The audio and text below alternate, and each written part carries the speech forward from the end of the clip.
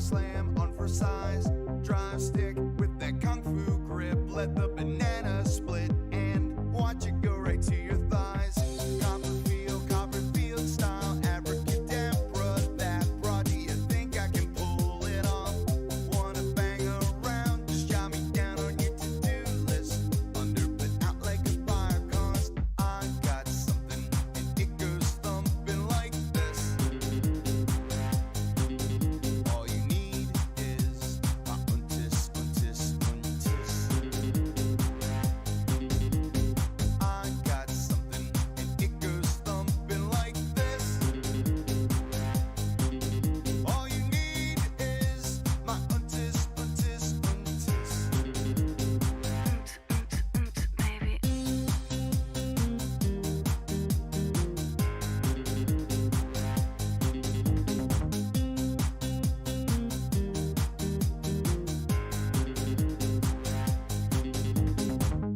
Edible, strange, how do I get in your pants when you're TikToking them? Seriously, buys so tight can't be classified. That's why I'm here to fill that opening.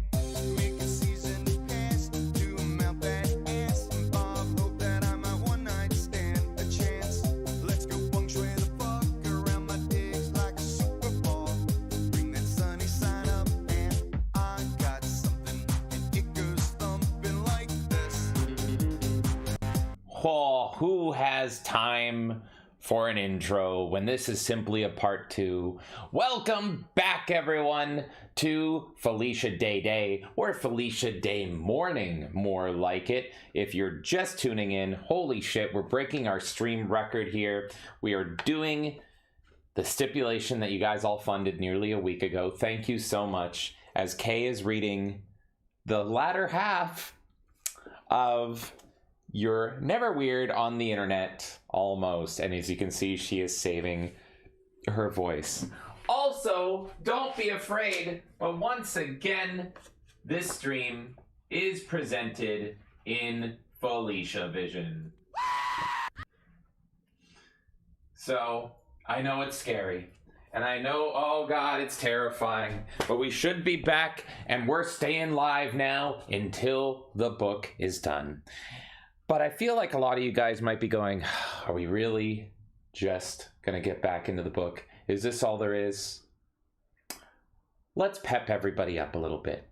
I think I know how, and I think it's with a song.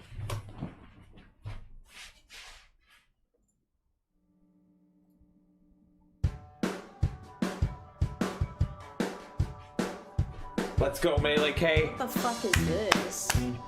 Part 2. Yeah. What am I looking at? I don't know. Oh, no, won't pretend I didn't. She's trying to be Paramore. You roll your eyes at my game until you don't know if you can read or if you've seen the sweet piece in this week's Wired magazine. The latest This was filmed at a Walmart. trend has hit its peak. They say that geeks become chic. So now you're out of style and you can be an Fucking go. so you can bite me. To all the asshat jocks who beat me up in school. Now I'm the one that's cool. I'm the one that's cool. To all the Yeah. queen bitches thinking they so rude. Now I'm the one that's cool. I'm the one that's Get into the guild. Oh my god. Aren't you excited? No. I am. Time for part 2. Try and cop my This is the style, but Selena I we won't missed. say. Oh, you play chords, I played Magic the Gathering. Roll Never next is your to part in this society. Aquaman pajamas with my pedigree. Watched my next gen. What? She got a haircut. The fat one got a lesbian haircut. Tempers my Proud of her. overall. Black rimmed glasses are He's pitsing. free, whereas me, I literally can't see my hand in front of my face. To all the asshat This is really fucking bad. the one that's cool. I'm the one that's cool. To all the prom queen bitches thinking they so cool. Now I'm the one that's cool. I'm the one that's cool. And to my So cool, Kay. who push me in the pool. Now I'm the one that's cool. I'm the one that's cool. You may be tan and fit and rich, but you're a tool. And I'm the one that's cool. Kay is tortured. Nothing can save her. Not even the finish of the book.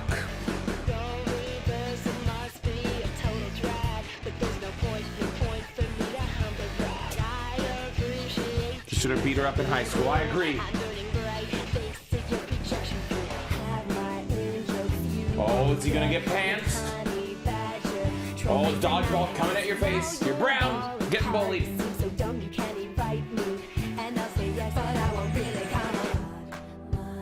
She really thought she was all that. She really thinks she's all that. She's such a fucking narcissist. Bitch, you can't do everything. You've completely devalued yourself, and we've learned about it all in your shitty book. You are self-absorbed. You think you're the best. You think everyone else is shit. And meanwhile, you can't even talk to guild members and vent.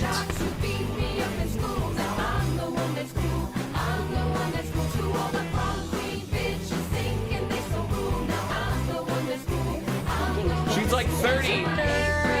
She's 30, and she's singing about being in high school.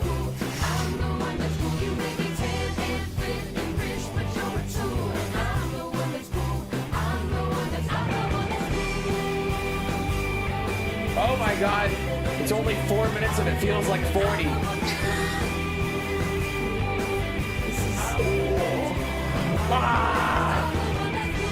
This is exhausting.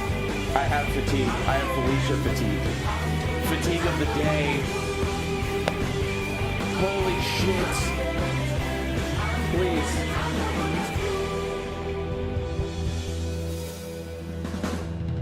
Bro, this isn't the bronze.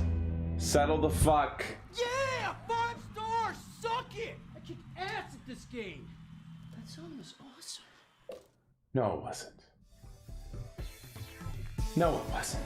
Get me out of all of this, man. It's already hard enough reading about her fucking life. You're right, that was terrible. Oh my god. Thank you, Saint D12 for the $1, saying you're killing me, Smalls. You're killing me, Smalls! You're right. Thank you so much. Thank you, everybody, for coming back for part 2 and the finale life, bro. of the torture.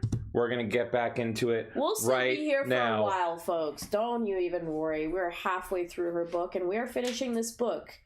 This is going to be the longest Melee game stream ever, so long that we had to actually crop it in half and restart the VOD so that we didn't lose a single minute of Felicia Day's miserable fucking life. That's right. So, with that, Kay, are you ready?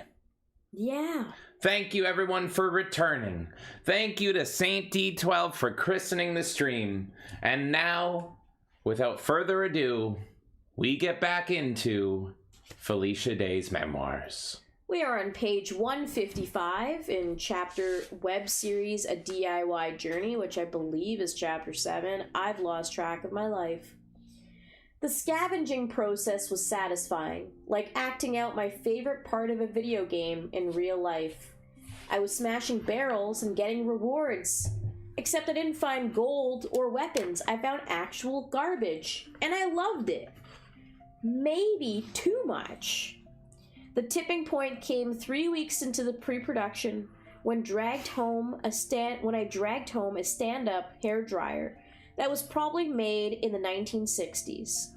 It was huge, dirty, and my boyfriend was at his wit's end. Justifiably so. I'll get there in 1 second, Uncle. I'm gonna finish this page. Our place was turning into a dump. He met me on the porch, and I could tell it was going to be a thing. I tried to deflect with chipperness. Hey, honey, huge super fine today, huh? Did you rob a salon? No, I found it on the sidewalk with a take me sign attached. It was fate. Is there a reason for this fate? Like, do you have a place for it in your script? No, but it screams comedy to me. That's what you said about all of the free yoga balls, and now my office looks like a gigantic Chuck E. Cheese. He moved closer and examined the hairdryer. There's still hair on this thing. Don't bring it into the house, or anything that you find on the streets, please. Fine. I'll leave it in the driveway. God. What a hypochondriac. After that, I store trash in my car or in Kim's garage. Life promises. Sigh. For Uncle. To Melee K. Melee K, you mind telling me what you're doing on that stream? What am I doing on this stream? Oh my fucking god. suffering. I don't fucking know what you're fucking trying to quote. I've been reading this book for 12 fucking hours, and you want me to be intelligent right now. It's fucking... I laid it up. I don't even get to be... Oh. Sir, finishing this book. Da-na-na-na! Da-na. I set you up for it. It was Halo 2. It's Halo 2. Yeah. Ending of Halo 2. Yeah. I just wanted you to read the super chat. Thank you, Uncle. Sir, finishing this book. There it's da-na-na-na! Da-na-na-na! You just... Da-na-na-na-na-na! What are you expecting out of me at fucking 6 in the morning, man? Thank you, Uncle. Oh, I got the reference. That was great. Okay. Go slowly. No, we're already there. Thank you, Uncle. I had a good run going in a fucking mega bunk. Let's see if we can continue that. 2. Favor is a 4-letter word. There's merit in having the plucky attitude. No problem is insurmountable if you're willing to be creative and bat your eyelashes a little. Not sexist, guys have eyelashes too. Why would anyone assume that this is sexist for mentioning eyelashes? Why? You're so stupid. You're so fucking dumb, whore. Yeah, but she's the one that's cool. She's the one that's cool. The problems start when plucky morphs into desperation. Please help me. Look how friendly I'm smiling, yet my eyes say I want to enslave you. Kim, Jane, and I recruited anyone we knew to help us bring the guild to life. Literally anyone. Conversations like, we need a baby. Who do we know who's bred recently? Bread? I know. Every time she talks about fucking children, it's so weird. Peppered out our prep meetings. Guilt, blackmail, you name it, we muscled it. Hey, I drove my hairdresser to the airport that one time when her uncle died. I'll call her up, she owes me. When we fell short on personnel, we've put an ad out on Craigslist for anyone looking for experience on film sets and said yes to anyone who didn't seem like they were a parolee. Here's a student from Santa Monica Community College who wants to do sound for us. Does he have his own equipment? He might be able to bring a boom mic held together by duct tape. Invite him on board. We ended up with a camera assistant who is a recent imagerie from Hungary and couldn't spatially place the clapboard in the actual film frame. Her only job. No, Veronique, lower, lower. The general area the camera is in pointed would be good. Ugh, close enough. Action. The trouble is when you're asking people to work for free, you can't be an exacting perfectionist. I know you're doing this as a favor late at night and on a weekend, but I hate what you did. Can you revise it 15 times until it's perfect? Cool. I ended up having to use my own craft party skills to make our show logo for the opening credit after Kim's neighbor's cousin fell through in the graphic design department because she was busy going into labor. Psh. Yes, I used MS Paint and a mouse. No, I was not drunk. I'll admit that some of the production problems we ran into were my fault. I am bossy and arrogant enough to think I have a vision. So we needed a much bigger crew than an average web video warranted. Many times during filming, I'd start to cry in frustration at myself. Why didn't I just write something that could be shot with one person and a phone camera? 5 minutes later, I'd run up to Kim. Hey, let's fully CGI animate the opening credits. We can do motion capture like Gollum. It'll be great. Just like Gollum. In terms of free labor, you'd think the actors would be the easiest to recruit. I mean, we were shooting in Los Angeles. That's like asking in Vegas, where can I find a glass of alcohol? And things looked promising initially. We posted an acting listing for the Guild web series. 0 pay. Seriously, there's no pay for this thing. And got about 500 applications. For each part, we weren't special. That's just what happens when you put out a notice for actors in Los Angeles. Good thing I went through the process after I'd been an actor for a while, or I'd immediately have moved back to Texas to play I Will Always Love You on the violin at church weddings for the rest of my life. But as we started going through the applications, not to insult my own profession or anything, we realized that releasing a free actor posting is like sending out a virtual bird call. Wackadoodle, wackadoodle, into the Los Angeles jungle. 98% of applicants were swiped left immediately. For instance, when you post this character description, Tinkerballa, early 20s, Asian, a sweet doll-like face, belies her acrid tongue. You kind of assume the photos at minimum will be Asian, under 30, female. But when you allow just anyone to submit themselves, which we did, we got some, shall we say, out-of-the-box headshots. Like a 50-year-old Hawaiian man standing butt naked on a surfboard, or a current headshot for a woman clearly taken back in the 70s, accompanied by halter dress and Vaseline filter. Or a cheerful blonde who, for some unknown reason, posed with a cooking ladle. Oops, that was actually one of the actors we hired for a part who was amazing. Love you, Robin. The process gave me a lot of empathy for those on the other side of the camera. For so many years as an actor, I'd enter a casting room and assume the people inside were thinking, wow, she's ugly. This girl's going to suck. She messed up a word on the page, amateur. But as a producer, I sat there day after day watching dozens of people read the words I wrote aloud, and all I could think of was, me? Oh god, she can't pronounce the words. My script is unshootable. What was I thinking? That joke didn't work. We probably should change this to a video game drama. I'm in tears myself right now. Should be an easy fix. She's okay for the role, but why is her hair so much thicker than mine? I'm taking those biotin pills. Do I have cancer or something? Cancer AIDS. I wish I could say my experience casting the guild helped me audition better myself. But the process in perspective as an artist and rid me of the burden to be perfect. But nah, I still enter every casting room and freeze up like a basket case. Eventually we did find some amazing people who looked adorable together and actually showed up on time, rounding out our cast in a totally balanced free costing kind of way. They were wonderful. I love them and will never say anything bad about them. And I certainly won't ever admit that I asked my friend Sandeep to play the character of Zabu partially because he owned 2 cameras we needed for filming. Nope. I hate her so much. I know. So much. 3. Never let a film crew shoot in your home. The most expensive part of filmmaking is getting locations to film in legally. That's why we chose to shoot everything in our own homes. Choice had nothing to do with it, of course. I was just being cutesy with the air quotes.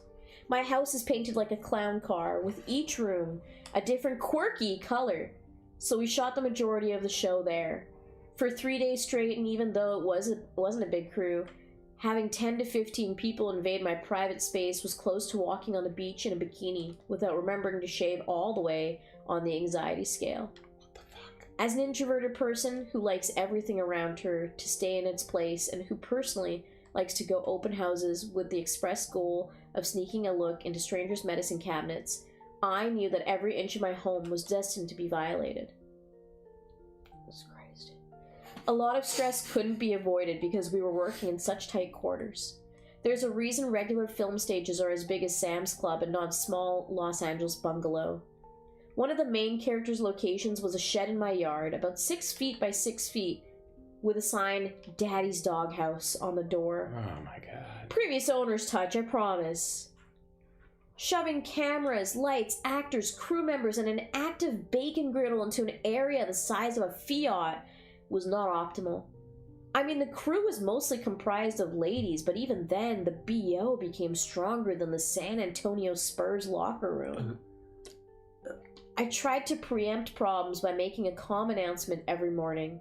This is my house, guys. Please treat it like your own.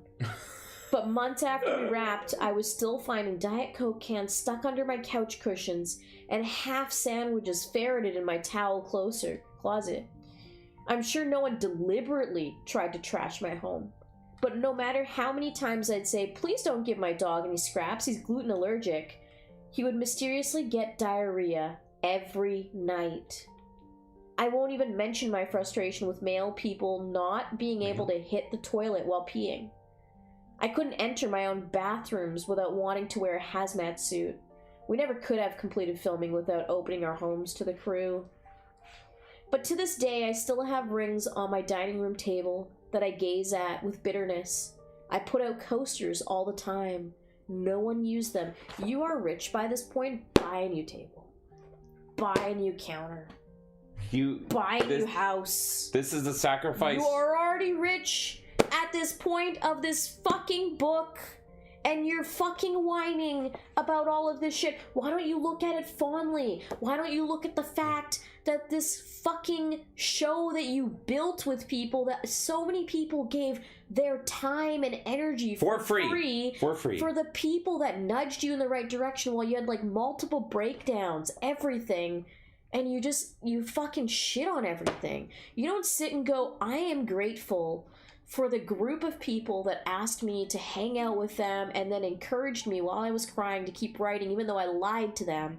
You don't talk about all of these people who were volunteering their time, $0, volunteering their time to make your project come true. And you're upset because a Coke can's under the fridge or under the couch? It's insane. Or because a guy fucking pisses standing up in your house? Those people were probably there for like 18 fucking hours a day with little sleep, dealing with your bossy fucking ass bitching at them, and you're worried about a coaster on a counter? I fucking hate this woman. I have hated this woman for fucking like a decade or more at this point. And within 12 hours, I have found 100 more reasons to want this woman to just fucking do a backflip. I would feed her gluten-free dog pizza on purpose just so he would shit all over our house. That dog would be fucking spoiled.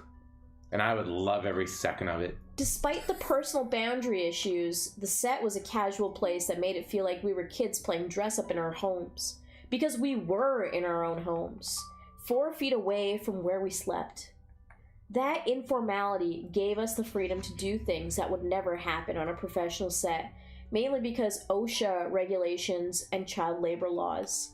There's a scene in the first episode where the neglectful mother character, Clara, puts her newborn baby down on the floor as she's talking to the other guild members online.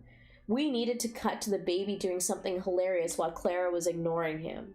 There were a ton of baby toys on set, but we couldn't find anything that made this scene extra funny. Jane tried everything. Give him that penguin. No, it looks too cute. What about his shoe? Kid was saccharine adorable with any object. But I knew we needed to find something extra special to make the gamer crowd laugh. Step it up, baby. Give us the funny. I really hate this woman. Oh my gosh. Oh my! What a restful sleep I had. Yawn. Yawn. Oh. Is that Melee K? Oh. She's been reading all night long. Yep. Look at her. Wow. Little Melee K. Hey, how's the book going? It's horrible. I hate this woman. Yeah? Yeah, she's awful. She's a bad human being. Kay, guess what? What? I dreamed about you. That's weird. What did you dream about exactly? I got to dream that you got to meet Felicia Day and you were so happy. That's horrible. That's like the worst dream you could have. Yeah, it is, isn't it? Why are you so happy about it? Because I had a restful night's sleep. Look at her and laugh. Thank you, Uncle. Thank you, Uncle. He's an asshole sometimes. Thank you, Uncle. Just sometimes. She posted a picture of the baby in this book. Oh, that's good. About 10 minutes in, the baby started getting cranky and we got to the point of, it's good enough.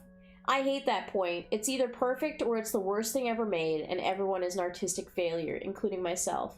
Yay! Emotional extremes!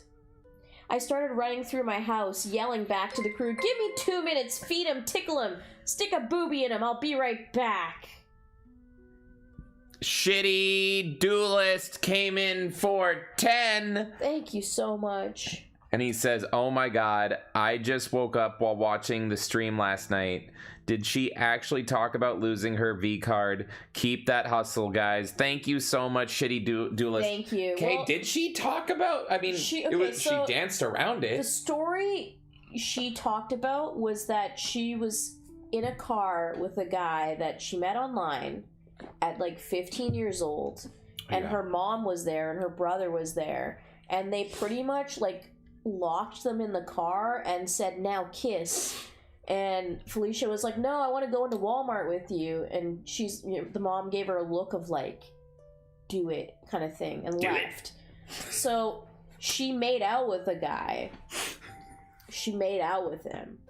But I don't know if she fucked anyone up to this point. She's talked about having boyfriends, but then she's talked about how there was like a blonde-haired percussionist that she would just watch him play Duck Hunt, and that would get her off. So I've yet to hear about any actual intercourse. I have heard about her dancing around things. I have heard that she made out with a guy she didn't want to kiss when she was underage, that she met through the internet. And I have heard about a percussionist that she watches play Duck Hunt, and that was sexy to her. Sure. Okay. That's what I know so far. We're on page 162 of 280. That's, to my understanding, I haven't heard sex, but she has a lot of weird information about like vaginal warts and weird shit that I just don't want to know. Also, she admitted to wanting to fuck her teacher while she was like 15 and he was older. The reason I was dying laughing is I just imagined, fuck him, Anakin. Fuck him now. I shouldn't do it. It's only natural. You wanted to have sex, and I am your mother parked in a Walmart. But it wasn't the Felicia way. Oh, God. Thank you, Shitty Duelist. Yeah, they've danced around a lot of sex, and she hasn't admitted to anything. But at this point, I mean, she must have. But she didn't reveal it all. In the book, I don't know, but as she has a child in real life. So, like, she's fucked at some point. What? What is so funny? Oh, fuck, that killed me, Kay. Why? She's had sex. She has a child. It's just because we're so tired. I wasn't asking whether or not she's ever had sex. I meant by this point in the book. Not current year, 2026. I don't know. Felicia Day.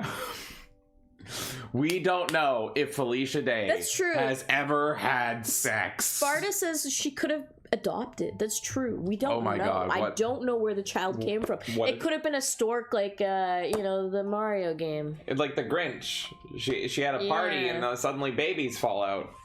Holy fuck, that killed me. Thank you so much, Shitty Duelist. Oh my God.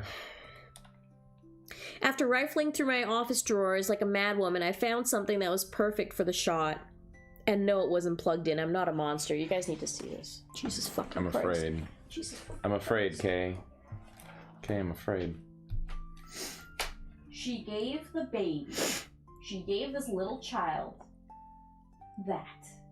Do you see that, James? Do you see that? Yeah. I'm gonna entertain a child with something that could possibly cause damage to them. Maybe. As long as it's not plugged in, you're fine, I assume. I really dislike this woman greatly. Why would she post this photo? Why did she think this was a great idea? Why did we think this stream was a great idea? Dunno, didn't she steal a doll from a 2-year-old? Why didn't she give that doll to the photo? What? Yeah, that was like an hour ago. She was talking about stealing a doll from some kid. And she's like, kids are too stupid. They don't even notice it when you steal the fucking shit. I read this like an hour ago. I'm so grateful my brain is already dumping this book. I'm really happy for you because I'm not. I've remembered so much of this. Don't let me meet her because this whole book has been memorized in my brain so far. Okay. I remember too much. I am learning that I should just read books because I'm retaining so much more information than I normally do. Okay, we're gonna have you speak to Felicia Day one day. We're gonna have you. We're gonna do it. I'm gonna fucking show up like Phoenix Wright. I'm gonna be like, dun dun dun dun dun dun dun dun dun dun dun. Please do. This fucking woman is gonna come up to me at a meet and greet or something. Yes. If you really force me to go meet her, and she's gonna be like, "Aw, it's so nice to see a woman of color here," because that's the kind of person she is. Yep. You guessed it, Kay. Jesus Christ. You guessed it, Kay. And now you know why. You must meet the day. Oh, and if you weren't here for the beginning of the book, she refers to Jesus Christ as JC, and she wanted to fuck him while he was pinned to the cross. Did she say to the cross? Pinned to the cross? She was fantasizing about the him on the cross. Right. She was staring at him in school, and she was making fan fiction about fucking him. I'm not saying this, like, I am very religious, and I am not somebody who, like, this is blasphemy, everything is coming out of my mouth right now, but she said all of this earlier in the book, is that she went to school as a youngin', and she was looking at him on the cross, and she was fantasizing about watching Scooby-Doo with him on the couch. Was he still on the cross while they watched Scooby-Doo? I don't know, and I don't even, like, was it like, Scooby-Doo, Where Are You, or What's New Scooby-Doo? I don't know. What's new, Scooby-Doo? I'm coming after you. We are dating Jesus Christ. Patience came in for 2. And how you doing, too? Oh my God, you're still going? Yes! Yes, we are, Patience. Can you send help? Or preferably fried chicken? I will take either. Or can you send me a DVD box set of What's New Scooby-Doo? And a photo of Jesus. I have something I would like to film. Thank you, Patience. Trying to see if I can find. There we go. Alright, I know I've read this, and you know what? We're here for the long haul, folks. This is page 17. Oh my God. In chapter Why I'm Weird. The only thing that got me... I'm reading an old page, okay? This is page 17, because you're going back in time now. A bunch of people missed this If I could turn back this time. fucking bricked my brain. To the Felicia days. The only thing that got... God damn Did you hear that? Yes, I did. The only thing that got me through the daily service was a big Jesus statue hung behind the church pulpit. I thought his face, although a little depressed about being up on the cross like that, was kind of hunky. So I sat there every day, tuning Miss Rosemary out like the trombones from the Peanuts cartoons, imagining me and JC cuddling in front of the television while we watched Family Ties or Scooby-Doo together. Sometimes we'd even go to Disneyland on our imaginary honeymoon. JC hated Goofy and loved the teacup ride the best, just like I did. We were the perfect pair in my dreams. Jesus doesn't hate anyone. And why of all people would he hate... I have one more sentence. What? I have one more sentence. Yeah, sorry. Please I'm just... yeah. But after a few months, my crush on Mr. Christ transferred to a Mr. Hasselhoff from Knight Rider. And after that, I prayed to my ex-boyfriend's dad for anything to get me out of the daily religious misery. So, Page 17. You're never weird on the internet, almost. Felicia Day's own words, talking about fantasizing about Jesus Christ while he's on the cross and wanting to watch Scooby-Doo with him and go on a honeymoon. So Jesus doesn't hate anybody, but if he did, why would he hate Goofy, who is a loving, caring, single father and kind of heart and a good man dog? Why would he not hate Felicia Day, who is the most insane, delusional, narcissistic bitch that wanted to have sex with him while he was being tortured to death? I'm just saying, Felicia, if Jesus Christ is going to hate anyone, and he doesn't, but it's not going to be Goofy, between the two of you, I think the hate would be much more inclined.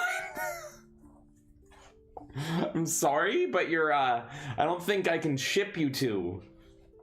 I don't think it's going to work out. Don't try to call Goofy either, you fucking bitch. He may be a single dad, but he's too good for you.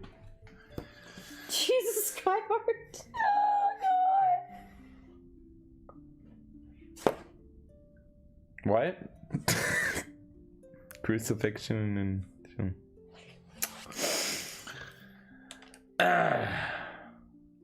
That's the woman we're dealing with. That was page 17. I'm now on page 162. And this is the shit I'm dealing with. Number 4. She peeked at that Walmart. Disaster is your low-budget best friend. The real reason television shows have hundreds of people working on them is pretty much for disaster mitigation overhead. Also, it takes a village to make people look pretty. In our case, there were only the 3 of us to deal with everything that could go wrong during our shoot. And tons of things did. And bonus, I am plagued with the kind of anxiety that makes me dart my head around like a meth-addicted hamster. So, not the best combo. Oh, really? I'm shocked, dude. What? Yeah. When a light fell over outside one of the windows of my director Jane's house, it started a very minor bushfire. I immediately thought, oh god, the city of Los Angeles is going to arrest me for arson. And we don't have a permit to shoot here. We're all going to be arrested and then sued in the People's Court. Must scout overpasses for future homesteads on the way home tonight. Of course, none of that happened, but the landlord did find out about it and forbade us from shooting at that location again, forever and ever, for the rest of eternity. So we all had to sneak in separately the next day to finish one last scene with a plan that was so intricate it could have been taken out of Mission Impossible. I'm sure. Tom Cruise, eat your ass out. Eat your ass out. Eat your ass out, Tom. Of course, Joseph, enter back door at 10:54 a.m. Felicia, front door at 11:07. Lana, 10:20 a.m. through the garage. Carry craft service in a single grocery bag. Do not be late. I've been more nervous going to someone's house. I've never been more nervous going to someone's house in my life. I wore an outfit with a huge hat and sunglasses like Audrey Hepburn in a spy thriller. I parked half a mile away, and as I approached the house, I ran through the back door, feeling as if a sniper was outside waiting to take me down. We finished the scene, but with me talking in a very creepily whisper. And people ask me why my character Codex is so neurotic. Another time we were filming at my own house, and in the middle of the shot, the sound guy called, "Cut!" Leaf blower is really loud next door, dudes. We can't work like this. Kim turned to me. Felicia, you need to go charm your neighbor. Get the gardener to stop working. But why me? It's your neighbor. Oh god. Okay. When I sent food back at the restaurant, what? Deserved. She always jumps around where I'm like, what are you talking about? Like, I'm like, did I skip a line? Am I really tired? And I'm just like glazing through things? No, and then I'll Felicia go Day. back and look. Felicia Day. And the last line is, oh god, okay. And her next line is, when I send food back at the restaurant, well, I don't. Because I'm convinced they'll send it back with cyanide in it. Or bodily fluid. Lord, please. Why do you assume when you're going to a restaurant that someone's gonna come in your food? This is not Timothy Chalamet and the Peach, okay? This is not normal behavior. Unless, maybe it could be. Maybe for the right amount of money. Cat Chat, so this is talking about The Guild right now, which is her web series that she did in the early 2000s. And yeah, I don't know if she's going to talk about anything else, but she's mainly talking about The Guild right now. So, but she jumps around. At 1 minute she's 15, and the next minute she's 30. I don't even know. I can't. It's like Inland Empire, okay? Yeah. It jumps around. You never know who's telling the story. It's really artistic. Autistic. Have a good one, Patience. Thank you again. Exactly. Very autistic. I've only fired agents by certified letter. I apologize to cashiers when I return things at clothing stores. I don't care about any of this woman. This is her life. Like at the end of her life, this is what they're gonna read her. I'm sorry you have to rewrite. Guys, I'm sorry. Okay, I know. I have a lot to read. I know, but I need to just. For anyone who missed the beginning as well, here's a list of people that, and I'm not gonna read all of them, but here's a list of people that said this was like an incredible book. George R.R. Martin. R.R. boy. Ernest Cline, who did Ready Player One. Neil Patrick Harris. That makes sense. Forbes, Associated Press. And then a bunch of women that I don't recognize, because of course. And then the person who wrote Buffy. One of the writers. Like, one of the writers. Yeah. Probably the season she was in, which was fucking unwatchable. It was terrible. Oh, God. Oh, this is great. This is just wonderful, Kay. I hope you're having as much of a great time as we all are. Look, everyone's moved. I'm sorry you have to re-rack this dress because of me, but look! I steamed the wrinkles out. Confrontation is what I dread the most in life. But my precious creation needed me to gird my loins, so that's what I did. I don't want to hear about your loin girding, lady. Please, ma'am, step away from the loins. How's it going, Devastation? We have been up all night. We've been streaming since, what, 6 o'clock? 12 hours so far. Yes, 12. There's a part 1, but we had to cut the VOD and make a second one. We're officially over 12 hours now. Yay! Oh, boy. I walked next door with my heart pounding in my throat. This was how Marie Antoinette had approached the guillotine. You're asking someone to stop blowing leaves while you film something. You are not Marie Antoinette dealing with the guillotine. Is this supposed to be a parody? You are not. This is a memoir about her life, James. There is nothing on here that says this is a parody. She is a fucking dumb bitch that thinks she's the most important person on this God-given earth. Everything this woman does, she's the best violinist, the best singer. She only couldn't be a successful singer because Selena got assassinated. Wow, how horrible of Selena to go and get assassinated. Who's right Selena? As Felicia Day got her career started. That was a huge deal back in the day. There was like VH1 documentaries and shit. She was like huge star in the early 2000s, and then she got murdered at the height because of like jealousy or some shit. Oh shit. I don't know the full story, but it was a big deal. Master Gala came in for 5. Woo! Only Scooby worth watching with JC is Mystery Incorporated. How did she meet Walmart guy when she didn't have internet till college and she was top 100? She was literally mailing. So, Kay can explain. Felicia Day. Thank you so much, Master Gala. Thank you. In 1998, Felicia Day, before she became a famous celebrity, was apparently put on a website as the hottest women on the entire internet in 1998 during her time in college, where she discovered Alta Vista. But she couldn't even type in Alta Vista into the fucking browser, okay? And so she met this guy because she was a huge fan of Ultima as in her youth.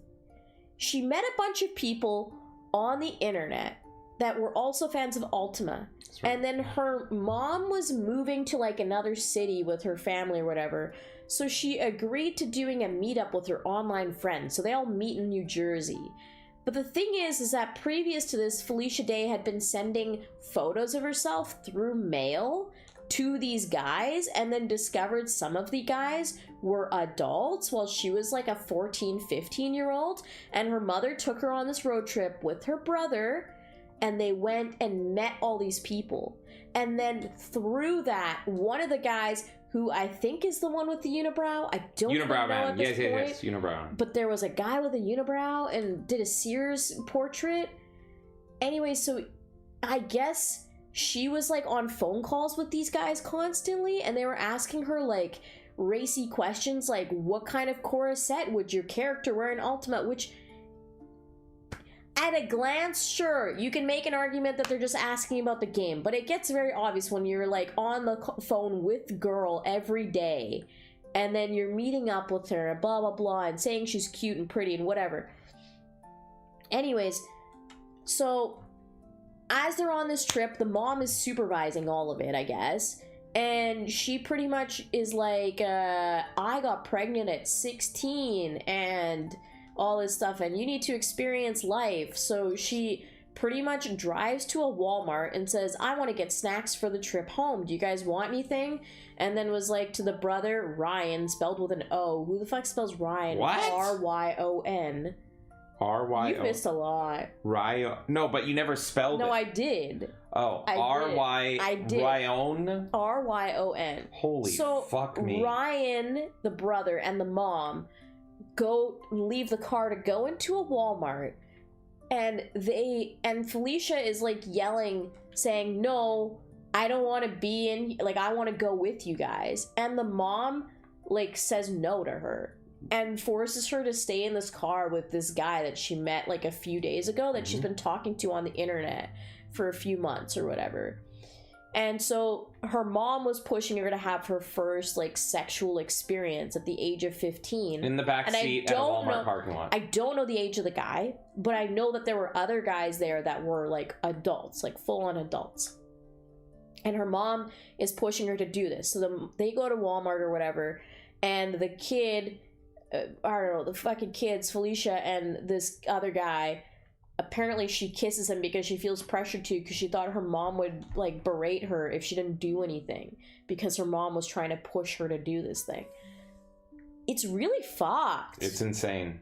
It's really fucking fucked, It's been a magical journey, and I'm so glad we could make it with all of you, with this horrible, horrible woman and her horrible, horrible mother. Thank you so much, insane. Master Gawa. Holy shit. What is my life? It's sometimes it's the little beauties. It's the little things. It's just beautiful. I was sure of it. Hi, Mr. Gregory. We're filming over at my house. Is that why people were loud at 7 a.m. this morning? Of course he had to embody the cranky old man neighbor cliche. So sorry. I'll tell them to be quiet tomorrow. We just need to finish filming. So? And we need the leaf blower to stop blowing. He has to finish. The crepe myrtle's gone crazy this year. When I first planted that tree... What a cool story. Ahem. So if he could just pause for 30 minutes or so... Don't ask me, ask him.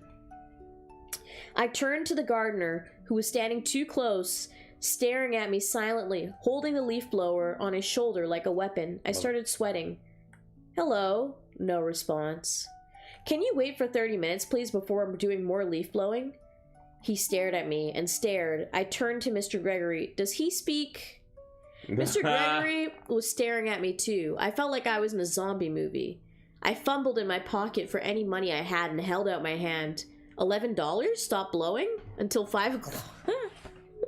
And again, the white woman trope of treating the minority like they're retarded, but acting like you're standing for all of them. I just... What a line. $11? Stop blowing until 5 o'clock? I tapped my wrist. There was no watch there. The gardener took the money and nodded. Thank you, Mr. Gregory. I called out over my shoulder as I ran away as fast as I could, back into my house, full run. Reminder, I have no dignity. Kim met me at the door. How did it go?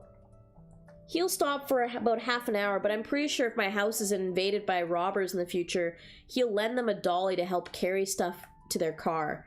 Let's make this count.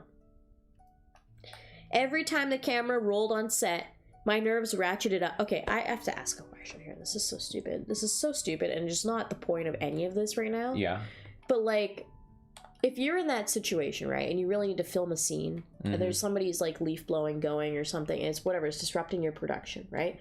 But you're doing it as a like, everyone's volunteering their time, you can choose when your show releases, blah, blah, blah, all this stuff. Yeah. Would it not be more logical to go up to them and say, hey, I'm just wondering, like, how much longer are you guys going to be doing this so that we can start filming whenever you guys are done? Yes, Kay, that Wouldn't does that make sense. way more fucking sense than rushing in the middle of it to say, I need 30 minutes to film and then you can do it? Why not just say to them, oh, like, are you guys going to be going for like an hour or two? And then just giving the people who are doing this for free a fucking break and then filming after?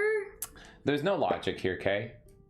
Why would you think there's logic in the world of Felicia It's Day. just so stupid. There's no logic here, Kay. It's so damn stupid. Okay. Every time the camera rolled on set, my nerves ratcheted up. I don't want to read this woman's Oh, words. no. What's happening now? I seriously didn't poop for a week. No! I think it was because I cared so much. I wanted everything to be perfect. I wanted people to think we were hilarious. Hell, I wanted us to be the first to win an Oscar for a web series. She is like the human equivalent of a chihuahua. She is so fucking useless. It hurts. It really hurts. Oh my god. I had incredibly high expectations, and at the same time, I wasn't secure in anything I was doing. Half the time I put my producer hat on, I felt like I was playing dress up. Absolutely the budget can accommodate a Steadicam for this shot. Yes, certainly. Jane, what's a Steadicam? I pretended to be a leader, but on the inside I was still that homeschooled kid who wasn't allowed to walk to the corner by herself. Because, you know, murderers. Ooh. If only. I knew I was a jittery mess, so I tried to self-coach myself. Really? That's a sentence. Self-coach myself off the ledge every morning. Be happy! What? All the work we're doing is so good, remember? The chauvinist comment from Blades yesterday went over like gangbusters. She is getting all these people to work and make her shitty show for free, getting all these people, and she is apparently almost killing herself. What? But as a superstitious southern lady, any second of enjoying myself felt like I was deliberately inviting disaster into the production, so positivity backfired. The whole time on set, I was convinced that something terrible was going to happen, so I coped by visualizing every horrific scenario possible and playing it out blow by blow in my head as I tried to get to sleep at night. I saw the police shutting us down when a PA double parked outside, a tsunami hitting Los Angeles before we got to film episode 2. I had a recurring dream that one of the actors, Jeff Lewis, would have a heart attack or an aneurysm. He was the highest risk cast member, almost 40, practically a corpse. Why do people even associate with her? Everyone that gets into contact with her. Yes. Like, I'm sorry, but 40 years old maybe sounds old to you if you're like 15 Yes. or 20. When you're a 30-something-year-old woman writing a book and you're reflecting on things, on your life, does 40 years old really sound that old to you? I think 40 is not that old. Maybe that's my own personal perspective. Maybe when I was a teenager, I would go, oh, 30, that's crazy, bro. But like, I was a kid? As a 30-year-old woman writing a book, I would not think that 10 years older than me is like close to death. But you see, Kay, she is a horrible piece of shit woman, and I don't know why anyone associates with her as all she does. And remember, she said she wouldn't say anything bad about any of her cast that went to help her. Do you remember that part? Yeah. Just wanted to make sure. How's it going, Scottish Viking Gaming? Hi, everybody. We're in hell. We're in hell. Isn't it great? Also, Rumble erases gifted membership stuff in the queue, so I didn't say thank you, but thank you Gaming on Rumble for gifting 10 memberships on Rumble. Thank you. That wasn't in the queue when That's it was right. closed off. Thank you again. Just want to make sure, say that. So every morning I'd look up instant death diseases on my phone in order to say them out loud to myself in the bathroom mirror and prevent disaster from killing him and ruining my show. She's not worried, like, this is insane. This woman is fantasizing about a person in her show dying, like in real life. Yes. Because he's 40. And she's not, like, worried about him dying because she, like, cares about this being a human being that could die. She's concerned about this person dying because it's somebody who is an important part of her show, which means she would have to recast the person. She's evil. Like, this is not a good person. You're not concerned because human being, I care about human being, I've been working with him for X amount of time, I've known him for X amount of time, and that's a horrible thing that could happen to somebody. you're upset because you don't want to lose somebody in your show to ruin your, in your mind, perfect web series, and you don't want anything to fuck with Which that. you have to talk yourself down from the ledge every single day as well. Blood clot, aneurysm, heart attack, stroke, knock on the door. Felicia, are you ready to roll? Sure. Whispers, morphine overdose. Into mirror. Okay, I'm ready. This sounds insane, I know, but I do this ritual a lot. When I'm driving in a thunderstorm, I say out loud to myself in a very musical theater voice, gee, I sure hope this rain doesn't make me spin out of control and make me die on this highway. Laugh, if you will. I've never had a spin out, or had an actor die of a web series aneurysm. She's insane. She's insane. Cat Chat says she's probably talking about Jeff Lewis. Jesus. 5. Making things with friends is awesome. Even though every second of this filming was stressful, panicked, and done completely illegally. And the very hardest way I'd never felt more alive doing anything in my life. There was a joy that I'd never felt before because I was playing with my friends. Oh, Jesus. Many times during shooting, my fellow cast members were so funny I had to chant, dead kittens, dead kittens, dead kittens. Who does 20 this? seconds in my brain to get through a scene without giggling. Those were the moments I'll never forget, partially because of the traumatic visuals, partially because of the fun. We filmed for 4 days in the summer of 2007 and completed everything we aimed to do with the first few episodes of the script. There were complications, of course, like when I discovered that most of the cast had never played a video game before, but I just put on the hat of gamer consultant, in addition to lead actress, showrunner, and co-caterer, and plowed ahead. What does this term mean? You won't understand, just think he has a Marc Jacobs purse and I want it. Got it. Looking back at those first episodes now, I see all the rough edges in the acting and the writing and the editing I never noticed at the time. But the fun we had making it blasts away the imperfections. Kim, Jane, the cast and crew, I created something together that didn't exist before. Without regrets. Hell yeah.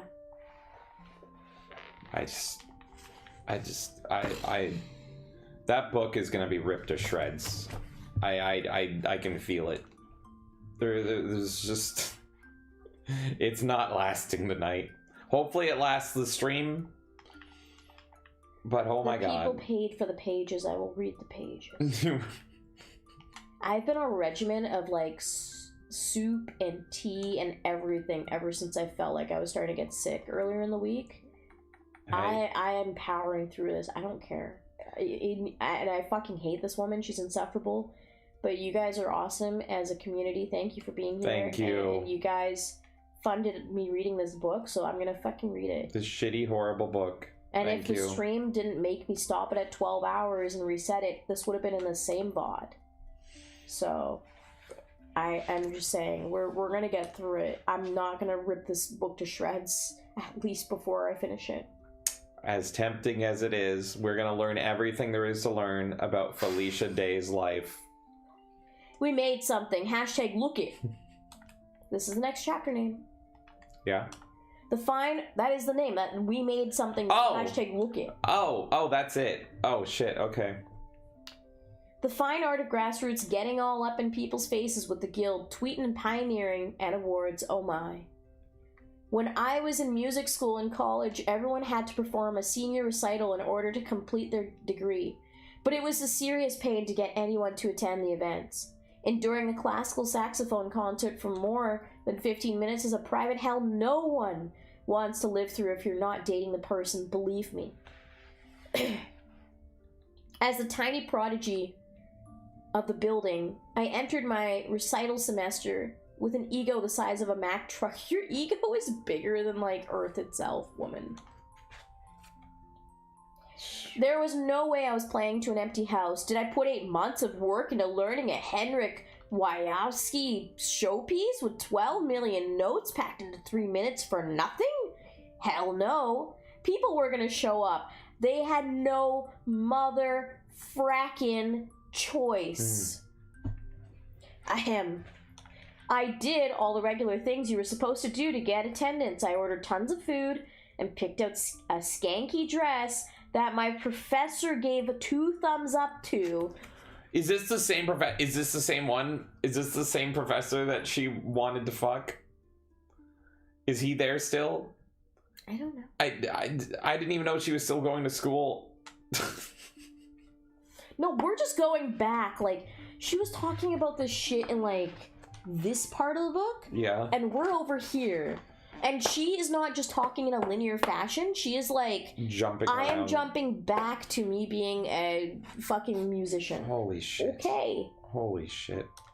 Why did your professor give you a 2 thumbs up to you wearing a skanky dress, woman? And what did that do to you? Tabletop says, I'm leaving this to read a better book. That's a great idea. It's called Dresden Files, Turncoat. Enjoy the rest of this. Thank you. I won't. Thank you. Something special. Maybe something to do with the flyers everyone posted around campus to advertise their events. I asked myself, what can I make that stands out from being boring? Did I miss a page yet? No. Did I skip a page? No. It's like she just glued the pages in randomly. There's no way to tell if you're reading chapter 10 or chapter 2. It's just, you don't know. You just jump Oh, around. Sparta, I see that you've missed part of the stream because I've already said that word on the stream. And that was because I was annoyed by, like, gnomes or something. There was something that she said that I was just like, I'm fucking done, man. Yeah, that was great. That was good. That was good. That was during the Tron segment.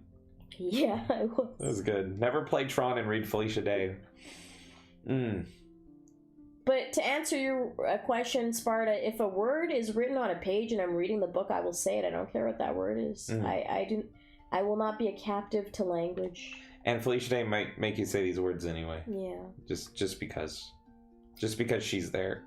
I asked myself, what can I make that stands out from being a boring John Smith plays an evening at Brahms at 7 p.m. Tuesday kind of thing? What could I do? Alright, I'm going to show you guys a photo. I can't wait. I'm sure this is going to be just riveting. What is that? What are we looking at? Poster to advertise the guild. Oh. Great. Yep, that'll work. That's me as Xena, princess violinist. I whipped it up on the computer lab one evening, and man, was I happy when I figured out how to engulf a violin in flames. An evil genius. Mwahahaha kind of joy. I printed up about 100 of the flyers and blanketed the music building at 11 p.m. right before the place locked up. I couldn't wait to see what people thought when I got to school the next day. Wait, how old were you in this photo?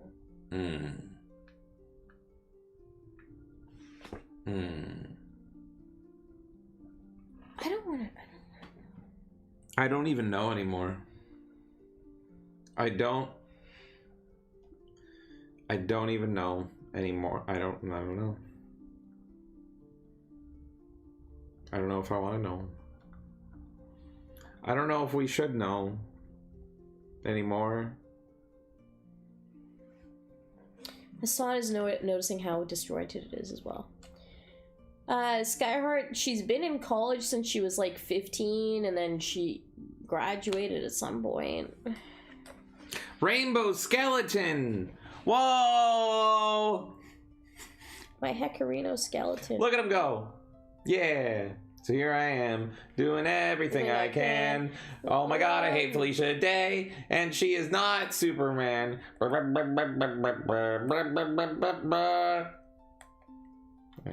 JV says, so she was on a list of 50 hottest women that was made by computer nerds at her school and had 23 people voting. That must be it. That must be it. I whipped it up in the computer lab one evening, and man, was I happy when I figured out how to engulf that violin in flames. An evil genius, mwahahaha kind of joy. Blah, blah, blah, I read this already. She put up flyers. Good news, they paid attention. Bad news, I got pulled into the dean's office and was forced to take the flyers down due to questionable taste level. But at that point, At that point, there weren't many left anyways. People had stolen them. Oh God, woman!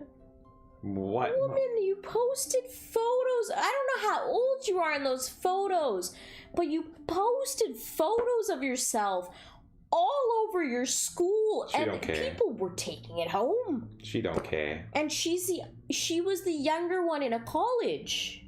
She don't care. Her mom would be so proud. Her mom wanted her to have illegal sex underage. Proud, Kay. Proud.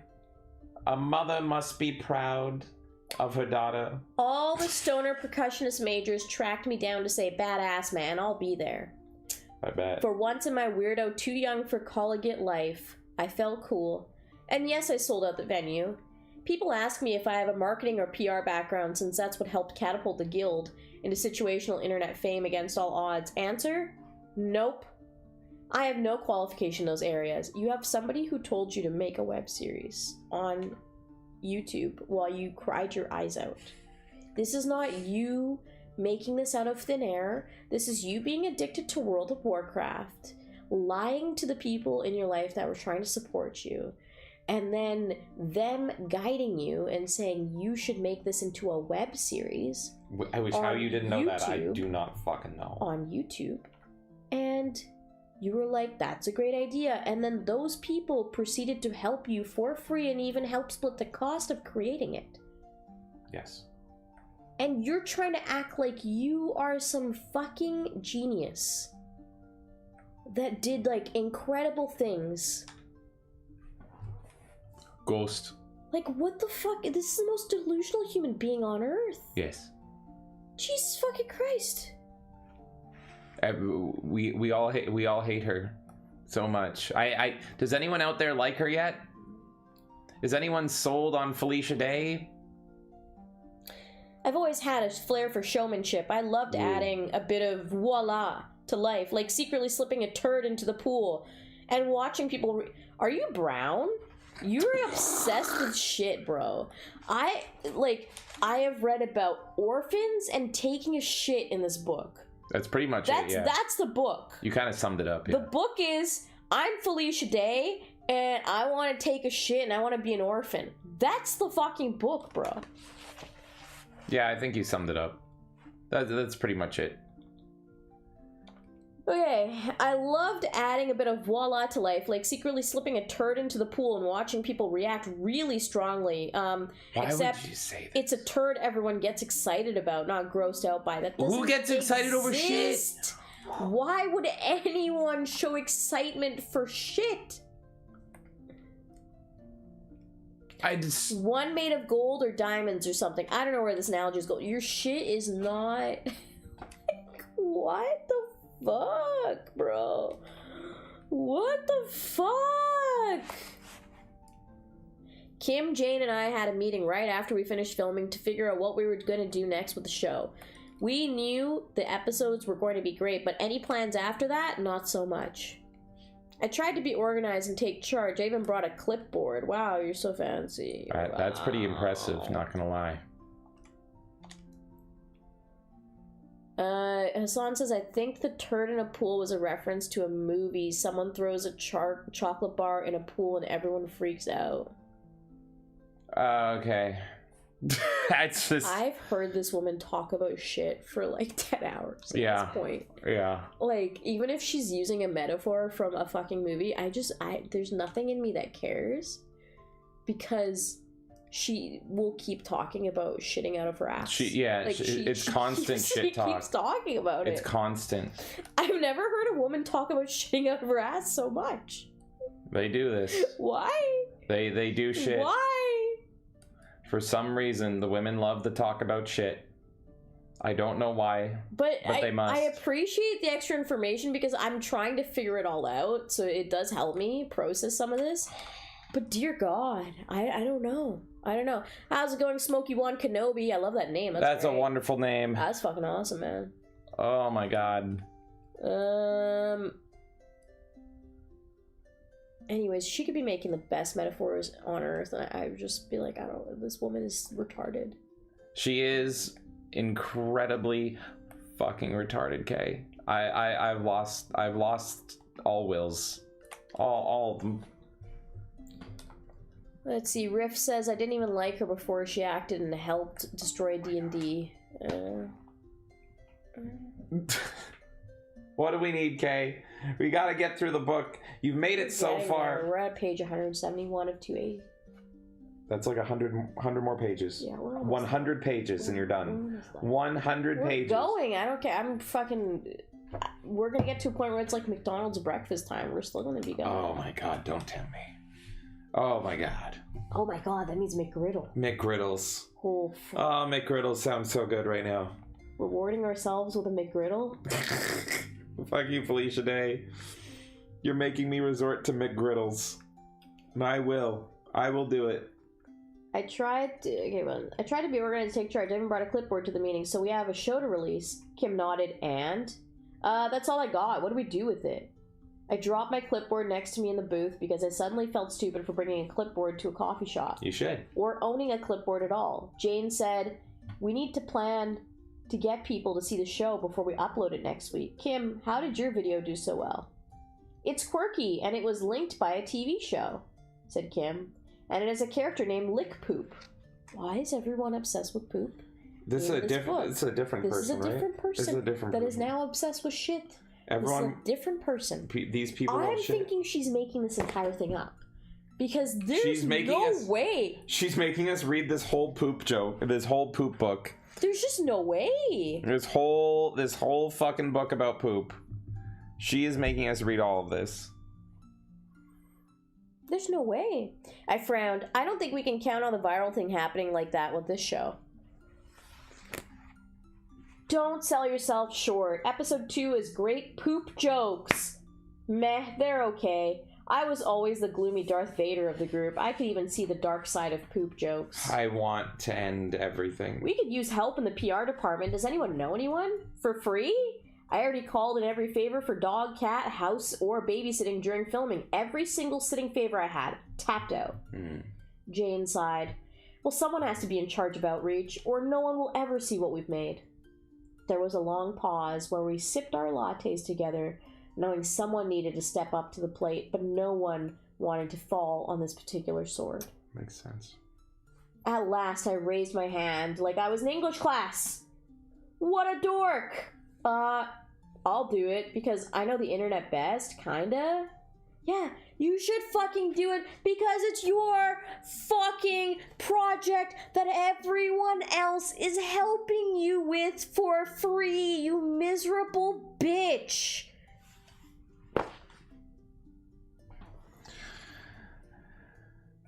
They're putting the mRNA COVID vax in your food. Is it in the McGriddle, Tiffany? Can you check for me? Yeah, I want to know. Tiffany, let me know. Does an Egg McMuffin have the COVID vax? I want to know. I'm asking for myself. With that overconfident hubris, I went home and tried to conquer the fantastic world of online marketing. My only starting point was, people want to make them watch things? How do I corral them? Okay. What the fuck? Since the internet is part of egalitarian democracy... what? What are the words she's saying?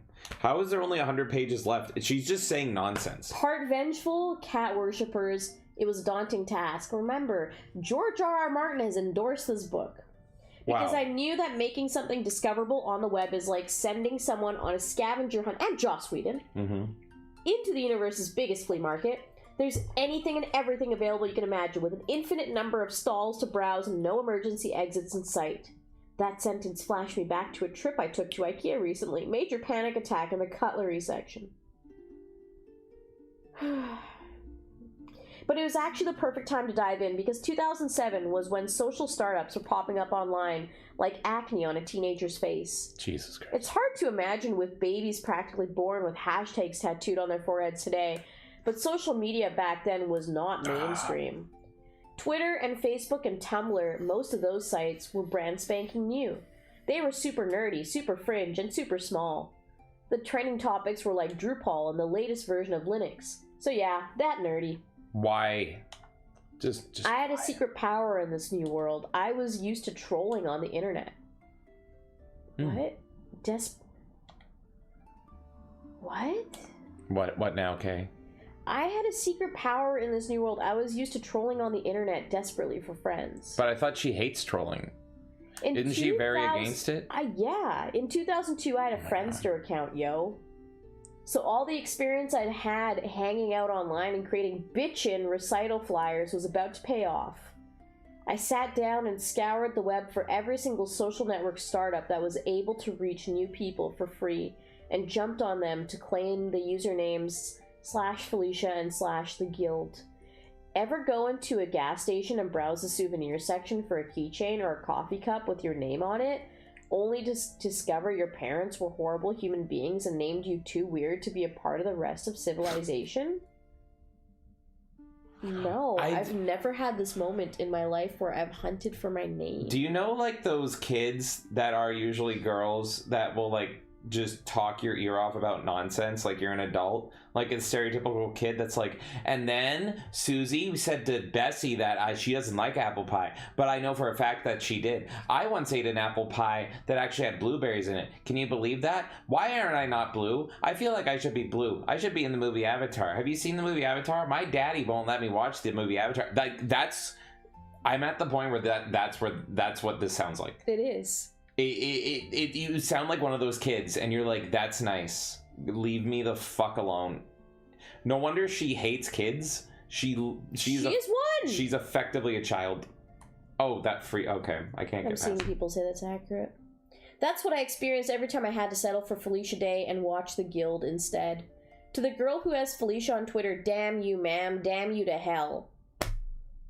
She got it first. What's your problem? I also taught myself how to program a website. In the most rudimentary, janky, kid with crayons way, I've always taken my art seriously, even when I was terrible at it. From ages 8 to 12, I would spend months making everyone in my family handmade gifts for Christmas.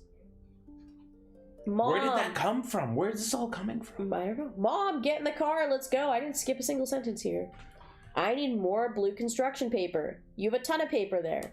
But I'm out of royal blue. Santa's flying through the night sky to deliver presents. It's 2:42 GMT in this piece. I need blue. She doesn't get to call anyone on the internet retarded or schizophrenic or anything. Like, this bitch is certifiably fucking cracked out insane. Like, this is fucking mad. Like, I can't spend a day with her. A Felicia day with her.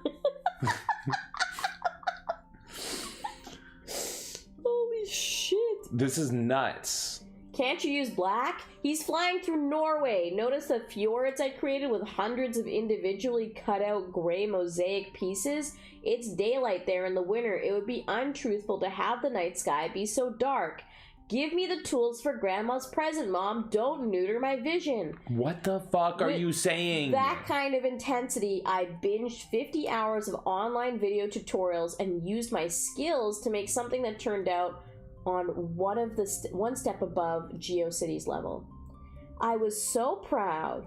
I printed out a screenshot and taped it on the fridge. Then I sent this email to the ladies after I uploaded the design. Quote, "We're ready to release. The website's up and I made us a MySpace. XOXO Felicia." Unquote. Unironic. Free gift. I think this book is getting more. That's the thing. It's like, at least it was following a basic story at some point. Now it's just ranted. It's just fucking Tiffany, going. shut the fuck up on Rumble, man. You've been like doing this. Did she answer the Egg McMuffin? No, and it's just gotten to a point. Tiffany, shut the fuck up. You're fucking flooding, and that impedes free speech. That is against my rules. It's Tiffany, spam. Shut up. Come back when you learn if the Egg McMuffin has COVID shots. Come back next week. Come back when you tell me about the COVID shots. I don't like moderating at all. At all. Because I'm very free speech absolutist. But if you're flooding chat to the point where people can't have a fucking conversation with the same message over and over again, fuck off. COVID shots are in McMuffins. Thank you. That's all I needed. All you had to do is prove that you were not a fucking bot by saying something else besides posting a link with mRNA fucking shit. You couldn't do it. Did she talk We about gave you like fucking 2 hours. Did she say like at least about the Whopper? Nothing. Does the Whopper have the COVID No. shot? No. Jesus Christ, man. You're literally go write Felicia Day's next book. Jesus You- fuck. you Hi, speak Big just Z. like How's her. it going? Oh Lord. Oh my god. And as my marketing coup d'etat, the day we released the first episode of the Guild, I sat in my computer chair for 18 hours using all the accounts I'd created to bother people all across the internet in the most inefficient way possible. I wrote messages to hundreds of bloggers at gaming-related websites and linked them to the first episode of the Guild. That's great. But instead of using a form letter, cut and paste was too sophisticated for me at that point. Okay, at this point, Felicia Day, at this point, you are 1998's hottest woman on the internet. You are the valedictorian for your graduating year. You are the best violinist ever. You went to college at age 15. Yeah. You are the best singer that only didn't become a super celebrity singer because Selena got assassinated. And you've now created a web series where you've done this, and there's probably things I'm missing in this book that you've talked about that you've achieved at this point. And you can't copy and paste? Nope. Can't do it. You can't go Control-C, Control-V? Can't do it, okay? Can't do it. She can't do anything. She's incapable of doing anything except incoherent rambling. I'm stunned. I'm stunned. This woman didn't know how to walk in World of Warcraft. She doesn't know and how she to doesn't walk know how across to the street. copy and paste. These are like the two most basic things in the fucking world, and she can't do either. She can't do it. She can't walk across the street because if she sees somebody in a video game shirt, she gets scared and anxiety. It's all making sense. And these are the women telling you that you're wrong. I typed each email individually. Oh God, why? Oh, just why? Who published this trash? Simon and Schuster on behalf of Felicia Day. Fuck. I do not have the reactions for this. Okay.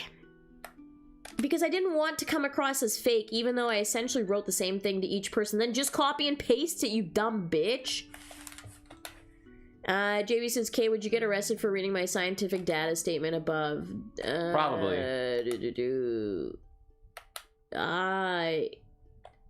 don't think I would get arrested, but We get a stern talking to. I don't think YouTube would like that one. We would make a lot of people mad.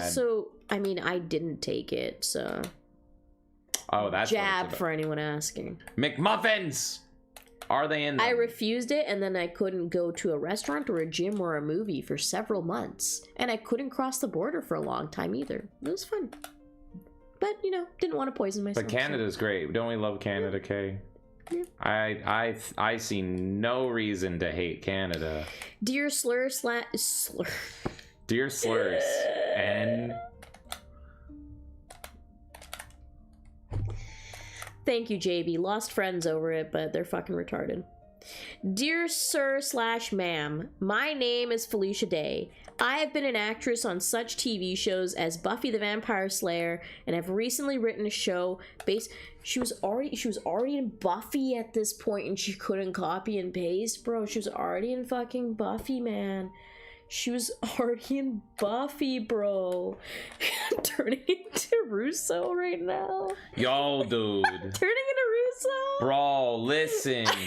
You're in Buffy the Vampire Slayer, dude. Come on, bro. You're better than this. I've been an actress on such TV shows as Buffy the Vampire Slayer, and have recently written a show based on the game World of Warcraft.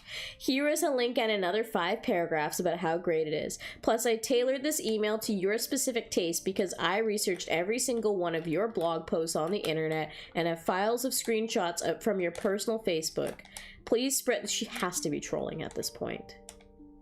She has to be trolling. please spread word about my show because I know everything about you and have a general idea of where you live. That's not creepy, right? No. That makes sense, actually.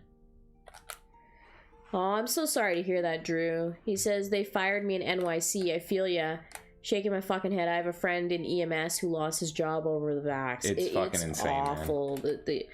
The amount of people that, and that's the thing, people's jobs were at risk. Like, this was not like a fucking, you know, easy thing for a lot of people. And I don't even judge people who had, sorry, I'm taking a break from the book for a second. Just go for it, Kay. Like, the awful thing about all of that is that there are people who probably took that solely because they were the breadwinner of their family and they didn't want to risk their kids and their wife and whatever else, whoever was dependent on them, starving and not having a roof over their head.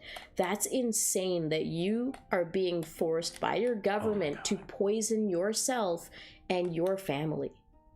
That it's one of the most evil things to have happened in recent history, and yeah, it's horrible. So I completely feel you, man. That's just, I feel so awful that you had to go through that. Like, it's crazy.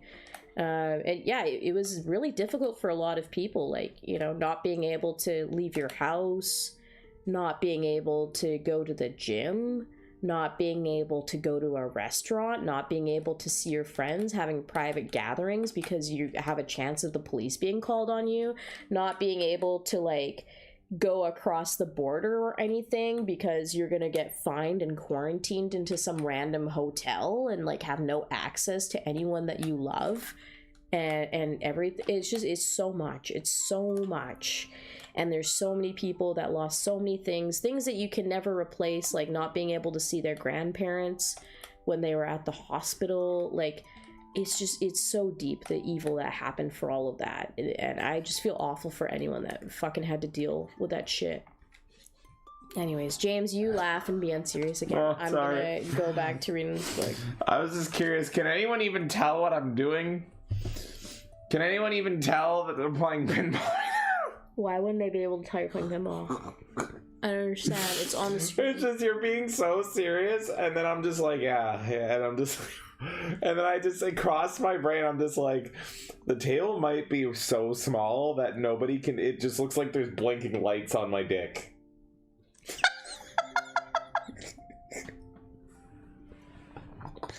And then I realized, because I thought that was funny, and you're being so serious, and I'm like, fuck, now I'm gonna laugh. Because I thought of cock blinking lights. And that's all people are like, why are you talking about Corona? And his dick's blinking. And it's like, yeah, it's Rudolph. I took the jab, and now my dick blinks. Just another Melee game stream, really. Nothing, you know, out of the ordinary, I think. Rudolph, reporting Rudolph with your dick so bright. Won't you play my game tonight? Oh god. But yeah. Yeah, no, the amount of Fed posting about that, Kay, I 100% agree with. And yes, we were jab free in here, and I feel for everybody in that position, because we were both totally willing to lose our jobs and family member and all that, because fuck that shit. It was we came out of spite out of that. I mean, we didn't even, like, we both came to that same conclusion alone, and then we talked to each other about it, and we're both like, no, we're not taking this. This is like poison. I'm not doing it. So it was I mean, you know, I guess I'm with the right person, because we both had that thought separately and then talked to each other, and we're like, yeah, there's no fucking way. So we were really willing to put everything on the line to wait and not do it, and we didn't. And so. it was all thanks to my blinking dick. That's true. And not just, okay, what the fuck? It sounds counterintuitive and illegal, but my spamming worked, and not just in a restraining order way. More and more people started watching and linking the video. Bloggers who must have had a high creep tolerance posted about it, and that led to more views, and the cycle kept repeating itself. So I just sat there and kept emailing and emailing. God. The fuck is really, she on? Sparta? Sparta says, my father ratted me out in front of a Dallas airport employee for not wearing a mask. That's fucked up. My aunt kicked my brother out of a family Thanksgiving dinner because he didn't have a shot and refused to wear a mask. This is awful. My God. Yeah. It fucking... Yeah. No, we were there. We were there, Gandalf. I'm 16-bit. My job gave us COVID status surveys asking if we got the jab. I never turned mine in. Drew says, a job is a job, but people hate to say goodbye to their loved ones through Zoom. I think the human touch and connection, maybe if you let people see the people, they care about the people. Like, yeah, that's the thing also. There's a thing to human touch, and I feel like sometimes you can heal people just by seeing them in person and having that personal connection. So it's just like... Oh, okay. Fatal Error, good. It's a good game. God damn. Fatal Error. Thanks, Chucky. I'm so completely unrelated to the real thing. I'm so glad that Zen Studios made the great game Pinball FX3, which was perfect, and you never needed to make another pinball game again. And they decided to make Pinball FX as a sequel and Pinball M, and they are fucking garbage in comparison in every way. And you don't release tables for FX3. You just release tables for M and FX now to try to gatekeep your money. Yay! I'll be back. Jesus Christ. For the love of otters, I completely agree with everything you're saying. I don't think I can read it all on YouTube, sadly, but I completely agree with you. Miss America says, I will not be held captive by language. That's what I heard when I first opened the stream. Was that a quote from the book or a statement made by the woman reading it? I was making the statement. There's no way in hell Felicia Day would ever make a statement like that. Yeah, I was just saying I won't be held captive by languages, and I'll just say whatever the fuck slurs I want. Riff says, this is why humanity is messed up right now. Sparta says, how many people died alone? How many goodbyes were never... Yeah, it's fucking horrible, man. It's so horrible. I just... Oh, God. I get so upset when I think about it, because it's so fucked up what everyone went through. Texas says, it gave my dad Bell's palsy. Jeez, that's... Oh, God, that's horrible. That's horrible. I know people who, like... completely fit like everything, and they took it and now they have trouble, like their heart races a lot faster, they don't have the same endurance or anything, like they get worn out just from like doing simple tasks like laundry or like going on the treadmill for 10 minutes. And these are people that were like able to be in like the military and shit, and they're like now at a place where after taking this they're barely able to fucking do a normal thing. It's so fucked, man. So fucked. I'm so sorry to hear about that, Texas. That's awful. Nick says, I'm glad I never got the jab. I have friends who have ongoing medical problems to this day because they were forced to take it. Yeah, absolutely. And everyone had their different reasons. And I just have a hard time judging people who did take it, because there's a lot of people who were just acting in fear and they didn't understand the repercussions and they felt like they could trust authorities for whatever reason. And there's just a lot of people that were either forced into it because they wanted to preserve something in their life, like their ability to work or to travel or to do something that was important to them to keep their mental health in check, whatever it might be. Or they took it out of a feeling of fear because they felt like everyone was gonna die if they didn't do it. It's fucking evil, man. It's fucking evil. Hey, I want you to know Huh?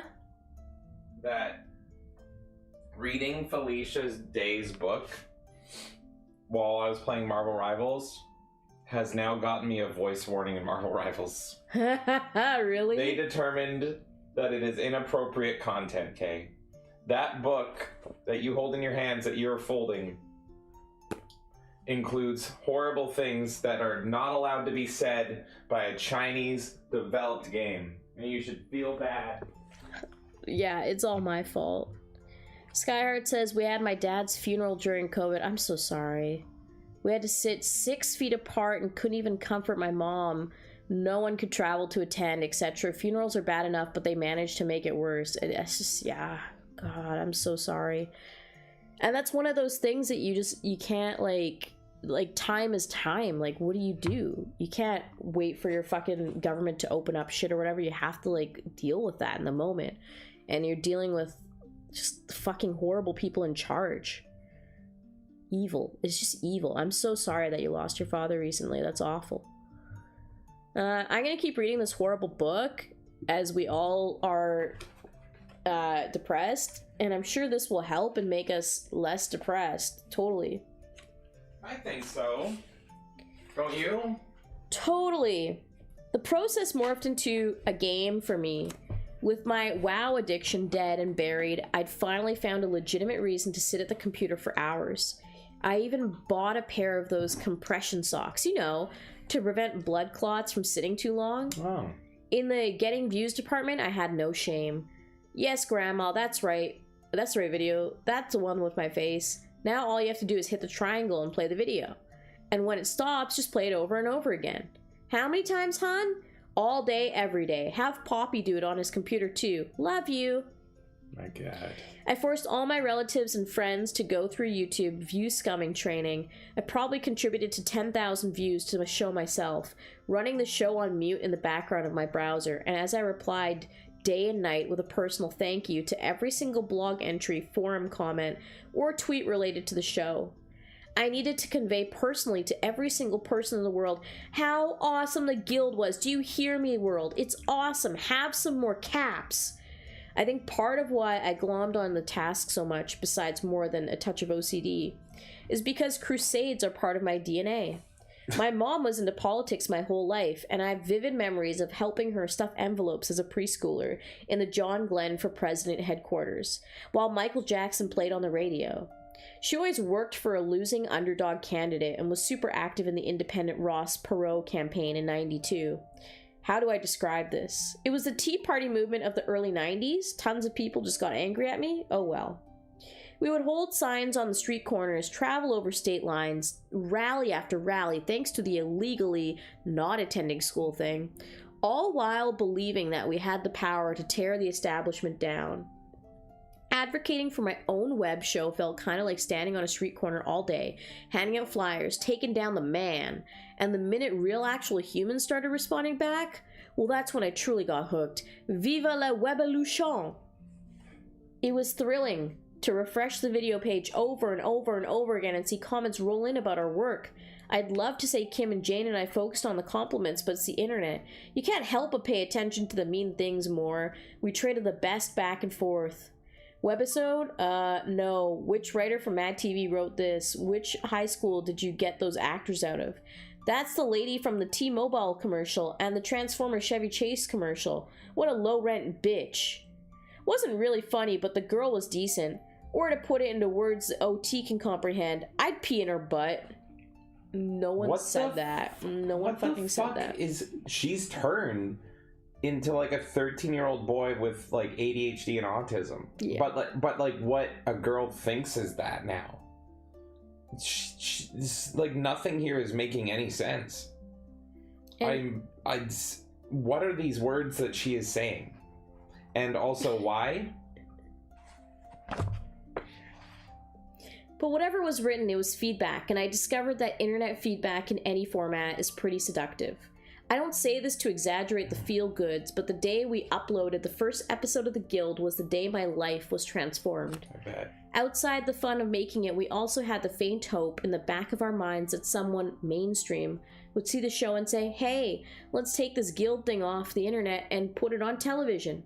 But as soon as I saw the view count tick upwards and the comments section fill up with, hey, I'd do that, chick, the people I wanted to please in life shifted from Hollywood insiders who'd shoved me in the quirky secretary box for so many years to the people online who actually liked what I was doing. Or hated it. Either way, the feeling of, they kinda like us, kinda, was magical. A week after our third and last episode was uploaded, I was acting in a terrible low-budget Western movie. The kind you see in the bargain bin and say, wow, that looks cheap. While riding to set in a van, wearing a hideous prairie woman outfit, my phone started going crazy, buzzing like a lady's pleasure toy with text after text. Why, God? What? Do you see? Like, she's just lost the plot. She's now trying to... I think she made... Did she have a page quota to finish this? Like, did she actually want to finish this, like, 100 pages ago? But now it was like, we're not going to publish your book unless it's close to 300 pages? Maybe. I don't know. It's amazing. I'm baffled. I don't know. Yeah, I don't know. Wow. Yeah, Texas, you said it perfectly. For those who don't know, peeing in the butt is an old 4chan meme. Yeah. Yes, it is. Yeah. Yes, it is. I don't know. Oh my god. Alright, well, wow, that looks cheap. While riding to set in a van wearing a hideous prairie woman outfit, my phone started going crazy, buzzing like a lady's pleasure toy with text after text. You're on the front page of YouTube. Your face is on YouTube. Do you have a show on YouTube? I swear this is you on the front page. Back then, YouTube handpicked cool videos to share with the community on the front page. Most old school YouTube stars were created this way. And on that day in late 2007, our hard work was blessed by their magic wand. It paid off big time. Tons of people found us through the featured spot, seeing where's the next one typed in the comments section over. And over wasn't a bad thing for the ego. Jake. Thank you, Jake, who says not everyone should be an author. That's true, and not everyone should be an actor or a singer or a model or a spokesperson for women's rights. A lot of people shouldn't be any of those things, but only one person shouldn't be literally every single thing she is, and that person is Felicia Day. Thank you, Jake. Thank you, Jake. Our views for the first episode skyrocketed past 1 million, and the brand new episode 3 was up to 200,000 in 12 hours. With that boost, I knew someone would be knocking on our door to help us make more episodes. I held up the phone to the other actors in the van. My show is on the front page of YouTube.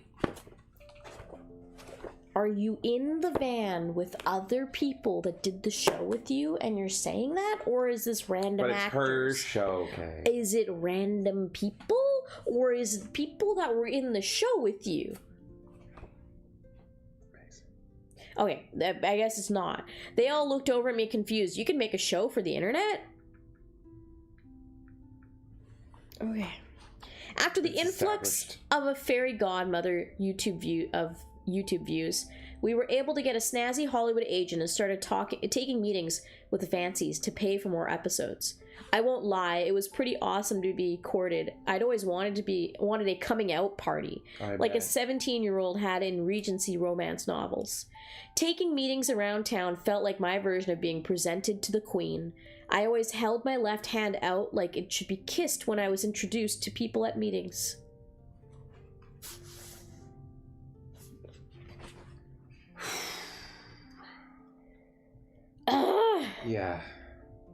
Yeah. Lovely to meet you, sir and or madam. No one ever kissed it. The hoi polloi are so uncouth.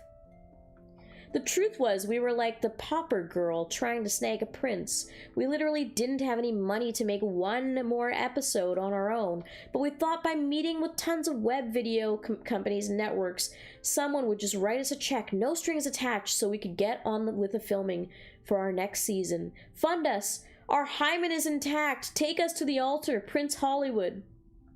Again, she's just writing orphan sex and shit. Yeah.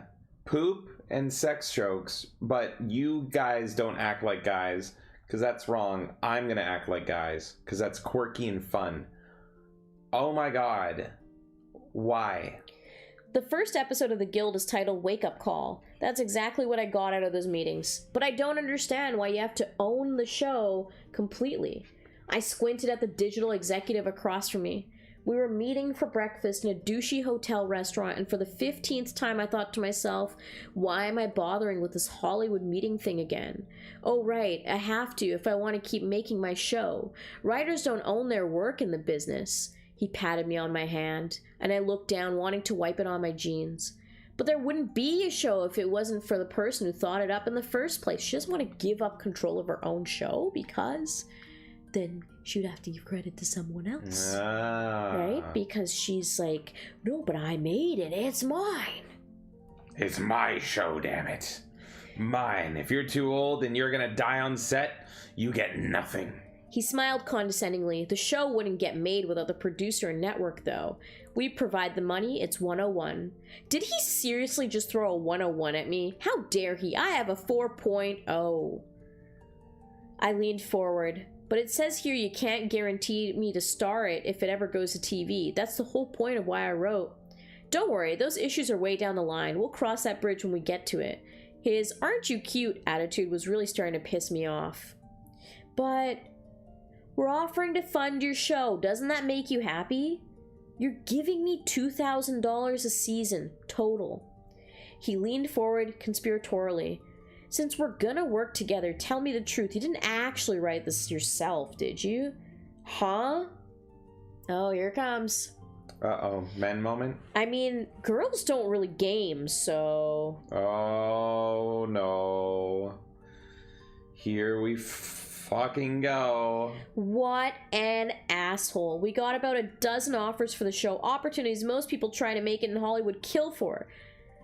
Every time we got an offer, I tried to tell myself, yay, you did it, you're on the path to getting that hot tub with Johnny Depp. Accept the deal, fool.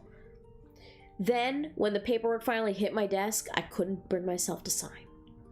I think at the heart of it, I was afraid that giving up control, I would lose the sense of fulfillment I found through making the guild. Working on the show meant more to me than the business deal. I felt like I'd finally found what I'd been searching for ever since I left my violin career behind, a sense of purpose, of meaning, that the blind leap of faith I took after college with all of its ups and downs had been worth it. And I couldn't help feeling a little snooty. What are these fancy pants companies doing on the internet that's better than what we're doing on our own? None of them have produced web shows bigger than what the three of us have built in our garages. We can keep doing this ourselves, surviving on hoagies and favors somehow. Was I being delusional? Yes, I was. During one of our last pitch meetings, a nice female executive who wasn't as slick as the rest said, "We can't invest right now, but why don't you ask your fans to help you out?" Kim and Jane and I nodded and said, "What a great idea." Marvelous. And then looked at each other as we left. Is that chick nuts? This was the end of 2007, before Kickstarter or Indiegogo existed. They started in 2009 and 2008, respectively.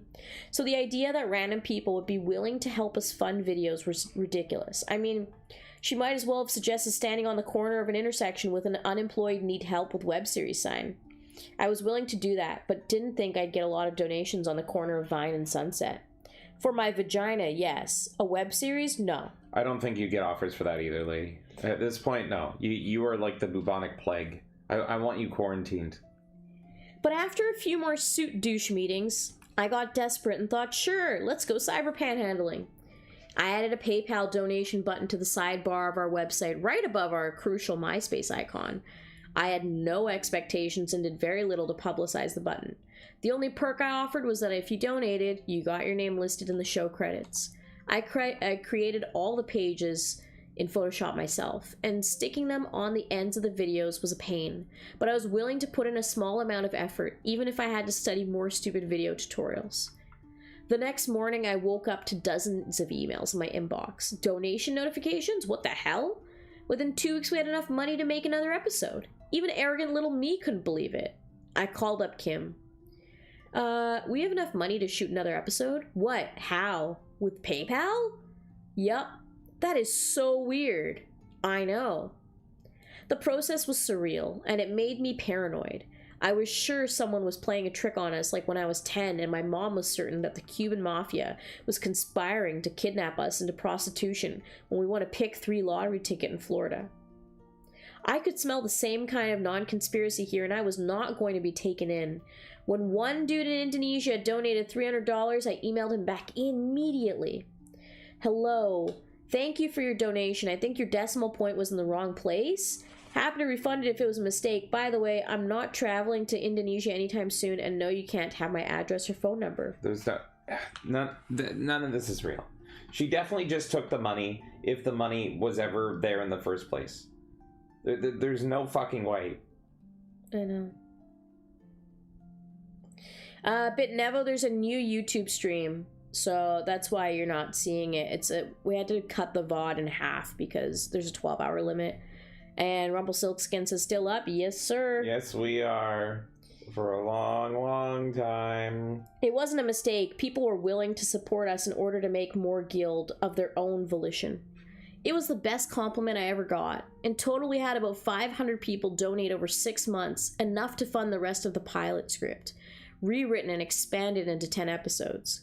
We didn't collect enough to pay the actors or ourselves, but we were able to bring on more crew to help us, pay for locations outside of our own houses, and buy a boom mic that wasn't held together with duct tape. Toward the end of the first season, I even had to take the PayPal button off the website. Why? Because so many people kept donating I couldn't fit them all in the end credits. That was smarter than, lengthening the credit music to fit more donors, Felicia. Viewer by viewer, our show was proving that we didn't need the Hollywood establishment in order to succeed. We were going to break the system and take over the world. Breaking the conditioning. Thank you, Ross Perot. Bad ideas seem good sometimes. I can't go on, Kim. I just can't. We were sitting in the middle of the kitchen floor, the linoleum tiles covered with DVDs stacked 5 feet high around us. Kim was operating the label maker that took us 2 days to figure out how to set up, and I was filling out my 15th customs form that day. By hand. I'd never sent anything overseas before, and I'd have told our international customers to go to hell. No offense. Kim reached out over and patted my shoulder. We're almost finished. 2 more piles for today. But it's so much. My hand is cramping. I can't do anymore.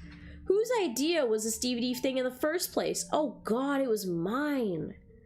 Why do people in Israel want to watch our show?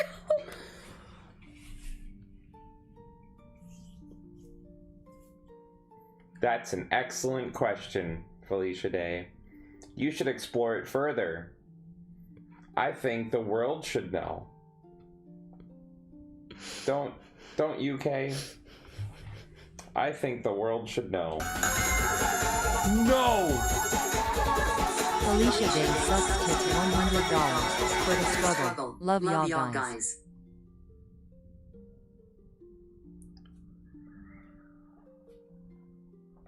Okay, what do we do? Okay, what do we do? That will be for future. Do you want that? That would be a future one. Okay, so you don't want that. Well, we're doing the book because we've already done the other side of that, so it would be for a future one. Thank you so much. Okay. Felicia Day sucks for the struggle. Love you guys. The feeling is mutual. So much. And that terrified me. Felicia Day sucks. Yes, she does. Yes, she does. Oh my God. Thank you so much. That's insane support. Thank you. Oh my God. And are you sure you didn't get the decimal wrong? I can send your money back to Indonesia for you. Holy insane. shit. Thank Felicia you Day sucks. so I am barely much. functional. We've been streaming for 13 and a half hours. And I apologize for not being my usual energetic self. But okay. So that's going to be for a future one. Yes, so that means we know, as you guys know, if you've been around for a while, we are going to be like doing some overhauling to the channel. So a lot of our regular shows have been put on pause. We're reworking some stuff, and we're going to hopefully in a few months be able to show you guys more of what we're planning. The Suffer stream, which is a stream you guys are attending today, it's going to be a thing for the foreseeable future. I will give you guys a heads up when that's cut off, so you know. So we will do another Suffer stream, and Felicia Day Sucks can let me know what they want their 10 minutes for $100 to be. So it's usually like they pick a video game, or they want me to write fan fiction or something. You guys are insane. Your support's fucking insane. So if there is something that you want us to do for that $100 for 10 minutes, we will still organize another Suffer stream, but we will let you guys know if we plan to cut that off in the future, because I am reworking the Suffer streams as well, and I think they're going to be a really good format going forward. So we're resuming as regular for now. So Felicia, feel free to reach out to me if you want something specific, and if not, I'm sure James and I can come up with something creative for that time. Next time we do a Suffer stream. And of course, we need some text. And I can't think of anything more appropriate than Felicia Day peeked in a Walmart parking lot. God. Yes, she did. Yes, she did. I'm gonna just move that behind some things here. Let's put it behind. There you go. You can kind of read it. But if you couldn't get the message, we have a special guest to tell you all how she really feels. Everyone, welcome once again. At this point, Felicia. Yes. I think you can agree. Yes. I didn't actually read my incoherent ramblings. I did not know, and I must agree. Felicia Day sucks. Finally!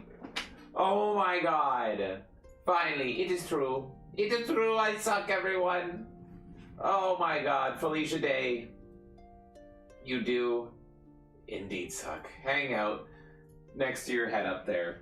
Thank you so much, Felicia Day sucks. Thank you. Oh my god, we're going 13 and a half hours, and what you just did is guarantee that we're gonna go in the future again. Ooh.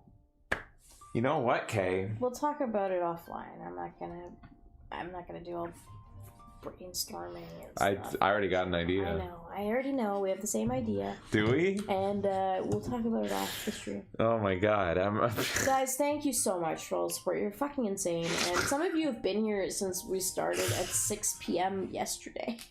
I'm just gonna do. I'm gonna do the Rubio I already thing. know. And Demion came in for $1 over on Rumble. Thank you so much. You guys rock. Felicia can go to hell. That's right. Fuck this bitch, man. Fuck her. Okay. I'm gonna do a Marco Rubio here, and don't be like Trump and read his private message out loud. Is this? Yeah, I already. Yeah. What you're thinking of? How long have we been together? Obviously, we have the same thought process, bro. Relax. We can talk about it when we're not on stream. No, but I am excited. How do you make paper airplanes? It's been a minute for me. I am literally male Felicia Day, except more endearing. I think you go like this here, and then you go something like that, and then you go something like that, and you go like that, right? Ah. Thank you so much, Felicia Day sucks. And Endymion, you guys rock. Felicia can go to hell. That's right. Fuck that bitch. Fuck her. Thank you. Thank you, guys. Let's keep this party going. Riff says Cheers to you guys. 6 a.m. yesterday? No, 6 p.m. 6 p.m. It's been, we're at like 13 hours. 13 and a over half 13 hours, and a half hours. Yeah. I'm at the point where I am doing the misery porn of just scrolling through my Steam library depressed. I'm so sorry. It's fine. It's fun. Shadow says, damn guys, what time is it over there? 7:35 in the morning. Yeah, so we started at 6 p.m. Woohoo! Yay! Thank you guys so much. Thank you, Felicia Day. Thank you, Demion. You guys are the fucking best. Felicia, you're wonderful. Thank you. Everything will continue, and I will go a little crazy. Just a little crazy. Why do people in Israel want to watch our show? I can't fill out another form. I just can't. Tears exploded from my face. She's crying for the 50th time. Yes, She's crying for the 50th fucking time. That's right, Kay. That is true. Oh my God. She can't stop crying. If you live in Israel and received a Guild Season 1 DVD and your ink was smudged, now you know why. I'd reached my manual labor tipping point. Over the summer of 2008, we continued taking meetings about the show, but at that point, we'd stopped counting on a big company to come in and help us with filming. We knew we could keep the guild going, all by our lady lonesomes. Of course, we needed to somehow get money to pay back the cast so they'd keep working with us. A year seemed kind of excessive to go without being compensated. I hadn't had an acting job in a while because I was so busy online cheerleading for the show 24/7, so all that was a problem. Yeah. We could make a DVD and sell it to fund another season. Would that work? During a breakfast burrito brainstorming session with Kim, I threw that out. One sec.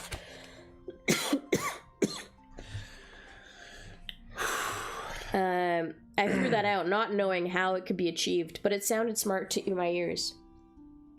Kim thought about it for a second. People like DVDs, yeah? Let's do it.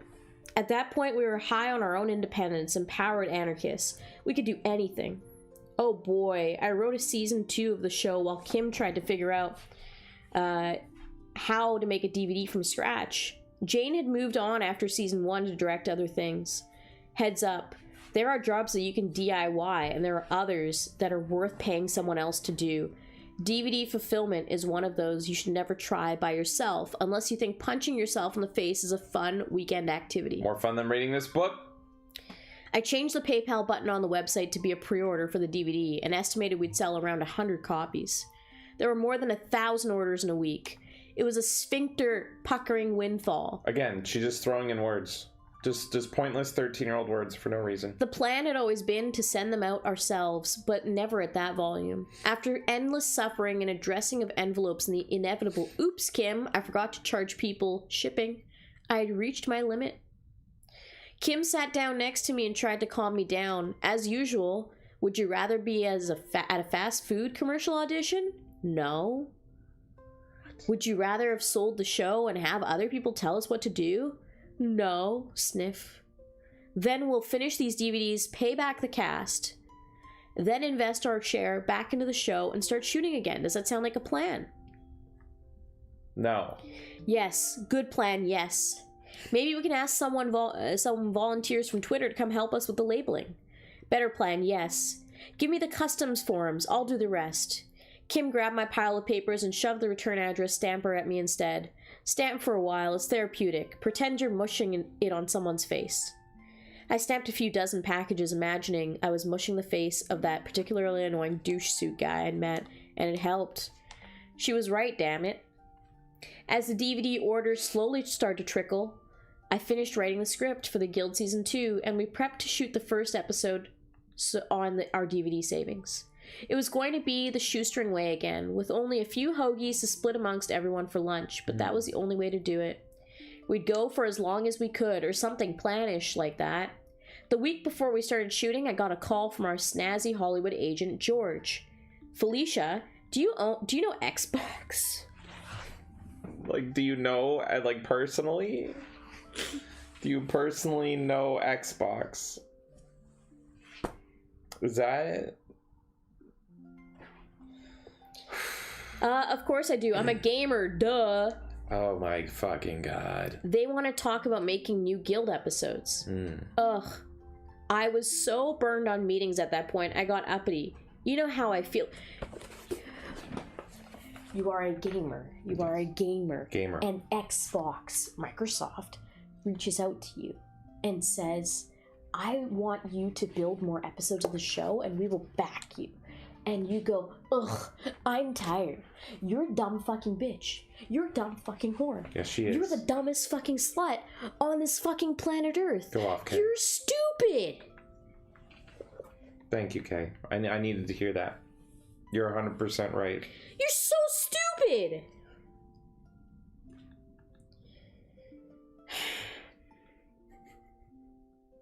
He was used to my anti-establishment tirades and interrupted before I could build up my strident voice. They're willing to be flexible. Just take the meeting, please. Yeah, take the meeting, you dumb fucking whore. Why wouldn't you take a meeting from Xbox? Oh, these corporate bigwigs, they don't understand gaming and blah, blah, blah, blah, blah, No, blah, they blah, do blah. not. You know what? Microsoft is pretty fucking retarded, okay? I think we're all on that page in a 2026 world. We understand Microsoft's fucking stupid, okay? But this was what, like 2006? 2007? Yeah. So this was like peak Xbox. This was like at the height of the 360. Yeah. That you were getting contacted by Microsoft.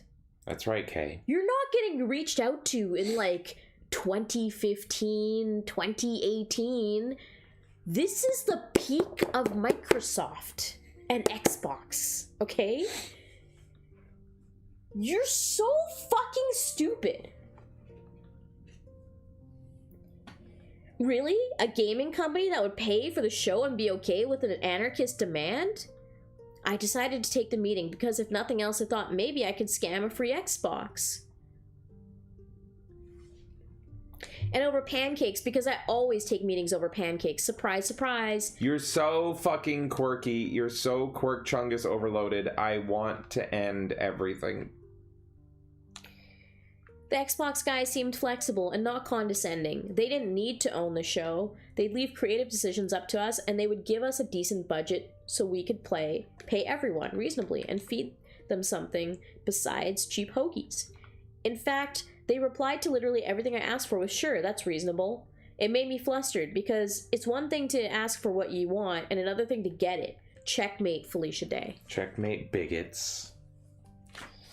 Tobak says, I had Guild for free on Zune. Wasn't Zune a Microsoft product? Zune, that was their fucking, what's it called? AirPods? Or not AirPods, fucking iPod competitor? Yeah.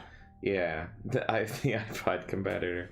That's it. That's the ticket. Havoc says, I can hear the slurs from a COD lobby like it was yesterday. Man, it was the best of times. It was. And what did you get banned for on Marvel Rivals? Reading a book? Reading this book just now. Yeah, I got a warning. The warning specifically said, "Please stop doing this."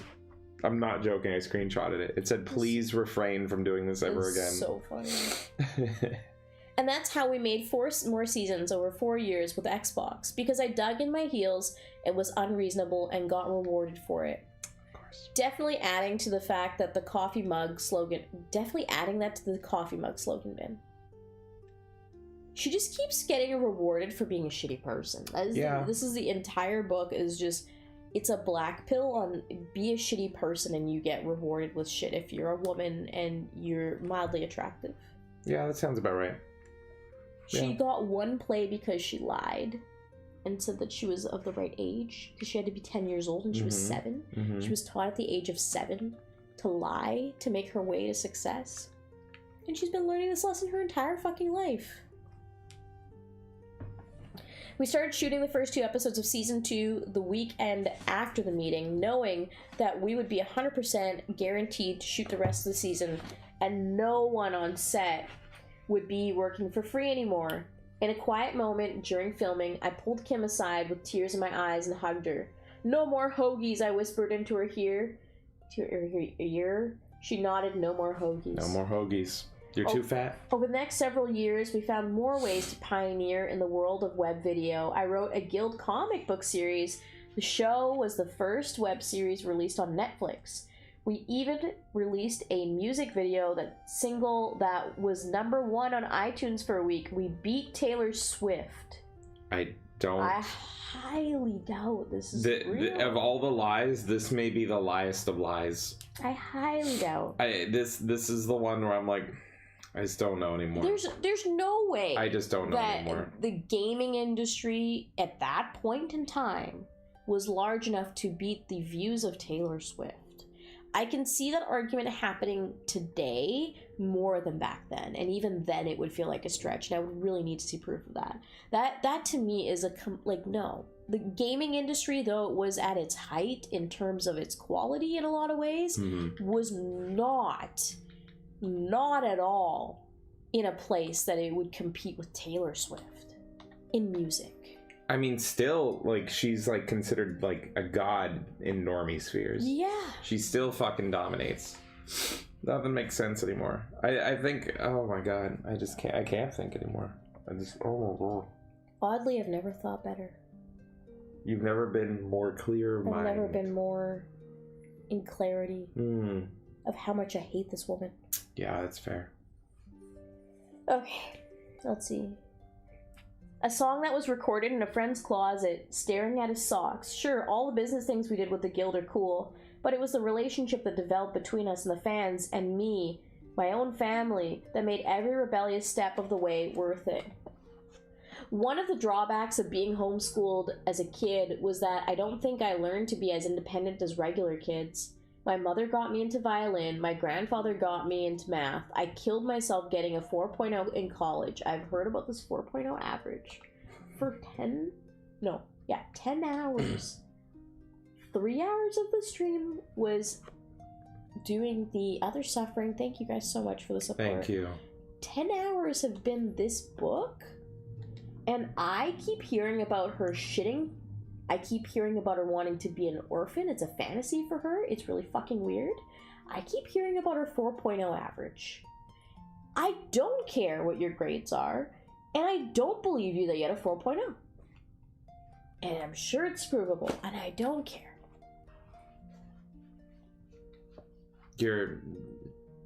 Yeah, it's melted. I look at the pretty water, everybody. Isn't it nice? I can grab air to perform stunts, perform a bar hop with both sticks up. Whoa! Was this the game that we saw at PAX? Yeah, it's a sequel, actually. We did it. We beat the tutorial. That was cool. They gave us a magnet at PAX, and on the back It's it had still like on a our DLC fridge. code. Yeah. Cool. Yeah, it's still on our fridge. This is Riptide GP2. I just like water racing. A lot of my life I did things because other people guided my behavior. When I dove into acting with such naive confidence for the first time, I was following something for myself. Problem was my family didn't understand the movie business, so they were worried. A lot. Chances were high in their minds that I might end up being a porn actress and or a heroin addict. Would have been a lot better, honestly. They had seen that happen once in Law and Order. It happened in a lot of... When I tried to prove to them, hey, this is the thing I'm meant to do, I'd frequently get egg on my face, like when I made everyone stay up until 12:01 a.m. to watch my first professional job, a Starburst commercial, not knowing I'd gotten cut completely out of it. My mom was confused. Where were you? Did I miss you? No, I guess I got cut out of it, Mom. Oh, honey, what happened? Were you bad? Were you bad? Yes. Set her up for disappointment. Over the years, when my career didn't seem to be building to anything significant, my dad in particular became a fan of the backup plan. He's a very practical and business-savvy guy, and in a helpful way, he hinted here and there in phone calls. If you need to come home, I'll pay for your law school. In the lowest days of my career, I thought about taking him up on it. But then the guild took off, and it finally seemed to prove that I'd chosen the right path. The problem was that the internet world was so new, it was hard to make my family understand. We're on YouTube and Xbox now. It's a gaming console. Yes, it's for games, but they also have video. Meant I was guaranteed to not move into their space anytime soon. I was in Austin, Texas, visiting my dad around season 3 of the Guild, and we ended up going to Bed Bath & Beyond together. Probably for a new griddle, because he's a real cook the sausage until they turn to meteorites kind of guy. Oh my god, please stop. I could tell he wanted to talk to me about something serious. He's always trying to get me to save money for some reason. So I thought, ugh, another time where I have to pretend to understand what he's talking about with a 401k. Sounds like your dad's smart and you should listen to him. As we wandered... And not your mom. Yeah, as we wandered the aisles, of course, I shoved things into the cart I wanted for myself so he'd pay for them. I don't care how old you are. That's a daughter's privilege. You are on season 3 of the Guild, and you have official shit from Xbox at this point, and you've been Buffy, and you are forcing your father to buy you groceries? A regular working man when you're a fucking celebrity at this point? She literally is, yeah. What the fuck? Why? He cleared his throat, and I knew he was going to launch into it. Honey, I want you to know you can always come home. You know, if things aren't working out. I stopped the cart and rolled my eyes. I definitely would have rather talked with him about a 401k thingy. Things are working out, Dad. I'm fine. You haven't been on TV as much lately. No one likes you anymore. Come home. Get a real job. I've been working on all my internet stuff. That sounds fun, but are you making a living at it? I kind of technically... I was still paying most of my bills with the commercial acting, but unless I was phoning home for a check, he didn't need to know that. I'm just saying, UT Law School... Dad, you don't need to know anything unless I take your money. UT Law School is one of the best in the country. You always like that Ally McBeal show. Dad, I'm doing great, honest. Hey, are you Codex? We had stopped to have our earnest lifetime moment. Now it's transformed into the most boring fucking thing ever. Like, the most boring show for girls of all time. Why are we here? What happened to her acting like a 13-year-old boy and talking about dicks and poop? What happened to that? It just keeps getting worse. It's like torture.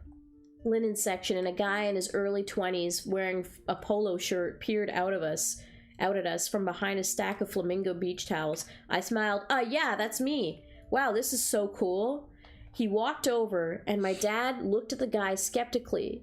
I had a feeling he thought the guy was a plant. I love your show. I'm working, so it's not technically allowed, but think I could get a picture with you? Sure. As we posed in front of a stack of as seen on TV items, my dad took the photo, then handed the phone back to the kid. Dad had a weird look on his face. You've really seen our web show? Yeah, me and my roommates love it. We're gamers. We bought the DVDs. This guy sounds like a plant. Yeah, we love it. We're gamers. Yeah. Please cut her another check. That's awesome. Thanks for supporting. I smiled and high-fived him. For many reasons, I'd never loved a stranger more than in that moment. Actually, despite you actually have loved a stranger more. You went to first base with a stranger at a Walmart. The guy waved and started to leave. Nice to meet you. The roommate is never going to believe this. As he walked away, my dad looked at me, and there was something different in his eyes. Surprise, shock, and more than that, a little bit of admiration. That was pretty cool. Yeah. Ahem. There was an awkward beat between us. Was he going to bring up the law school thing again? Ask me more about my show? Talk to me about my pension benefits? Let's go get some pancakes. He put his arm around me. We pushed the cart towards the checkout. A few aisles later, I had to pretend to look at ShamWows to wipe away a few tears. Yeah, that moment near the flamingo beach towels was my sweetest guild victory of all. Chapter 9. We're in chapter 9. Wow. We're really doing it, How Kay. many chapters are there? Let's find out. You gotta look I'm ahead. just curious. Oh, we know what that one is. Don't feel. Well. Don't be upset, Kay. Oh, these are shorter chapters, though. She really got lazy. She's really just She's leaning rushing it all out now. Good. Rush it through. Okay. The last one's not even a chapter. Yeah, you guys saw that. Holy, that was clutch. Okay. The last chapter's not actually a chapter. She only counts up to chapter 13? 12? 12. So there's 13 chapters technically. But What does that mean? I don't know. I don't fucking know.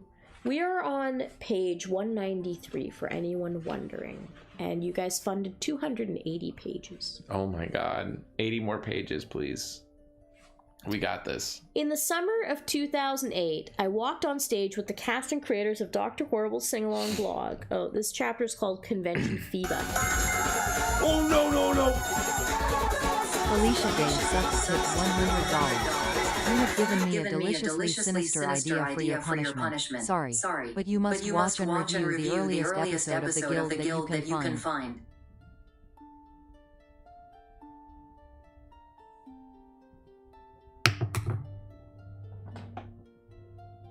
We can't escape her. We can't escape her. We can't escape her. Felicia Day Sucks has come in for another 100. And the suffering will continue. And that will be for the next Suffer stream, just for anyone wondering. So on the next Suffer stream, Felicia Day doesn't leave us. No. She will return because we will be watching episode 1 of The Guild.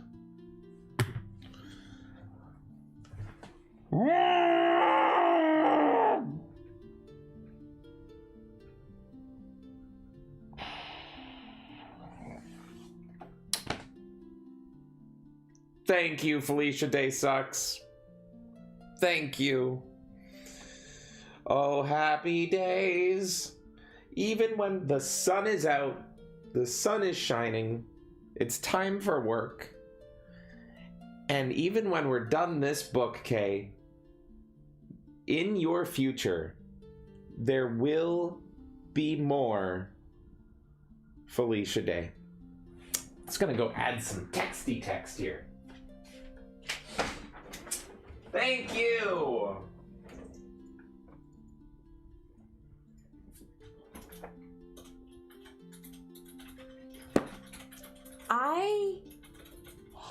hate this woman so much.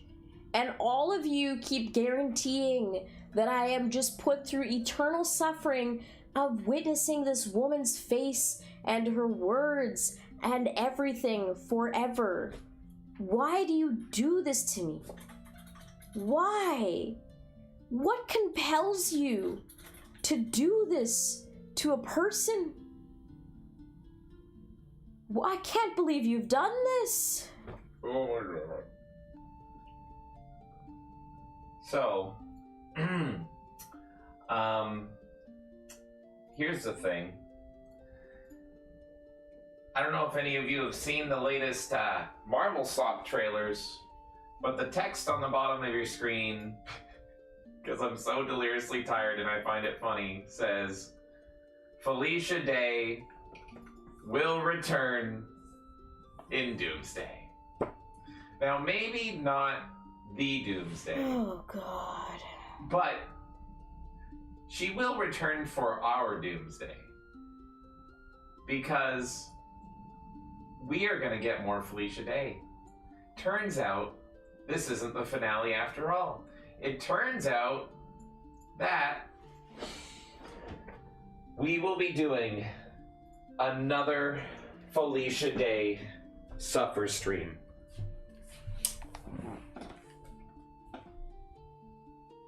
Thank you, Felicia Day Sucks. Felicia Day will return for Melee K's Doom. Felicia Day sucks. Just a heads up. I know that her show is on YouTube, but we might run into a thing where she tries to copyright strike us for watching a full episode on YouTube. So I'm cool with this being the thing. Absolutely. I just want to warn you that if you do watch on other platforms, like, expect to watch it on Rumble that day. I think that's probably where we'd watch it, just to be safe, because, yeah, it's on YouTube, but she can very easily be like, oh, that's mine. And she has DMCA'd me on Twitter before, so she is very trigger happy. So, yeah, we can definitely, because I'm assuming it's the same person both times with the same name here. We can use that 20 minutes essentially to watch 20 minutes of the Guild. Ooh. So that's whatever that might be, because I think some of the episodes are quite short, so that might even be like a season or something. I don't even know. I think that's like 10 minutes an episode. There's some that are like 3 minutes, 5 minutes. Oh, okay. So well, we'll come by. We'll get as close. We'll do it. We'll get as close to the 20 minutes, and obviously we can go over a few minutes if needed. But we'll get you 20 minutes worth of the Guild episodes, and that would be a Rumble stream. So I just want to make that clear. Thank you, Felicia Day Sucks twice. We're gonna watch the Guild, everyone. Aren't you excited? I know I am. Yay! And Shadow, yeah, we would likely be able to run it on Kick as well, I think. It's a little more touchy there than it would be Rumble, but I think we can probably do Kick Rumble. But yeah, I just wouldn't risk YouTube with that, because she's DMCA'd me in the past. I'm not dealing with that shit again. So my best friend bought me this game for Christmas. Thank you so much, Felicia Day Sucks. Thank you, Felicia Day Sucks. Thank you. Holy fuck. I just need to cope. My friend bought me this for Christmas. I don't play extraction shooters or survival shit, but he thinks I'll like this one. Oh, okay. And it's Escape from Tarkov, but you're a duck, and it's a twin stick shooter. I'm playing it, even though we've been streaming for 14 hours on the Steam Deck, and I have no idea what I'm doing, and it's muted. I don't know how much I'll play it, but I'll fucking give it a go. What's this little bird doing? Who knows? Oh, I can run, though. Look at him. He's fast as fuck. Thank you, Felicia Day Sucks. Still reading the book there, okay? How's it going? You good? Can I get you something? I just wanted to burn. Oh, okay. In the summer of 2008, I walked on stage with the cast and creators of Dr. Horrible's Sing-Along blog, a musical web series released on the internet just weeks before, and was greeted by the screams of more than 5,000 people. We were at San Diego Comic-Con in Ballroom 20, the second largest hall at the biggest nerd event in the world. With me were Nathan Fillion and Simon Helberg and Neil Patrick Harris, my horrible co-stars, and Joss Whedon and his siblings Zach, Jed, and Jed's wife, Marissa, the writers. Knightmare says you're still going? Yeah, oh yeah. Yes. The game scared me away. It seemed better with mouse and keyboard. I'll go back to it. It doesn't really work well. I don't know, give it a shot. I'll try it on mouse and keyboard. Joss Whedon was also the director. You may be familiar with him from Buffy the Vampire Slayer, Firefly, and the Avengers. Woo, that's a lot of name dropping. Have a good night, Robotnik. Robotnik, you've been here for hours. Have a good night. As I smiled and waved to the audience, gazing out on the huge room filled with thousands of faces, I suddenly knew what it felt to be a rock star. And my inner Dick didn't want any terrifying part of it. Inner Dick. Don't know. Inner Dick. I don't know what it means. Nathan and Neil and Joss were extremely witty on stage during the panel, bantering with one another like superstars. And the only thing I could do was stare down at the iPhone 3G in my lap, frozen in fear.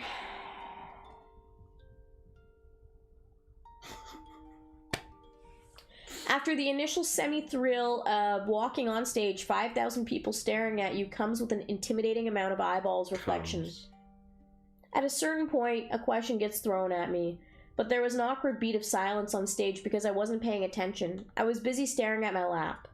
Nathan leaned forward to me to cover for me as I looked up and blurted, "Oh, I'm sorry, what was the question? I was twittering under here."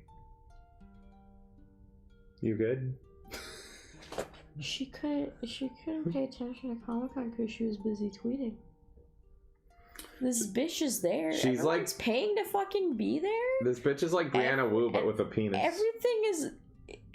Everyone's paying so much money to be at this fucking bitch's event. Yeah. And she's just like, "I'm sorry, I was on Twitter." This was 2008. Not a lot of non-tech people were on Twitter at that point, so it sounded suggestive. Sounded better to me. Yep, people thought exactly what you'd think twittering was if you didn't know about social media. They thought I was masturbating under the table. So did Nathan. "It's hot in here," I said, flustered by the roar of laughter from the crowd.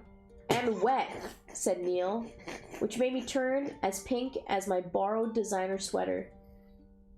After that, a lot of fans joined Twitter. You guys want to see the photo that they put in this fucking book? Here you go, James. Enjoy. That's how I feel about it. Chad is letting us know that Dick is an animal. Oh, yeah. Yeah, I know that one. Remember, she's photoshopping all these captions on the pictures herself. Oh, good. What did it say? Fancy, unintimidated, not. That's good. That's great. Once I recovered from hyperventilating and shame, we finished the panel and went to sign posters. Hundreds of fans shuffled through our line, jostling one another at a table, with security guards struggling to hold the crowd in check. When my hands started to cramp from signing and I developed a crazy tic over my right eye from smiling too hard, I wondered, how did this become a part of my life? Fan by fan. I attended my first fan convention during college. It was the South Texas Amphibian and Lizard Show, held in the rundown ballroom of Austin Hilton, never mind. I thought it said number 1. No, I wasn't a toad collector at any point, although that wouldn't surprise you, would it? I don't know why anyone would think you're a toad collector or not. You're like a toad. I don't know. Yo, this goes hard. I don't care. Yo. This game looks incredible. What is this? You bought it for me. Parking Garage Rally. Parking Garage I have good Rally. taste in the past. That's right. I'm adopting Felicia Day's philosophy. Take credit for everything. I was there on a first date. I think this is the most unhinged people have seen me. I just don't care. We are running on no sleep. Exhausted We're running on no sleep, Kay. I just don't. Okay, I don't know we're what running to on no say sleep. anymore. I don't know how to play the Crash. I don't care what they're putting in our food, Jenny. Shut the fuck up. Is she back? Yeah. Jenny McMuffin, now. I don't care if it's got Corona. I don't fucking care. Go talk to RFK here. Just almost, you know.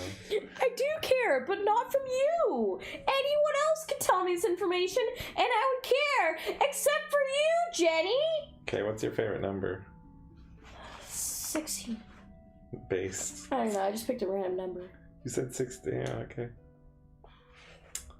Oh, training video. Learning garage. What's that over here? How do I get to the fucking Crash Team Racing shit? Whatever. Training video. Oh, God. I attended my first fan convention during college. It was the South Texas Amphibian and Lizard Show held in the rundown ballroom of the Austin Hilton.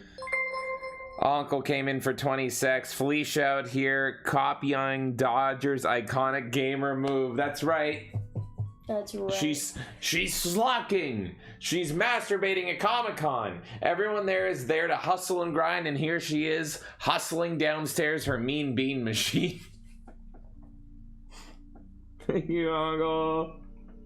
I think I need to rage play that game again at some point in my life. That was great. Do more of I it. was locked You in. should I was Dodger. yelling at you for. You should Dodger the shit out of that. I don't feel like dodgering it.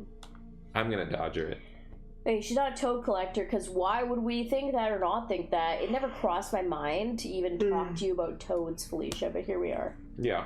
I was there on a first date. I'd planned the whole thing myself and thought it was a creative way for two people to get to know each other.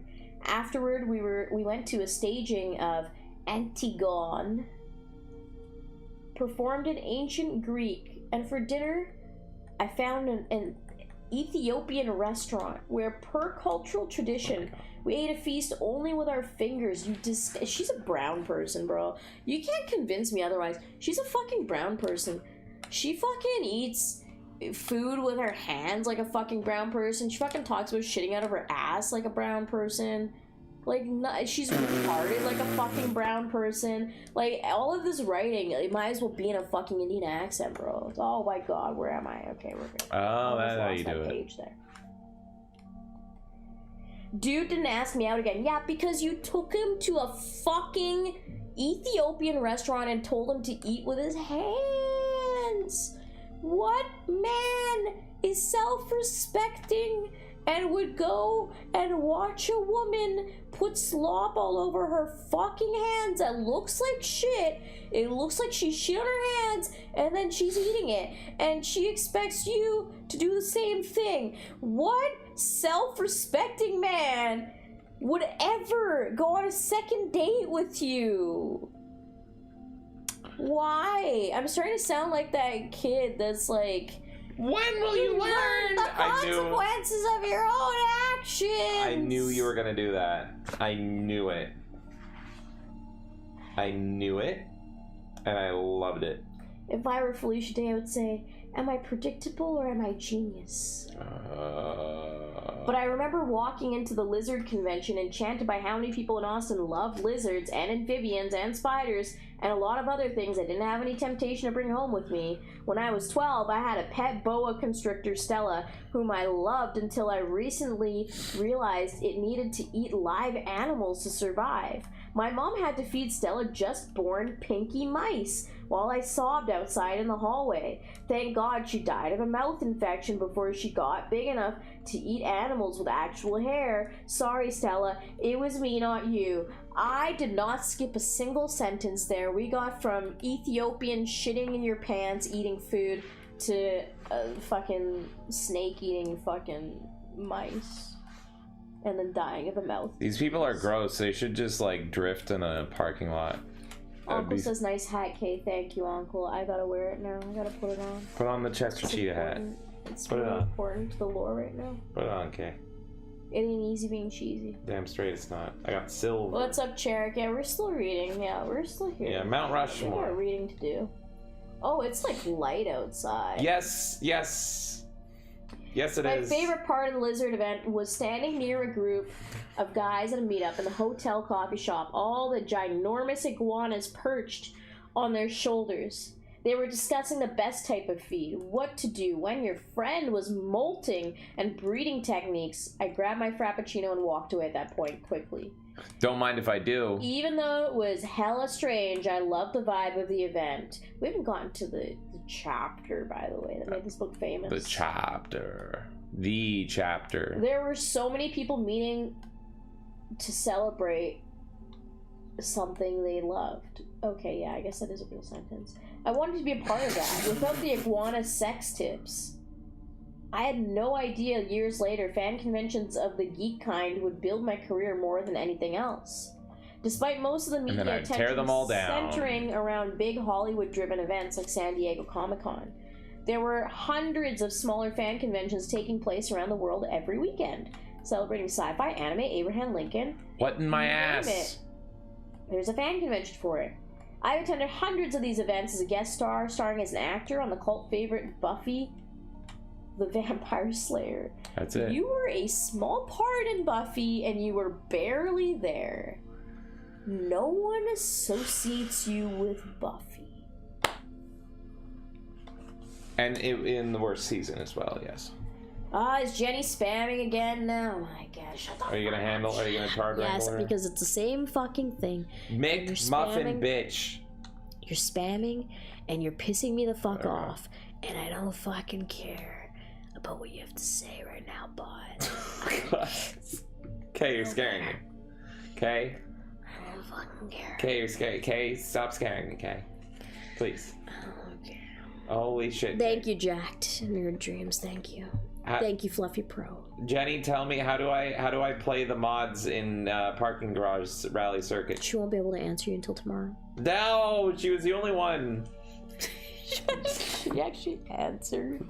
Imagine she's like, well, fuck, I was gonna tell you. Chard. What did the Chard came Reminds in for? me of Paltrow's vagina scented candle. Man, this woman is worse.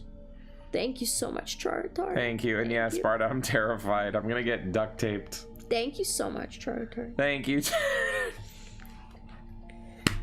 Thank you, Chard. What happened? Just the sound of your voice right now is so fucked. Is my controller dead? Yeah. Controller's dead. So now I have to sit here and stare I'll just go back to Marvel at Rivals. the games that could have been. I'll just charge it a bit and go back to Marvel Rivals in the meantime. Fuck it.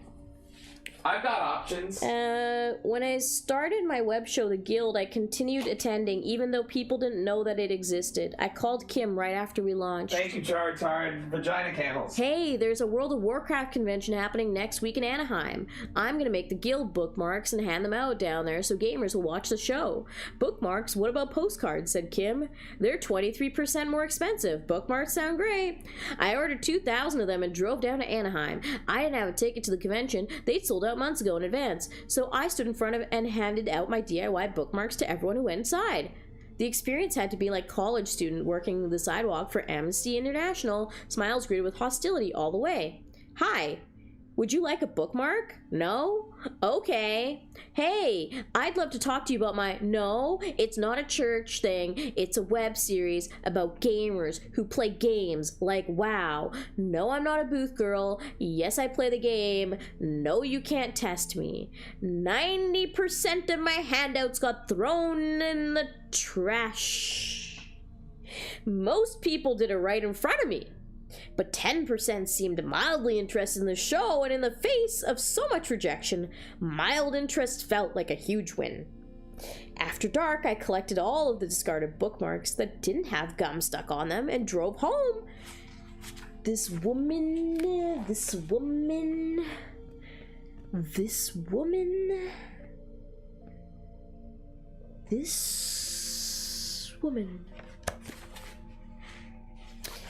She collects junk off the streets, and then she takes her fucking flyers and is like, oh, well, there's no gum on this one. Sure, I'll take it back. Whatever, woman. I don't even know. After dark, I collected all the discarded bookmarks that didn't have gum stuck on them and drove home, vowing to canvass more events in the future. I got rid of the extras by placing stacks of them on the doors of public toilets. Captive audience, yo. During the first few seasons of the show, I lived the life of an old-timey traveling salesman. I'd tweet, "Be in Seattle this weekend, come on down, buy more, get more discounts, sale, sale, sale," and fans would let me crash their convention booths, dragging boxes of my Guild DVDs and comics as my wares, along with my face for selfies. Hi, Hayden, how you doing? Thank you so much for the 5. Hayden says, Hayden Wayne, 75, for those of you who don't know. I'm ashamed to say I was one of the wood guys when it came to Felicia Day way back when. She was a cute redhead nerd girl. I have grown as a person. Look, I am not judging you at all, Hayden. I don't think she's ugly. I think she is attractive. Like, I'm not attracted to her, but I understand why people would find her attractive. It is the only nice thing I can say about her, is that she's not ugly. So I get it. I get it. But the thing is, my problem with her, and it's not a problem with you, it's not a problem with anyone else, it's my problem with her, is that she took advantage of the fact that the gaming community is so open and welcoming to people, and that they would be accepting of her, and that they would find her attractive, and she had similar interests, so she's like the perfect girl on a surface level. And then you learn about this fucking bitch, which I've learned about this woman for like 10 years of my fucking life at this point. And 14 hours. And 14 hours in a row. And this fucking woman is just a horrible person that is predatory on the fact that men find her attractive and that she likes video games. And so she spent her entire fucking life just preying on anybody because all she could succeed in was being the quirky e-girl that was like, tee-hee, look at me, I like video games. And the second that she could possibly betray anyone that was a gamer, she fucking did it. She's a horrible human being. So I do not judge any man who has been attracted to her at any point, or even today, if anyone said, you know what, she's a fucking bitch, but I still would fuck her.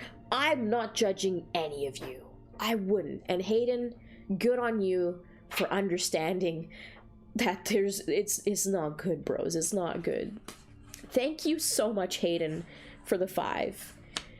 And yeah, it's you want to give her the benefit of the doubt. She is somebody who is almost lost in the sands of time. The amount of people who were confused or didn't know why I hated Felicia Day so much, and again, I don't judge them either, because this is a lost in time, and now people think of like Anita and Brianna and all these people. Felicia was before all of this, and to me, she was the beginning of the end, more than any of it. She was the fucking beginning of the end. So I get it that people might not know that in the lost internet time, but I hope you've all learned today, because I am very vindicated in my hatred of her. So Jake the Snake Roberts, this is Kirby Air Riders. This game makes no fucking sense, just like this book. You were doing a Jake the Snake Roberts promo. I was? Yeah, you were. This game makes no sense. I don't think I've ever been more, like, clear on a stream in my life. Like, I'm just so unhinged right now. I've never thought more clearly. I've never been this fueled by rage. Yeah. And it's all because of this dumb fucking bitch on this book. I don't even know what people are listening to right now. What are you listening to? Wait says Felicia is one who started as a wholesome fuck and then became a hate fuck. And lads, if you want to hate fuck her, go for it. I don't recommend it. Go for it. After what we've learned, but just know I do not that she's gonna do a quirky laugh and then talk about shitting somewhere. That is gonna be your experience. Yeah, it sums it up. Yeah. That's it. That's her. Is it worth it? Is it worth it? I don't know. I'm not a man. I'm not sure. Men work differently in this way. Maybe it would be worth it for you to just jerk off into her. Maybe. I'm playing in career mode as King DDD. I can't stand her. It's Kirby. Hey, wait, where's my save file? Did I launch? Yeah, I launched as me. Where's my save file? Oh, there you go. Okay, we're in. I'm this one. The story mode's pretty fun. It's good. If you decide to hate fuck Felicia Day, Okay, please read the book. after you've had read your the nut, book. come back here. And you'll understand the For God's sakes. Alright, getting back to this. After dark, I collected all... Yeah, I read this already. Sale, sale, sale! And fans would let me crash their convention booths, dragging boxes of my guild DVDs and comics as my wares along with my face for selfie. Yes, Imperfect were live. Even got ambitious for a few years and tried to run our own guild booth at Comic-Con, sharing with my friend Jamie, a game designer. The experience did not go well. Our friendly indie fans generally got crowded out by the mainstream fans lining up to get their free life-size Harry Potter bags at the bigger movie studio booths. Hey, are you Emily Blunt? Definitely not. I'm here with my web show. Can I sell you a DVD? Not unless you're Emily Blunt. The last straw, this didn't happen. The last straw was when we decided one year to sell t-shirts and bought tons of IKEA shelving, which I tried to assemble by myself. That's smart. Why are there so many pieces and there are no words to explain the pictures? Is this a secret IQ test? Well, you have a 4.0 GPA and you're like the smartest person on earth, so how can you not fucking build an IKEA shelf, Felicia? No one knows, Jamie said. I put a whole shelving unit together backward, and when I discovered I had to undo 2 hours of work, I started hyperventilating.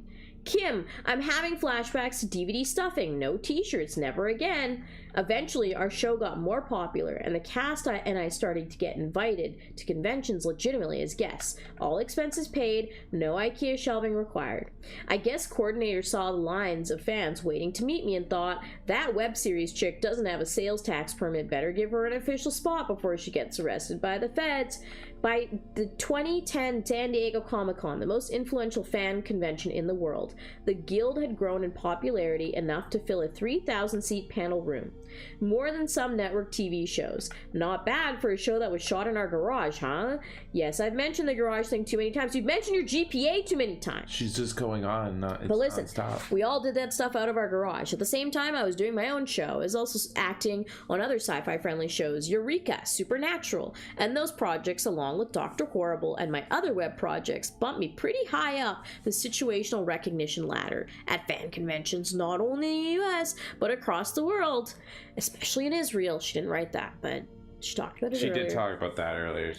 She did mention Israel earlier. Yeah, no, I was there. It's a very strange experience to go back and forth between real life where almost no one recognizes me except for baristas to events where 99% of people see me and think, I know that chick. She's pale like the underbelly of a fish in person. No one ever said that in their life, Felicia.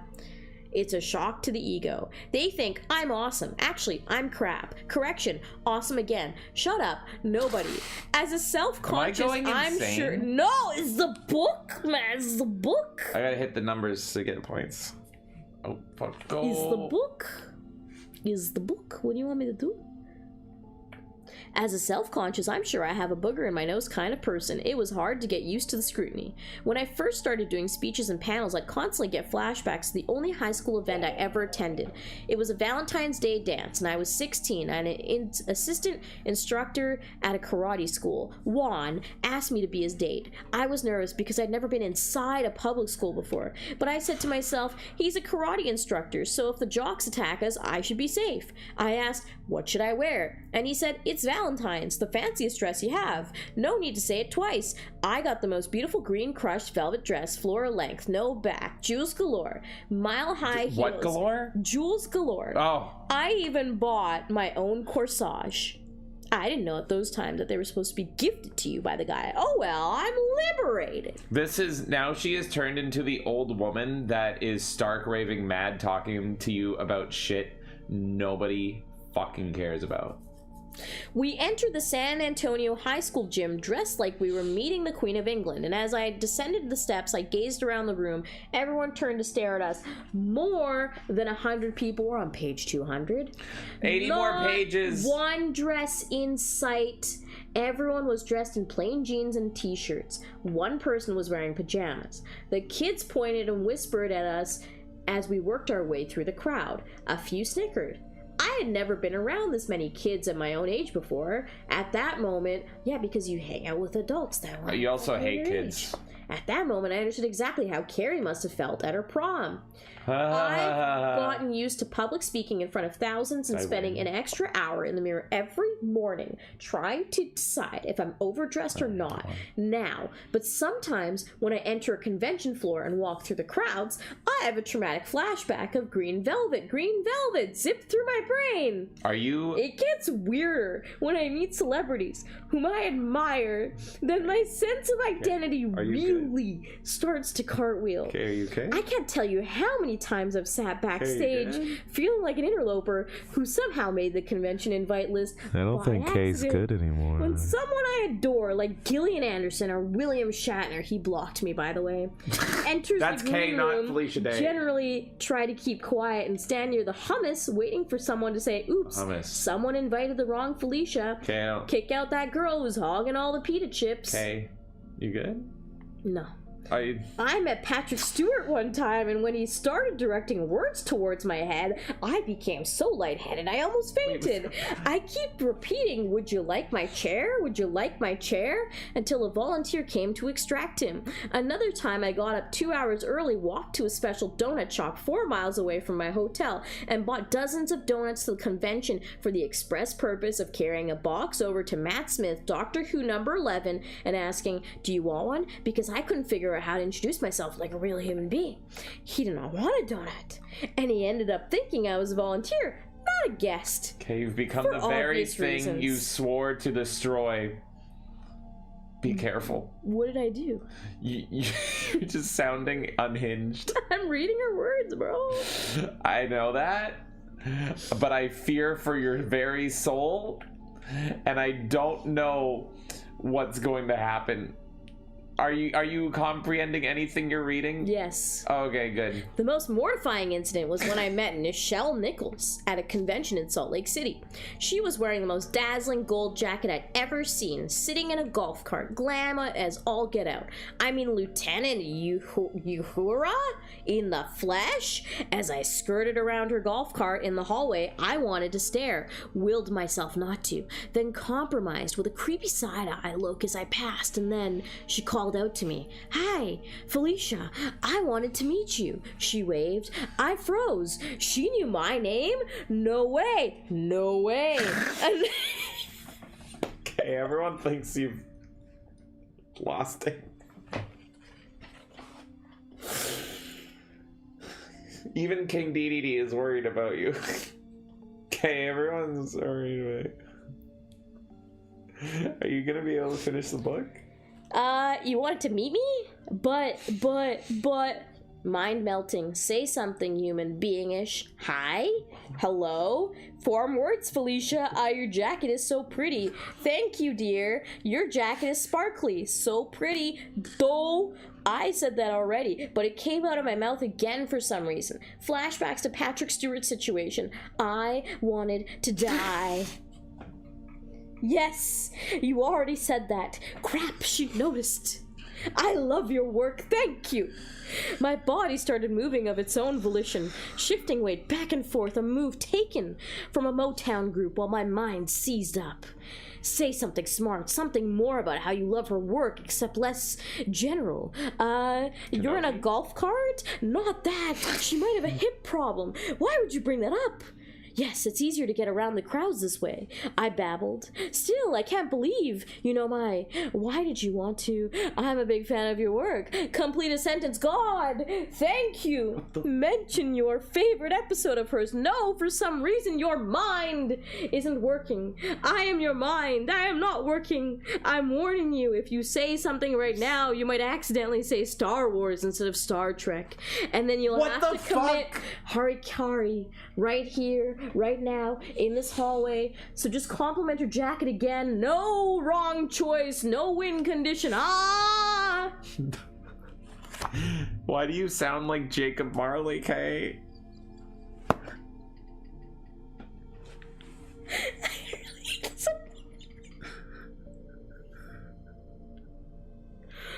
I hate her so much.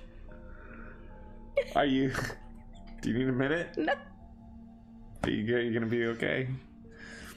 Do you need maybe some tea or Back in a second. She'll be back in a second. So, so Kirby Air Riders is not a game I really understand, but it's somewhat worth playing. It you kind of just go and you drift around corners every now and then. That's pretty much the whole thing. Yeah.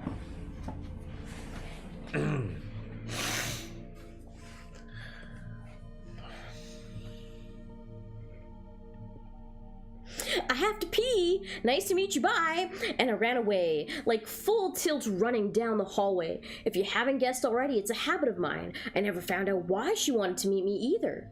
I felt so ridiculous that I sat on the toilet for 15 minutes until I was able to rewrite the scene in my head into a more functional account of what happened so I could live with myself.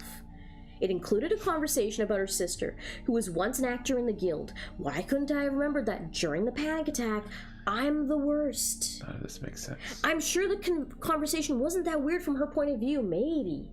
But from mine, it was mortifying. All I wanted to have said was one thing, one simple thing, to have her remember me, to make an impact. To summarize why I was having a loose bowel situation, just looking at her in person, because I admired her so much. Those experiences make me appreciate every interaction I have with fans of my own work at conventions. I try to go out of my way to connect with each person as much as I possibly can, despite the long lines and stifling crowds, and people in cosplay with fake weapons who accidentally poke people in the eyes with rubber broadswords. Because that single moment you get with someone you admire is so important. It's so important. I never want anyone to walk away feeling mortified like I generally do when meeting someone I fan over. That's why, when I take pictures with people, I'm open to any request. Almost. So, okay, would you do a melee reads on the Quran? Can I do that? I mean, couldn't be worse than this. Something about, you know what? I'm not even gonna start that fight right now. We're gonna name him Jeremiah. It's a great name, Jeremiah. Jeremiah.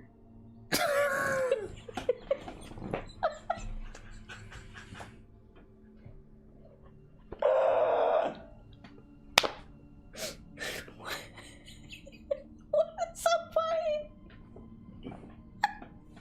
I don't even know what's funny.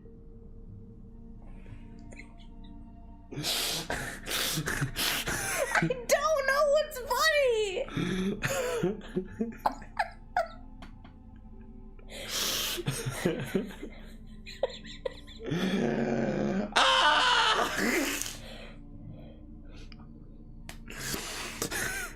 Finish the fight, Kay. How many more pages? 77 more pages. Jesus Christ. Can I pick you up? Yes. Can I pretend to propose to you as long as it's not legally binding? Ha! Can you pretend to stab me with this lightsaber? Which organ? Can I put you in a headlock? Long pause. Sure. Why not?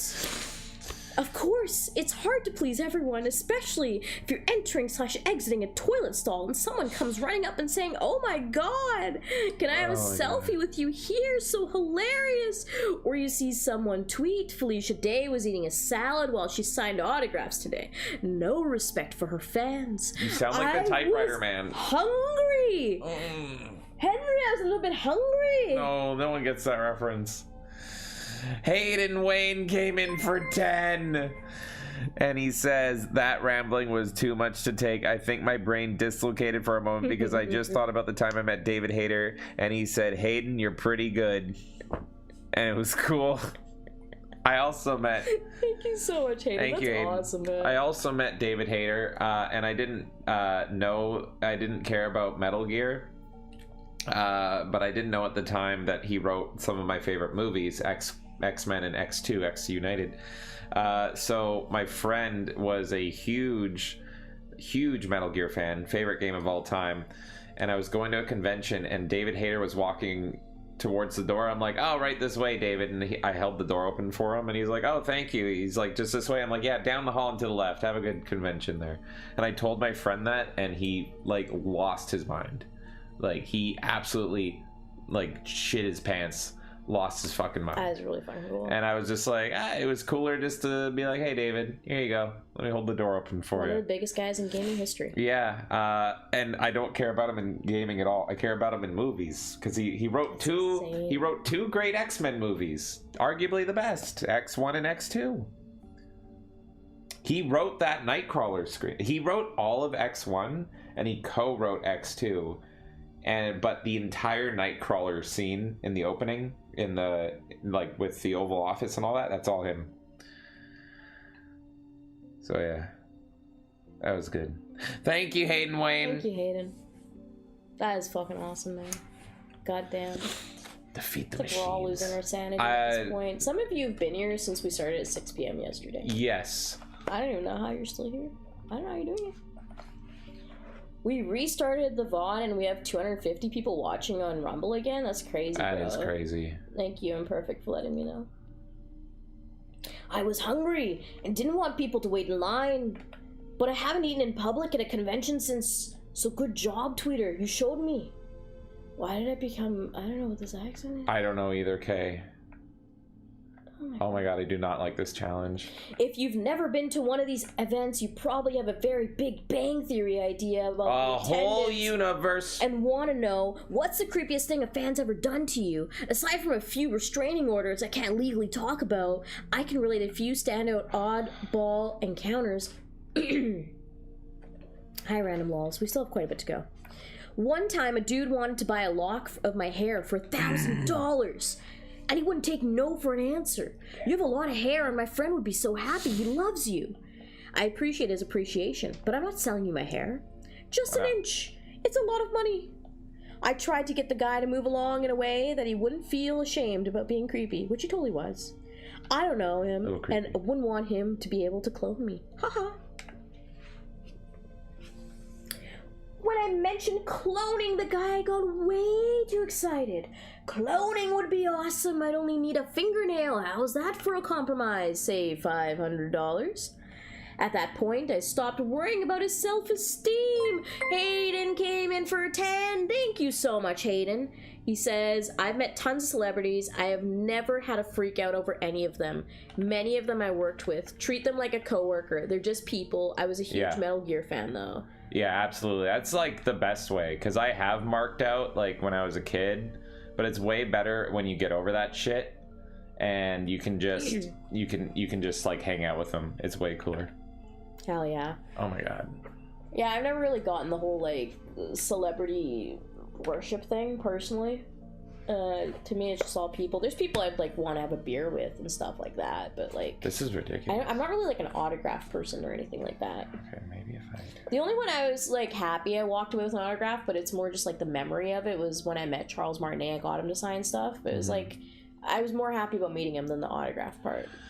Yeah, no, I loved meeting Bruce Campbell. I regret not meeting Xander from Buffy. Yeah. I wouldn't want to meet what's her fucking name?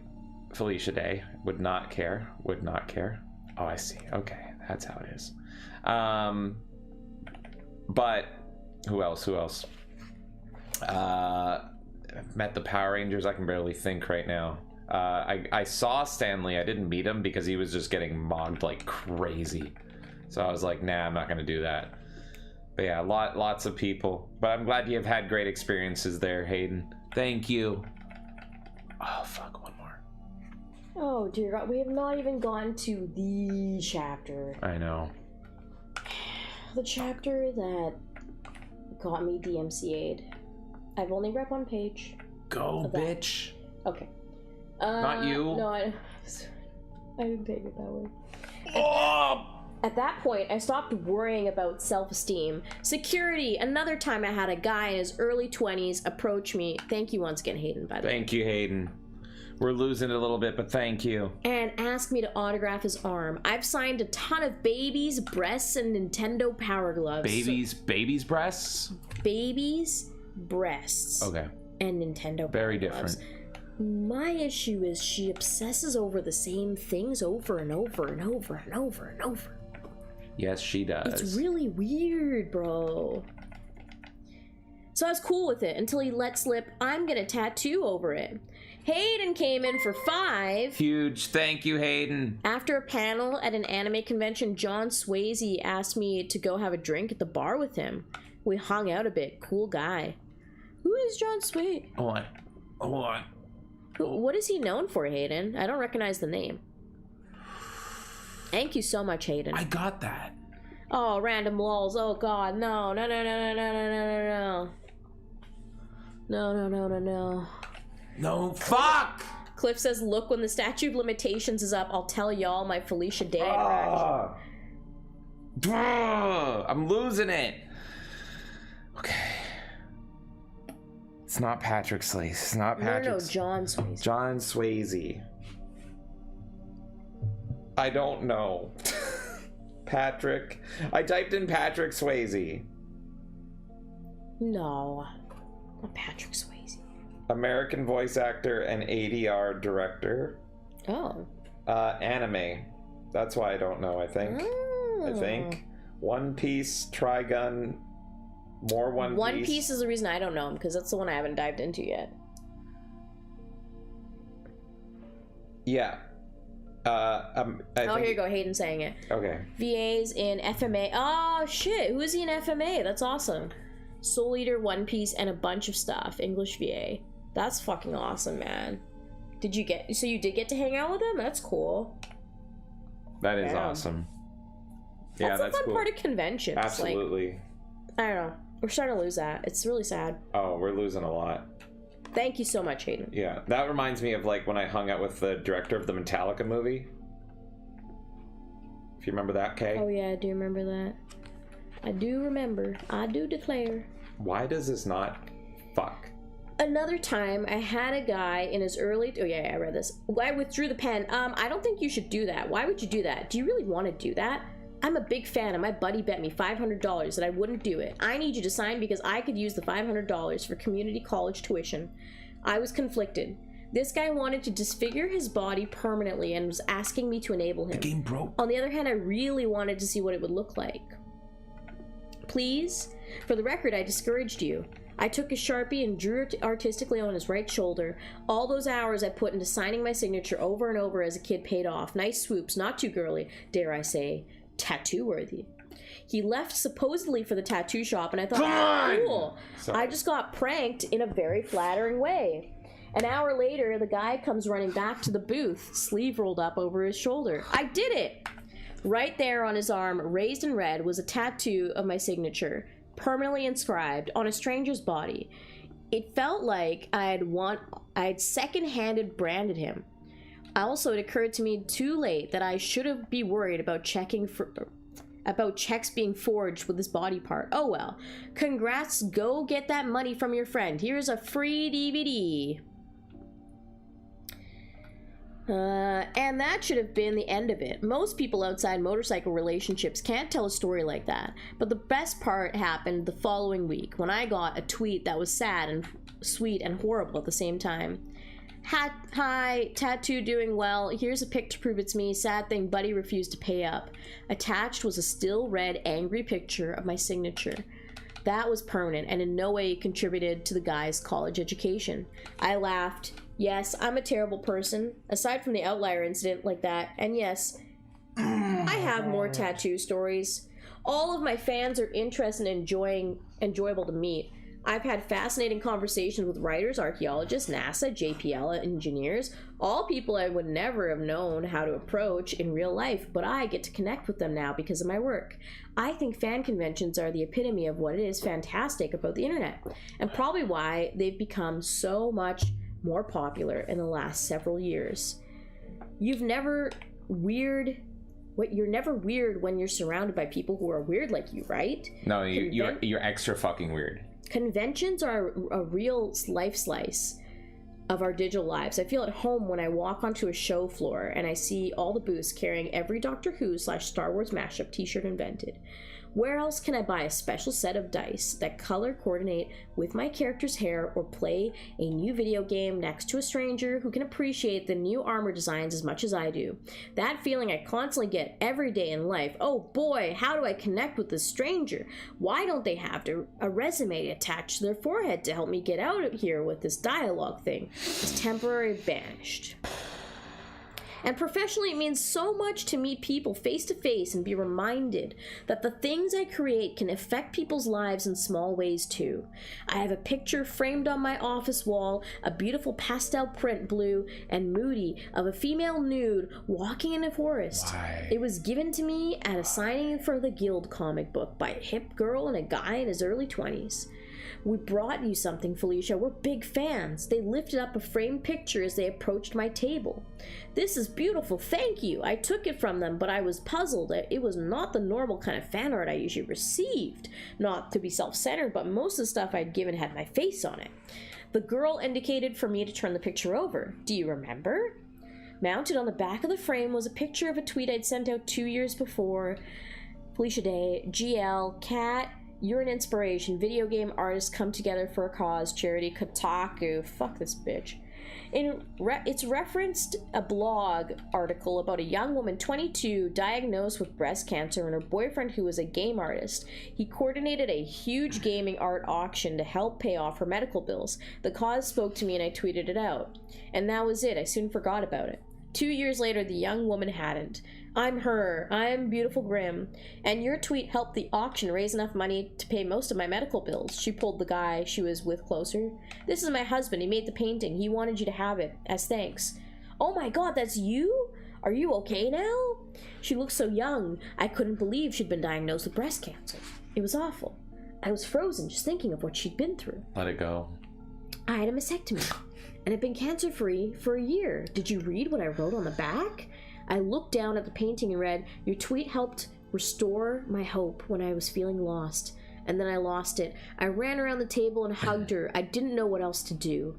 I'm so glad you're better, thank you. Encounters like that are unforgettable. I've attended over 100 conventions since 2007, and I've had so many people share amazing stories with me, big and small. Like a woman who was inspired to self-publish a novel because of my work, or a family who decided to paint video game characters on their kid's bedroom wall despite never having picked up a paintbrush before, or the dozens and dozens of web series that people have made because of what Kim and I did with the Guild. At an event last year, I met a man in his late 30s, a big guy who carried a poster roll and seemed nervous to approach. I shook hands with him over the signing table, trying to make him feel comfortable. Hi, my name's Felicia. How are you? Okay, I'm just here to give you something. While talking, he started fumbling to open the poster tube. He was shaking. It wasn't smooth. Oh, wow, I love presents. Not that I'm greedy. I'm polite when I take things from people, if they're free or not. I'll stop talking. Finally. Felicia Day, folks. Awkward, especially during public appearances. He pulled out a poster from his tube and unrolled a print of me as Codex, but done in a cool computer art way, with graphic styles that was somewhere between pointillism and impressionism. This is gorgeous, and it was. Did you make this? Are you an artist? Aw, no, I just drive a forklift to Costco. I'm not creative. I don't know how to do anything. Wait, you aren't creative? But you made this. I held up the print. It was just in the computer, but it didn't exist before you turned the computer on and made it, right? I guess. Then you created it. I was starting to get upset, but kept myself in check. Don't talk to yourself like that. You have created things. You see the world in a unique way, and you expressed it right here in this poster. Well, I don't know. It's not good or anything. Well, I think it's good. But if you think that you can get better by doing more things, right? The guy nodded, uncomfortable, but I kept going. For some reason, it was important for him to understand what I was saying. And I enjoy lecturing people. Never put yourself down about things that you create. That means the voice inside you that says you're not good enough is not your friend, okay? I used to hear that voice all the time. If I hadn't started ignoring it, I wouldn't be here right now, okay? Okay. He started to shuffle backward, probably scared. Thanks for what you do. It's inspiring. Thank you for the poster, I waved, then stood up. Excuse me. I walked behind the curtain of my booth and started bawling, crying for the millionth time in this book. That was not from her, that was me. I wept for this guy who was so vulnerable in front of me and who, for some reason, felt the need to put himself down when he presented something he made from scratch. I don't let people get away with putting themselves down anymore. There are enough negative forces in this world. Don't let the pessimistic voice that lives inside you get away with that stuff too. That voice is not a good roommate. A lot of people mock fandom and fanfiction like it's a lazy to base your own creativity and passion on someone else's work. Oh my god. But some of us need a stepping stone to start. What's wrong with finding joy in making something regardless of the inspiration? If you feel the impulse, go ahead and write Battlestar Galactica Archie mashups.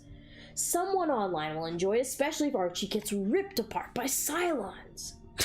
Over the years, I've received some of the most badass fan art you've ever seen.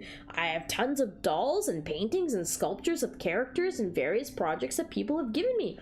And made out of felt and plaster and pipe cleaners and poster board. I keep every single piece and put it in a storage unit that I pay way too much for every month for that sole purpose.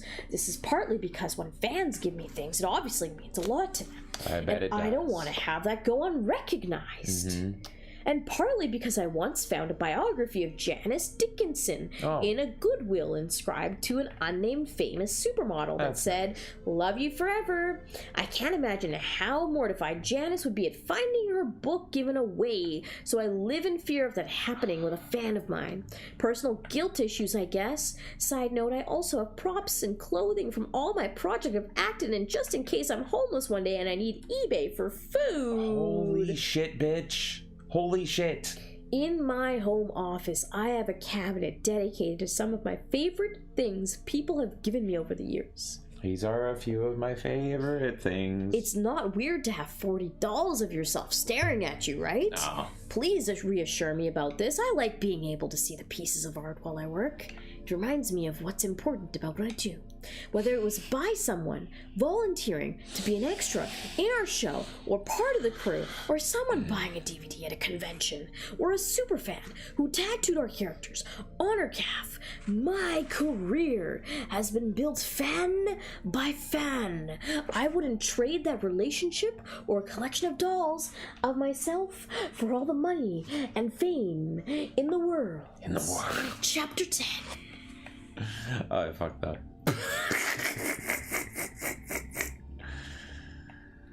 So, I'm eating... Oh, look, okay, a banana. I got a banana. Chapter 10, the deletion of myself. Oh, finally. That time I had a nervous breakdown and dreamt nightly of slashing my face with a straight razor while screaming. What the fuck? Do you believe I need a break now, guys? Yeah. I think you need to go into a straitjacket and go to a hospital. She's making us all insane just by proximity again. What the fuck? What the fuck? Why did she write this? What did I just read, bro? Okay, I'm just calling it. She was clearly abused by her mother. Yeah. And it's coming out in really fucked up weird ways where she acts like she's prim and proper, high above everybody, and she's the best narcissist. But then the fucking damage underneath is showing up. She can't talk to people in a fucking voice call that she's in a guild with. The littlest things make her consider suicide, and now she's talking about cutting her face up with a knife. I was born anxious.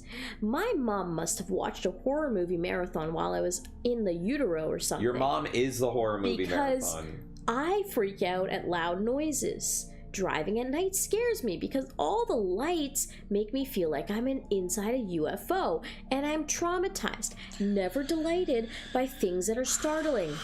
Screw surprise birthday parties. My biggest fears in life are to be locked in a department store after hours, or to be kidnapped while walking to my car at night and my body disposed of with a wood chipper.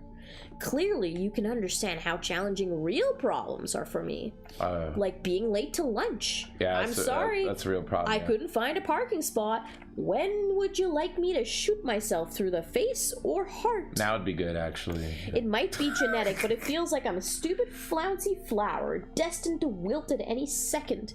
I definitely didn't take that fact into account when I decided to dive deep and create a multi-million-dollar entertainment company with absolutely no previous business experience. Diz came in for $1.99. Yo, brother, what's up? This makes a satanic church look sane. Bro, I know. I think the satanic church could, use a new fucking leader. This is crazy. People bro. wonder, like, how did people follow Charles Manson and, like, kill people for him? There's people out there, there's fat, lonely women out there that are reading this and going, yes, I too have wanted to fucking slash my face up with a knife. And in the ramblings, I missed it. Did she provide reason why? What part? For the... No, that's the pre-word. That's like the, let me give you a little... It's like the clickbait. It's like, you know, when you take a title of a YouTube video and you write it, oh my god, everything's crazy. That was that. So we don't know. We're about to learn. We don't know yet. Okay. But I agree with you, Diz. I think Satanists are kind of relaxed compared to this psycho broad. Yep. Yeah. Yep. Yeah. Classic Felicia. In 2011, Kim and I pitched YouTube the idea of a brand new channel focusing on a geek entertainment called Geek and Sundry. We went in armored with a bitchin' PowerPoint deck of all the cool shows we wanted to make, even bought skirt suits to look official. Let's get in there and get us some funding.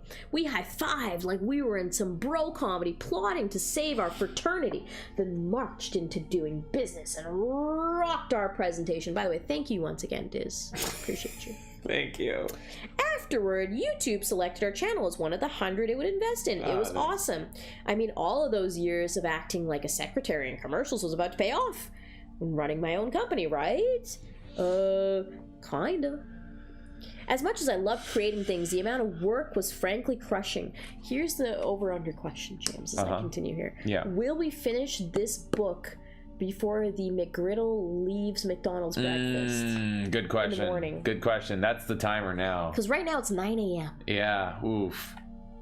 We'll find out. We gotta find out. As much as I love creating things, the amount of work was frankly crushing. As part of our deal with YouTube, we produced more than 420 videos in 2012 alone. More than 62 hours of content in a year. To put it in perspective, the Guild released 1.5 hours of content in the same amount of time. A real television show releases 10 to 20 hours, 22 hours a season, with a crew of up to 100 to help. We had 8 full-time people total, so the scale was different. But I hung on like a tiny 4-year-old grasping the curved bars of a playground merry-go-round when someone's older cousin spins it too fast. Gotta go fast. You know you gotta go fast. Yay!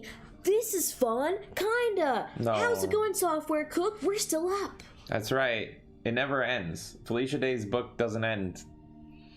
We're here forever. Then the months rolled along, and as time passed, I started to realize, holy crap, this own your own business thing doesn't have an endpoint. Neither does his book. The responsibilities of running a small company with huge ambitions shoveled me squarely into areas I was not suited for, like insurance liability coverage, and an icky concept called management. Most of I love my that. time, That was great delivery. I'm just gonna say. Most of my time morphed from making things to supervising the making of said things. Kim and I had created the Guild by stretching ourselves as thin as possible to do everything. Perfect for a control freak like me. But in this new company, when I saw an employee doing something even slightly different than how I would have done it, I couldn't help it. I flipped. She used the wrong font, but the video was due to be uploaded in an hour. She's a North Korean spy sent to destroy us, isn't she? It did not help that the skills I built up over the years didn't apply 100% to this new venture. Sometimes the opposite. Getting out from behind my computer and into people meetings and networking events was particularly jarring, especially when it involved the advertising world, one of the places I had spent a lot of time schmoozing, because it was the most backward, chauvinistic world I've ever encountered. She's smoozing. I'll never forget the time in Las Vegas when a supremely powerful ad exec I was encouraged to get to know looked me up and down and approached me and said, "Nice dress, I'd love to see it off you." Hello, nice to meet you too. When we launched Geek and Sundry on Sunday, April 1st, 2012, April Fool's Day, oh the irony. Why do you sound like Emily? We did it with a day-long live stream subscribe-a-thon. We invited tons of guests, held virtual panels, giveaways, dance competitions, you name it. We did anything we could to fill 12 hours of programming. I hosted the entire time, and at one point in hour 8, I was so loopy, I punched a unicorn in the face. Thank goodness the unicorn didn't sue me. Ha ha ha ha ha. Think you're loopy, bitch? The subscribe-a-thon was an excellent encapsulation of what that first year of running a business did to me. On the outside, from 2012 through 2013, I was on the top of the world. Privately, I collapsed completely. I was trying to juggle too much. Running Geek and Sundry, maintaining an acting career, keeping up with the electric bill to keep my cat school, and remembering to call my grandma. And sure, the overwork contributed to it, but the real thing that made my world fall apart was the realization that Season 6 of The Guild, which we produced with Geek and Sundry, needed to be the last. The momentum of the show had stalled between moving from Xbox to YouTube. MMO video games and World of Warcraft had dipped in popularity. The show released months later than it should have because I didn't have the bandwidth to make it faster. All those factors impacted the fans and views, which in turn made it hard to ask someone to fund a 7th season at a price point that had become unrealistic in the everyone has a web series. We're still playing Mean Bean Machine. This is Mean Bean Machine. The project had started to wind down. Problem was, I had focused myopically on the guild for 6 years. My work was my life. Conversations at parties I attended during those years went something like this. "Hey Felicia, haven't seen you in a while." "Yeah, I've been working." "You're the hardest working person I know." "I know." Yeah. "Seen any movies?" No. "No." "Any TV?" "Not No. really." "Have you checked out my new web show?" "No, but I'm finishing a new season of The Guild. It's great. Codex goes to..." "Sorry to interrupt. I have to get a drink." "I understood. I thought I was a total bore too. Work-play balance is, in retrospect, something that can easily get out of whack. Especially if you're self-employed. You never turn it off. Your fate is in your own hands, so you can't let up. Taking a weekend away for your birthday is your present to yourself, ruining your life? I don't think I could have achieved that, what I did with the guild, if I didn't have an insane woman drive, but I made the mistake of transferring my self-worth wholly and completely. I was so excited that I'd found a fulfilling work that I became it. Felicia Day was the guild. What? She's admitting it. She's talking in third person and saying she's the guild. She is the guild. She's the guild. She really is admitting everything we've been saying. She's a fucking lunatic. There wasn't a day or night for 6 years where I wasn't obsessed with my show. Let's see what people are thinking on Twitter and Facebook and Tumblr. They're looking at porn on Tumblr, Felicia. They're not thinking about your fucking show. Anyways, that's right. That was my little anecdote. Then I'll check the forums. Yikes, we're due for another music video. Better start writing. Damn it, I forgot to send out the newsletter. And did that contract for the DVD close yet? Why is the website down? On and on and on and on and on. And when it looked like the show might end for good, you'd think I'd been ecstatic. Yeah, mojitos for a year. Instead, I panicked because I was facing a world where there'd be nothing of me left. That anxiety plus the stress from working too hard on my startup pushed me to the edge of my own mind. I can see that. I know that sounds after school special dramatic, but seriously, guys, I lost it. Big time. It wasn't the first time I'd struggled with depression and anxiety. At the height of the guild, success in 2010 after season 3, and our viral "Do you want to date my avatar?" Do you want to date my avatar? Music video, I sat down to write the next season and cried for 4 months straight. The pressure of everyone's praise got to me, not in a "wow, they like what I did, let's do more" way, but in a "wow, they like what I did. People are expecting great things now.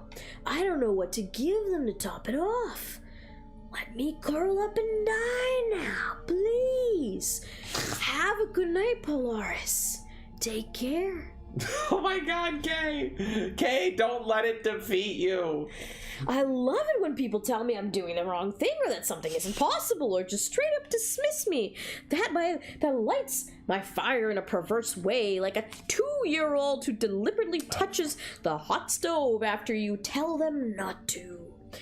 But compliment me or expect something big? That's the perfect way to destroy my confidence. There's crazy people pleaser inside of me screaming, "They won't like you if you mess up and you set the bar too high. Okay, you sound like all Andrew. Waiting for you to fail, and you're definitely going to. Good luck, stupid head." Okay, you sound like Andrew Ryan. You sound like you're gonna form Bioshock by the sweat of your brow. I'm afraid. I gave myself horrendous writer's block and almost ended the show because of my depression. Season 4 got written, but the ugly way, like too many layers of nail polish piled on top of each other. I'd start writing, then throw everything out and start from scratch over and over and over and over. Any writing book will tell you this is the worst thing to do. I'll reinforce it here. Don't do that. Every time I get halfway through the script, I panic. I don't know what Blades is doing here. I don't think the storyline makes sense. I'll have Codex get the job instead. But that breaks my whole outline. What do I do now? I don't have any ideas. I don't know, dude. What are we gonna do? Commence 3 days of sobbing. I think she's cried for an entire year at this point. Yeah, that sounds like her. After a while, I was too paralyzed to decide anything at all. I woke up every single morning, filled with dread, knowing that I was going to have to sit at my laptop and fail again. It's hard to understand how someone can get so incredibly depressed about the act of typing letters together, but I did it. That stay-puffed marshmallow of doom hovered over me for months. I destroyed a keyboard with my tears once. What? How do you... No. That doesn't happen. No joke. The left set of keys just stopped working. Okay, it was a combo of snot and tears and some Dorito dust. But same difference. Anxiety bled over into every aspect of my life. It wouldn't be the last time. Hello, last Thursday. And I had to be coaxed. I'm saying it as coaxed because it's more funny this Coxed. way. It's coxed. Through the process by gentle and understanding friends. Eventually I got a version of the script done, and others around me helped me to make it better. It wasn't pretty, it wasn't the best season, but we got through. And the year after, I wrote our 5th and best season in the 10 days of vacation in Hawaii. So that turned out better. My inner muse loves them Mai Tais. Fast forward 3 years, that same "you can't do it" spirit returned with a vengeance. Hey, are you feeling happy or confident? Neither right now. It's not any of that. Let's fix that. Okay. It was spring of 2012, in the middle of Geek and Sundry launch, and amongst that storm of learning curve ridiculousness, Kim and I were looking into months-long negotiations. With negotiations, we've lost all communications. She didn't say that, I did. With the guilds cast to return the next season, I couldn't start writing the script with the possibility I would have to eliminate one of the main characters if one decided not to return. That put me even before lifting my pen into a state of panic. What do you mean we need to draft another version of the contract? One of the cast managers has a comment about overtime provision. That will take another 2 weeks. Cancel the season. I don't want to write it. Don't write it. Just don't do it. Felicia, calm down. I can't calm down. I have a script. I haven't started that. I need to finish. Give them whatever they want. I'll pay it out of my own pocket. Oh God, heart attack. Oh God. This attractive, shrill tone and type has nothing on my attractive, shrill tone in person. But I'd never learned how to deal with problems any differently. I grew up ruled by constant anxiety, and when my fears proved a tiny bit possible, even just a hint, I panicked and lashed out at myself and everyone around me. All in all, a real treat to work with many times. People in my life, including Kim and my guild director Sean Becker, who headed most of the show after season 1, tried to get me to enjoy the process of making the show. But underneath, I couldn't let go of the idea that my dysfunctional anxiety was the real reason for our success. Like broody writers and their penchant for hard drinking, the idea that we could succeed without my obsessive problem anticipating skills never sunk in. To be super honest, I think I was just too proud to admit I had a problem. Denial is strong with this one. After 2 months of freaking out and bashing my head against a wall and pulling the plug on the season many times over, I finally found a theme in one of the guest characters I'd created. Floyd Petrosky, a superstar game designer who inspired me to write. This bitch is crazy. Floyd. When I first started doing this, there were no stakes, no pressure. I did it because I loved escaping and creating things. Then we got successful, and people loved us. But now, it seems like they're tired of what I do, and I can't think up anything different enough for them to like me anymore. Total Failureville. Doesn't sound personal at all, right?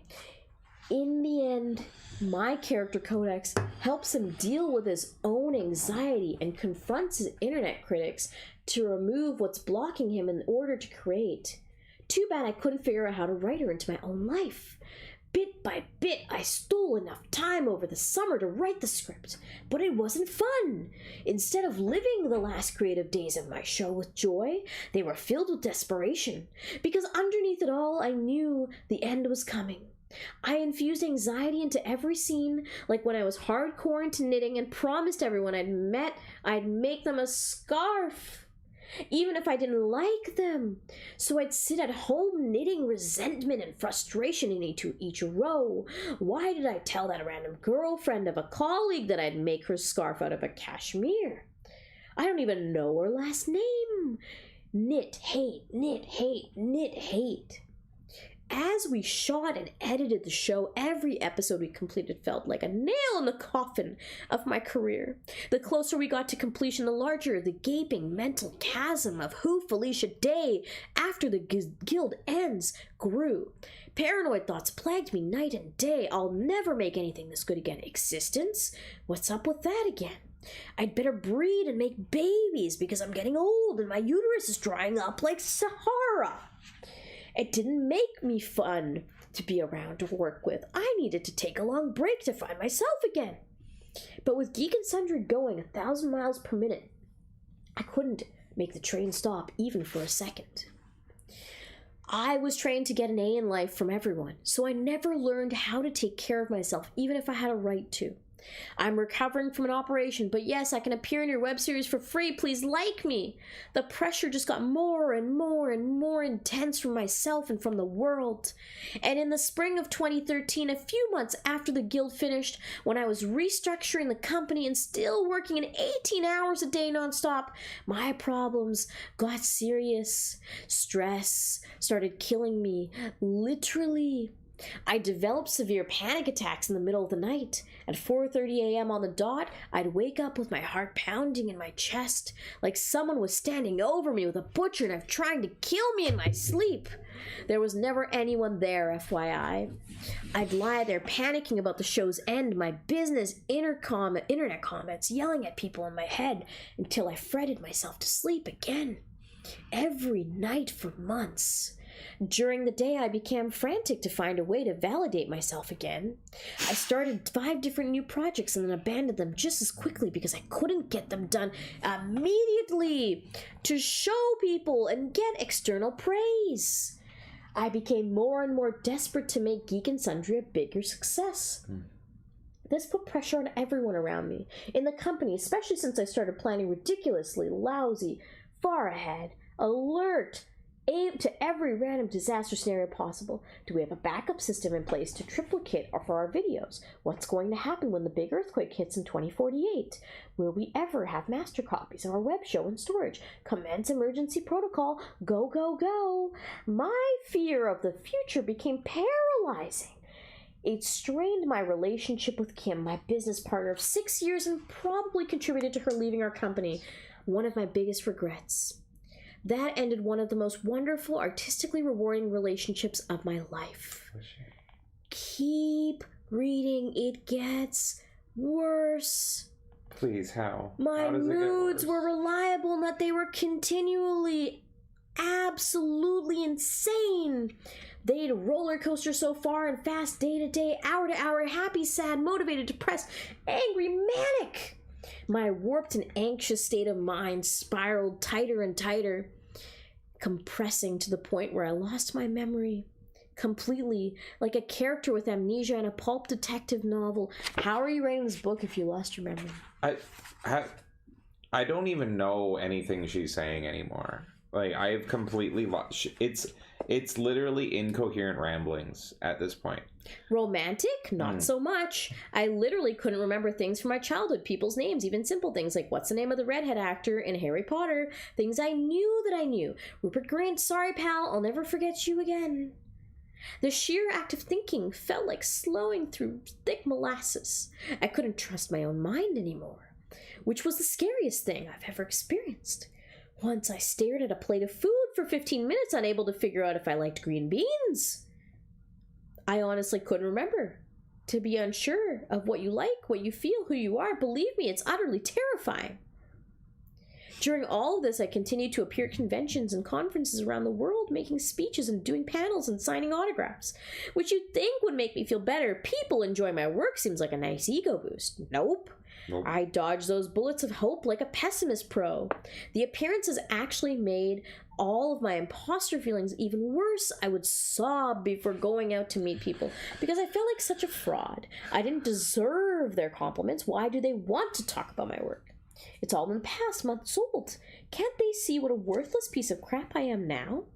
In my warped state of mind, I had nothing new to offer my fans, and I probably wouldn't ever again. I deserved to be hated, not loved. These were the worst days of my life. In retrospect, crappy chemicals in my brain were working overtime, driving me to destroy myself, like the thing that makes lemmings throw themselves over a cliff. That's actually folklore based on a Disney documentary where the filmmakers in the 1960s flung lemmings over the edge of the cliff of their movie. Horrible, but the video game was awesome, am I right? What the fuck? I tried superficial things to control my world, like losing weight, but that just left me gaunt and freezing all the time. I'd lie in bed and I'd feel my bones, aware of how much closer my skeleton was to sheets. It felt good, in a twisted and perverse and self-destructive way. If I couldn't control my life, I could control this, however bad it was for me. Luckily, I forced myself out of that phase, because internet commenters started typing beneath my videos, "Felicia has old face now. Thanks, trolls, you did something good for once."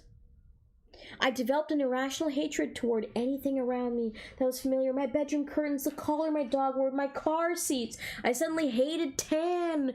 Or did I? I felt nauseated and trapped by every single object and person around me.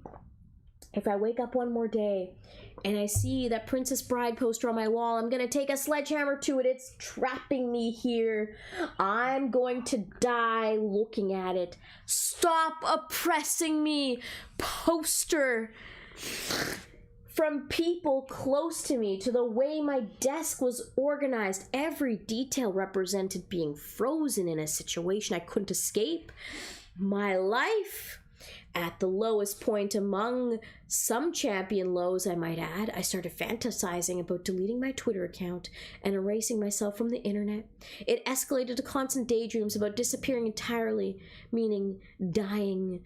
My musings revolved around scenarios of how I could end myself. I don't think I ever got to the point where I was serious about going through with my plans, but I was obsessed with thinking about them.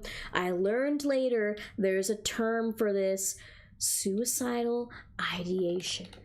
Oh. I wonder how many people would react to me doing a backflip off a cliff during this photo shoot, or walking out into Comic-Con traffic. I'd laugh. Or electrocuting myself with a gaming console in a French clawfoot bathtub.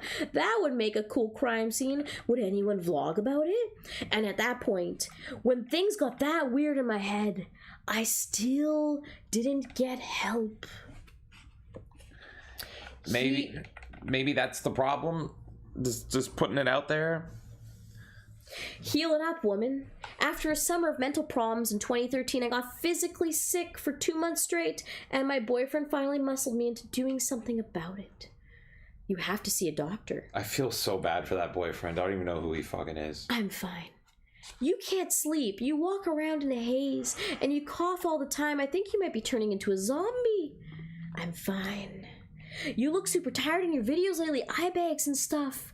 Long minute of silence. Calling someone right now.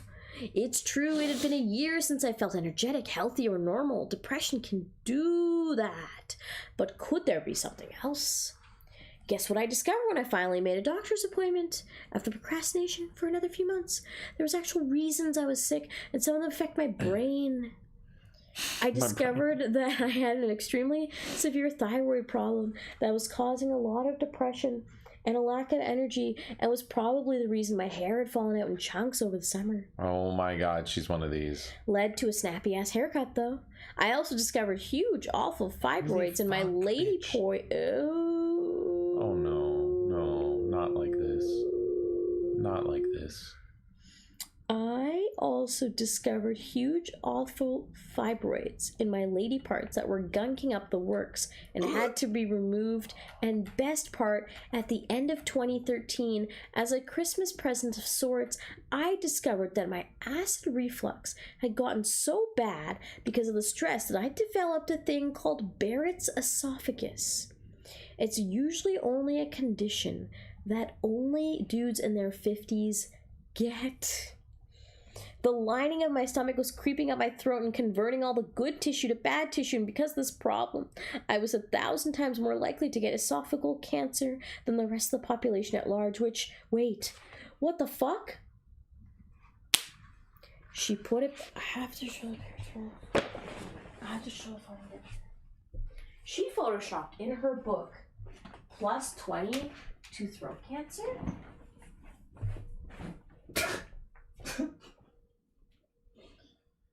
Did she roll for that? Did she have to /roll for that? And that is when I decided to get control of my life back, because for some reason I didn't merit it worthy enough to take extreme action when my mind got sick. But my body, emergency times. Imagine saying to someone, I have a kidney problem and I'm having a lot of bad days lately. Nothing but sympathy, right? What's wrong? My mom had that. Text me a pic of the ultrasound. Then pretend to say, I have severe depression and anxiety, and I'm having a lot of bad days lately. They just look at you like you're broken, right? Unfixable. Inherently flawed. Maybe not someone they want to hang out around as much. Yeah, society sucks. My mental health problems made me feel ashamed. I felt like I had to hide them until I could work through it on my own, which I never did because I didn't know how. I didn't feel brave enough to make a fix in my mind a priority because I didn't think anyone would understand. Having an increased chance for cancer, though. I'm too neurotic not to be a hypochondriac, so damn did I get ruthless. I said no to everything a very good friend of mine told me once. Of everyone I know, you need to build a bubble around yourself. Well, I took steps to inflate that bubble. Anything that gave me the remotest iota of stress, I dumped. I set extreme parameters around my company.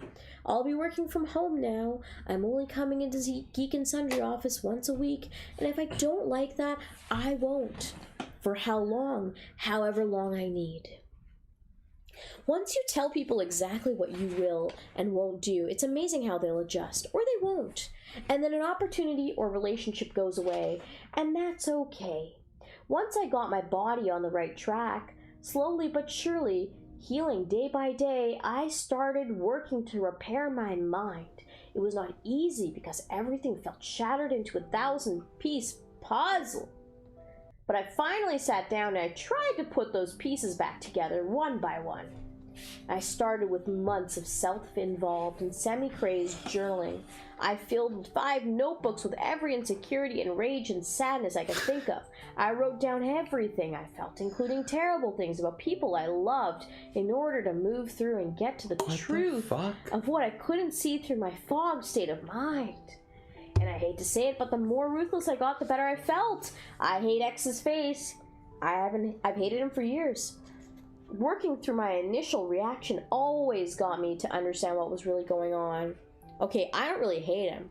I really feel upset about that one time he forgot to invite me to his birthday party. I mean, everyone we knew was posting so many fun Instagrams.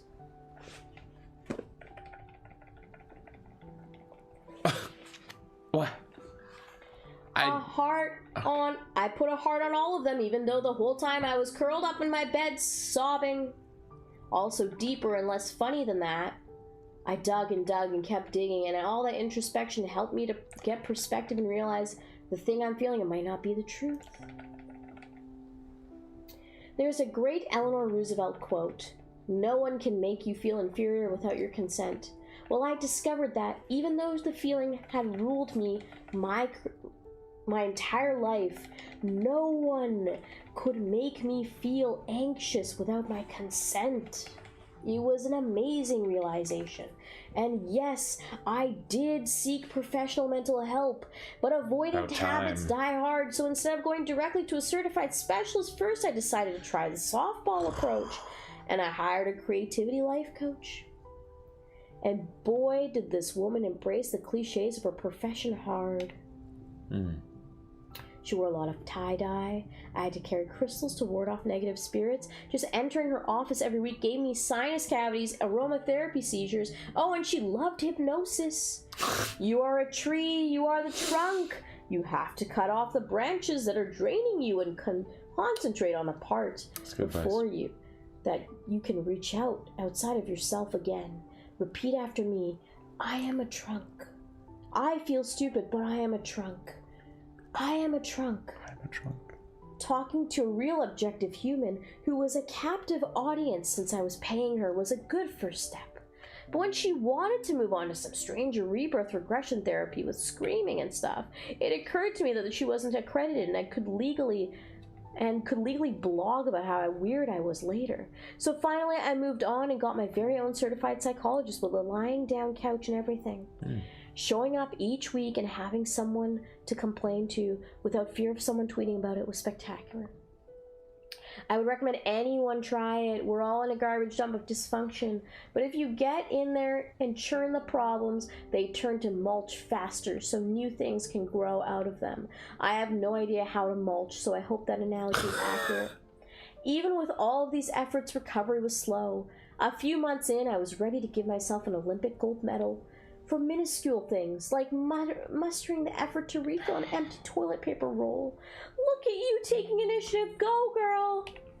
But after a while, and I mean months of learning how to be a real human and attending several new wave 80s concerts, hearing the safety dance in person can be incredibly healing. The pressure I'd put on my whole life, lightened. Eventually I emerged from my own private Hades. And I used the entire time to reform my brain, to be less anxious, live in the present, not panic about the future or regret the past as much as I could, having installed so much messed up hardwiring before. I started getting creative ideas for the company again. I got motivated to throw out my old stretched out bras that hung out open at the top like a pocket. I don't know what nice now. She's mean. Oh, God. During that time of self-care, I became a different person, but it was fine. Everyone adjusted to the new me. 11 months later, during the summer of 2014, I was eating a burrito in my car before a Geek and Sundry meeting. I was super excited about it. I thought about all the people in my life who'd helped me through this horrible year and a half before and realized, wow, it must have been really hard on my boyfriend / business partner / friends for me to be so unhappy for so long. I started crying because I felt like I had finally recovered enough to be able to think about other people again. There was also a Mumford & Sons song playing at the time. Bro, what Banjo and Black meetings equals sad.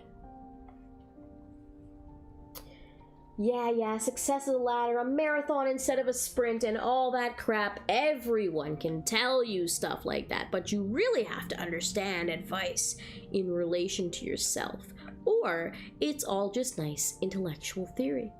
Weathering the rough times requires a lot of self-confidence outside the things you can't control, like career and what other people think of you.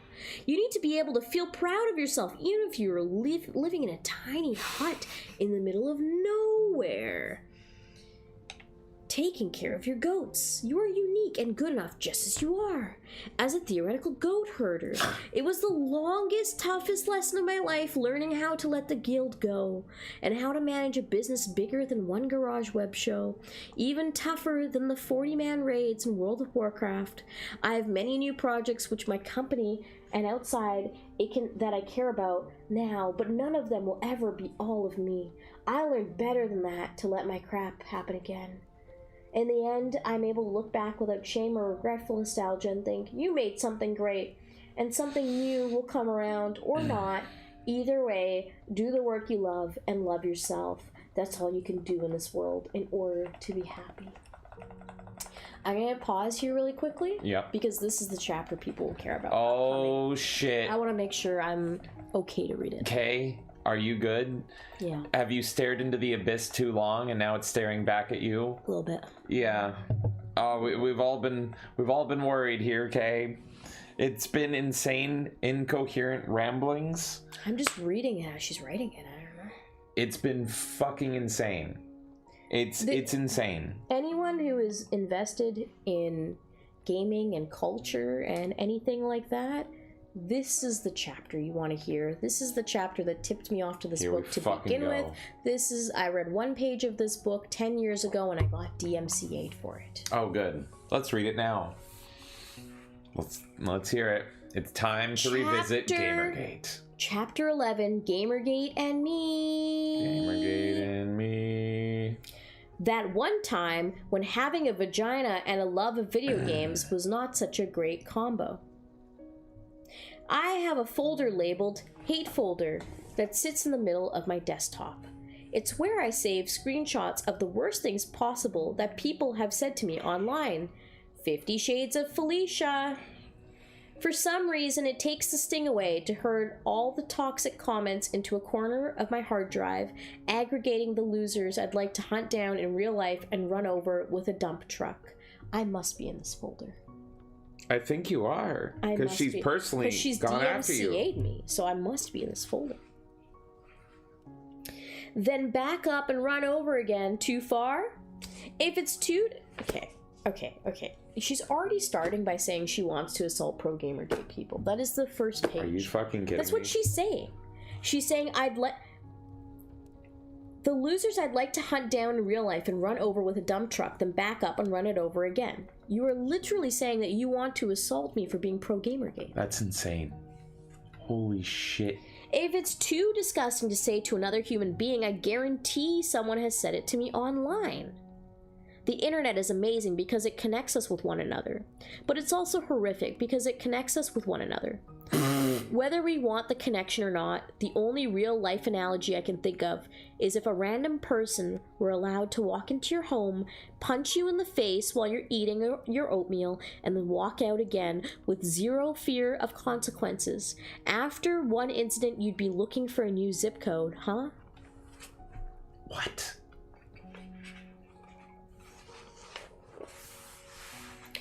Here are some fun examples of the human awfulness I've collected over the years. Okay.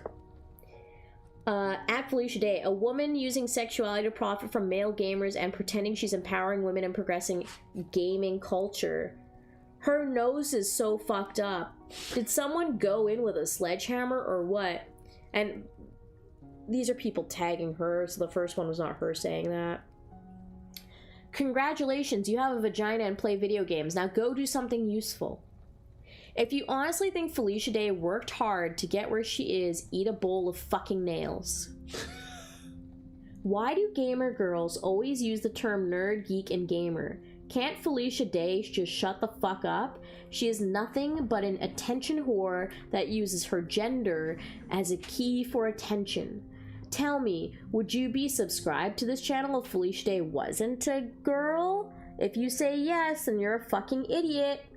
Someone tell that red-headed cunt that the kitchen is down the hall and not in front of the camera. Once someone posts that, you're so ugly I wouldn't have sex with your corpse, that's when you know you've arrived online.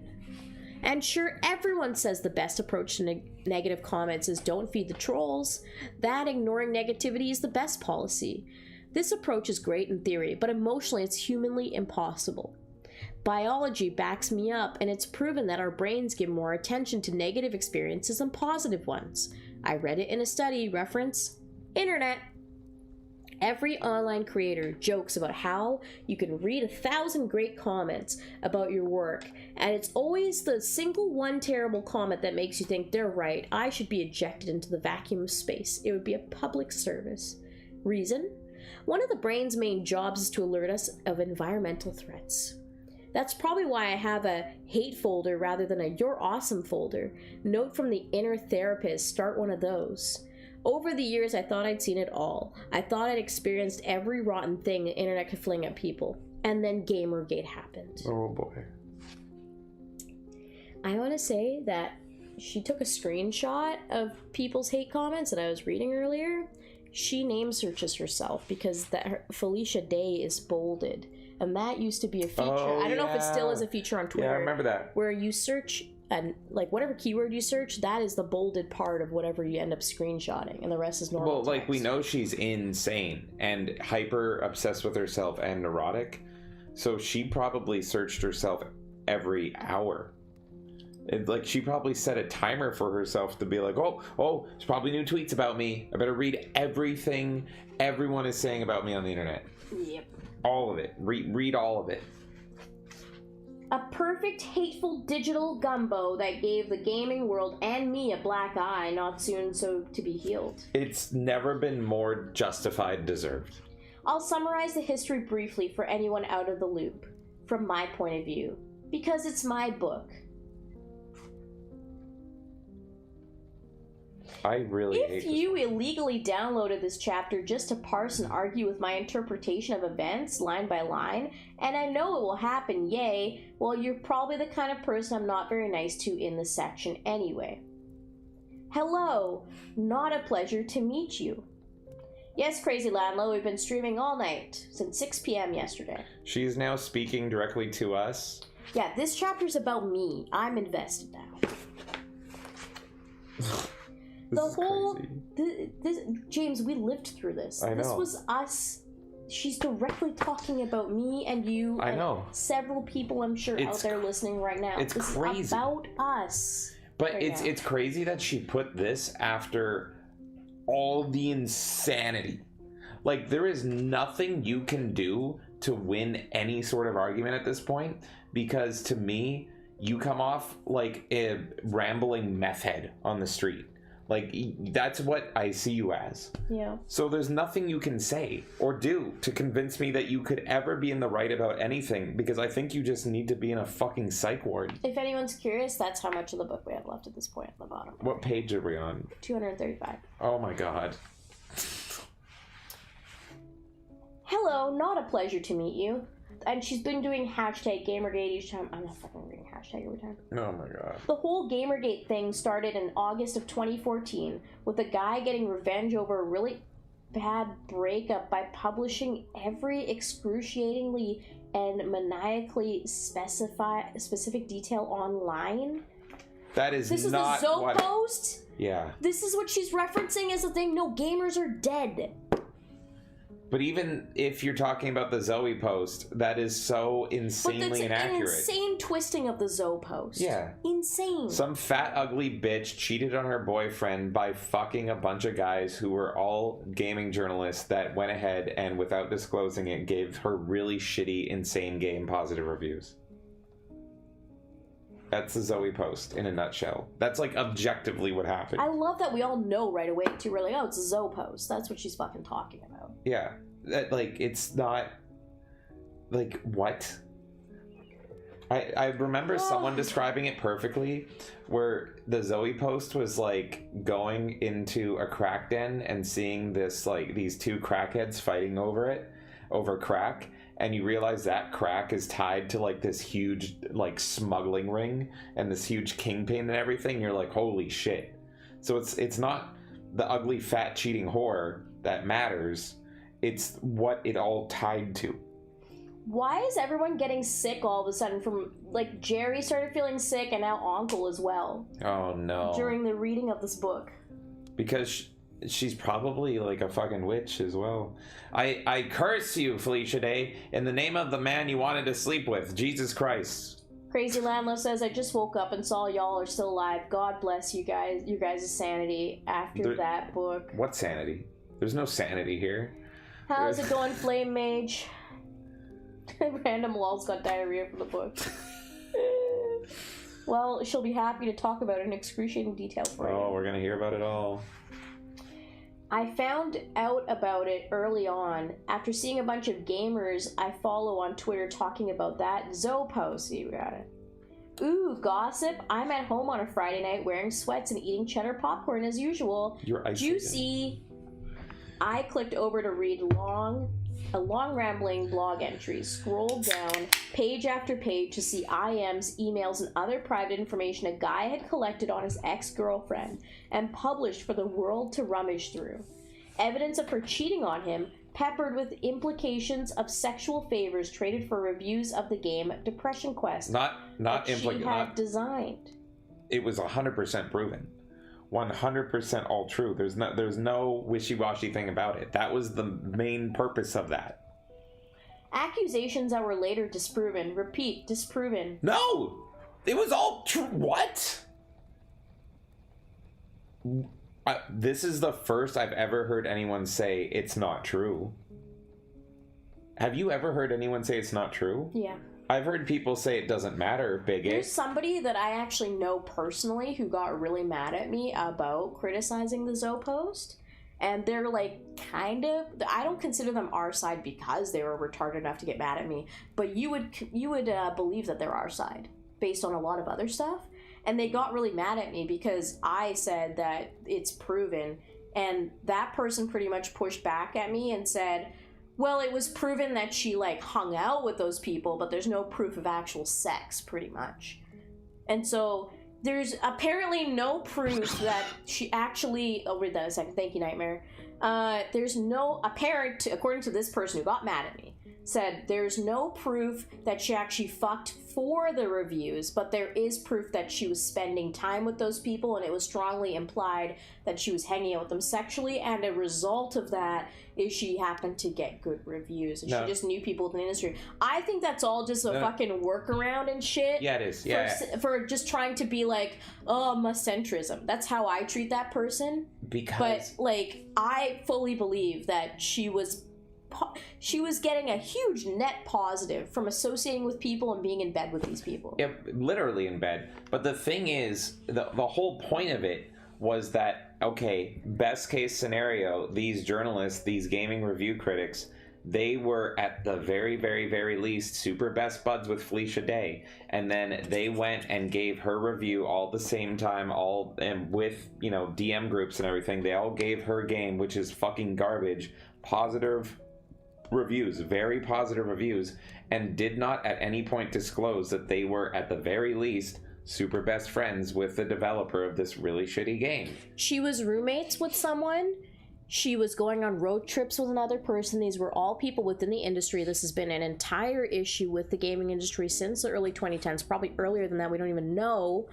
And it was that all the journalists, they were crossing over. So like the journalists were hanging out with the game developers and all this shit, and they were all hanging out together. And so it's like, oh, you're working on your art and I'm working on mine. And well, like, of course I like you, so of course I'm going to say that. Well, you happen to be a journalist, so when you say that my work is good, my gaming work, that means people will take your opinion seriously. And so that was the abuse of, well, I guess power, you could say, but I mean, a lot of us never really trusted journalists to begin with, but it was the real first thing to blow that open.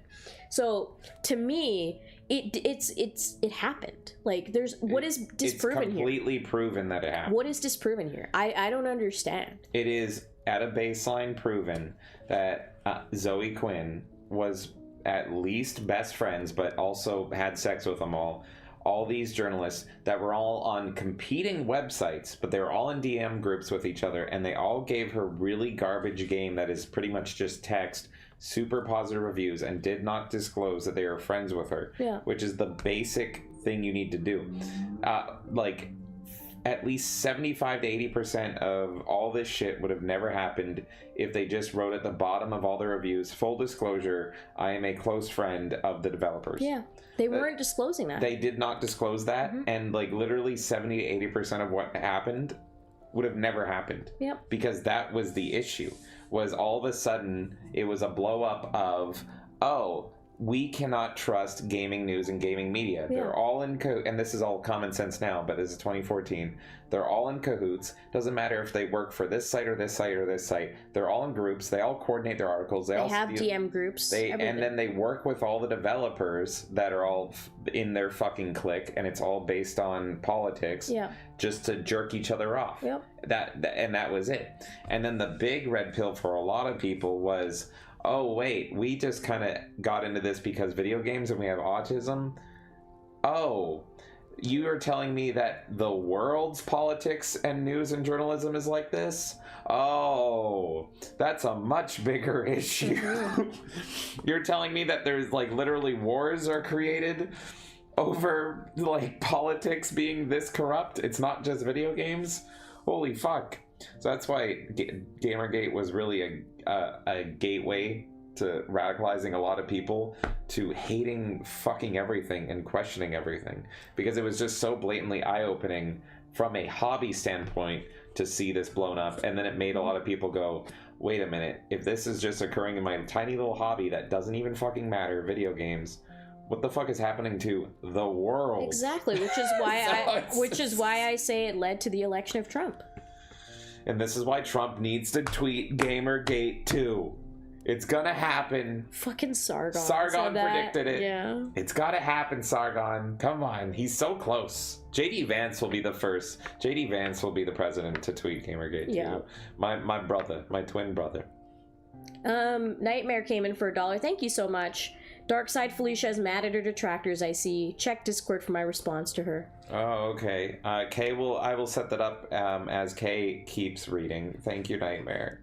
Thank you, Knightmare. Where am I in this? By the way, she talks about Gamergate for 20 pages. Oh, that's like the rest of the book. Almost, yeah. So, majority of the book. I got abused. I am a whore. I am crazy. And I am just going to go on incoherent ramblings for hundreds of pages. Now let me tell you why men are the problem. What? It was creepy. I remember being horrified, then judging her a little, then feeling bad about it, and then thinking, what woman would ever date this creep again?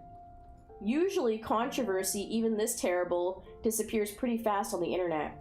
The people whose hobby it is to hate things move on to rip apart a new game or make fun of a celebrity's vacation cellulite.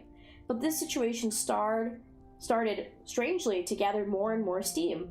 More hatred and most frightening, a strange sense of justice on the part of the attackers.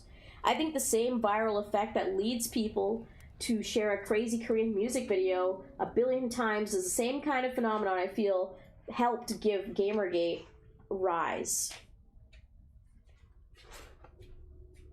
She's such a dumb bitch. Like, that's all it is. You're just a dumb fucking bitch. She really is. I think this will be okay because it's a 30-second clip. But let's find out. Mr. Madison, what you just said is one of the most insanely idiotic things I have ever heard.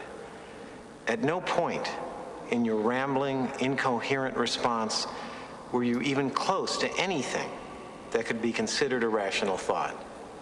Everyone in this room is now dumber for having listened to it. I award you no points, and may God have mercy on your soul. Okay, a simple wrong would have done just fine, but You remain one. Beautiful.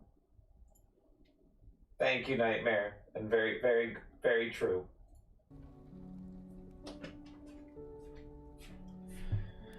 Oh god, this dumb bitch.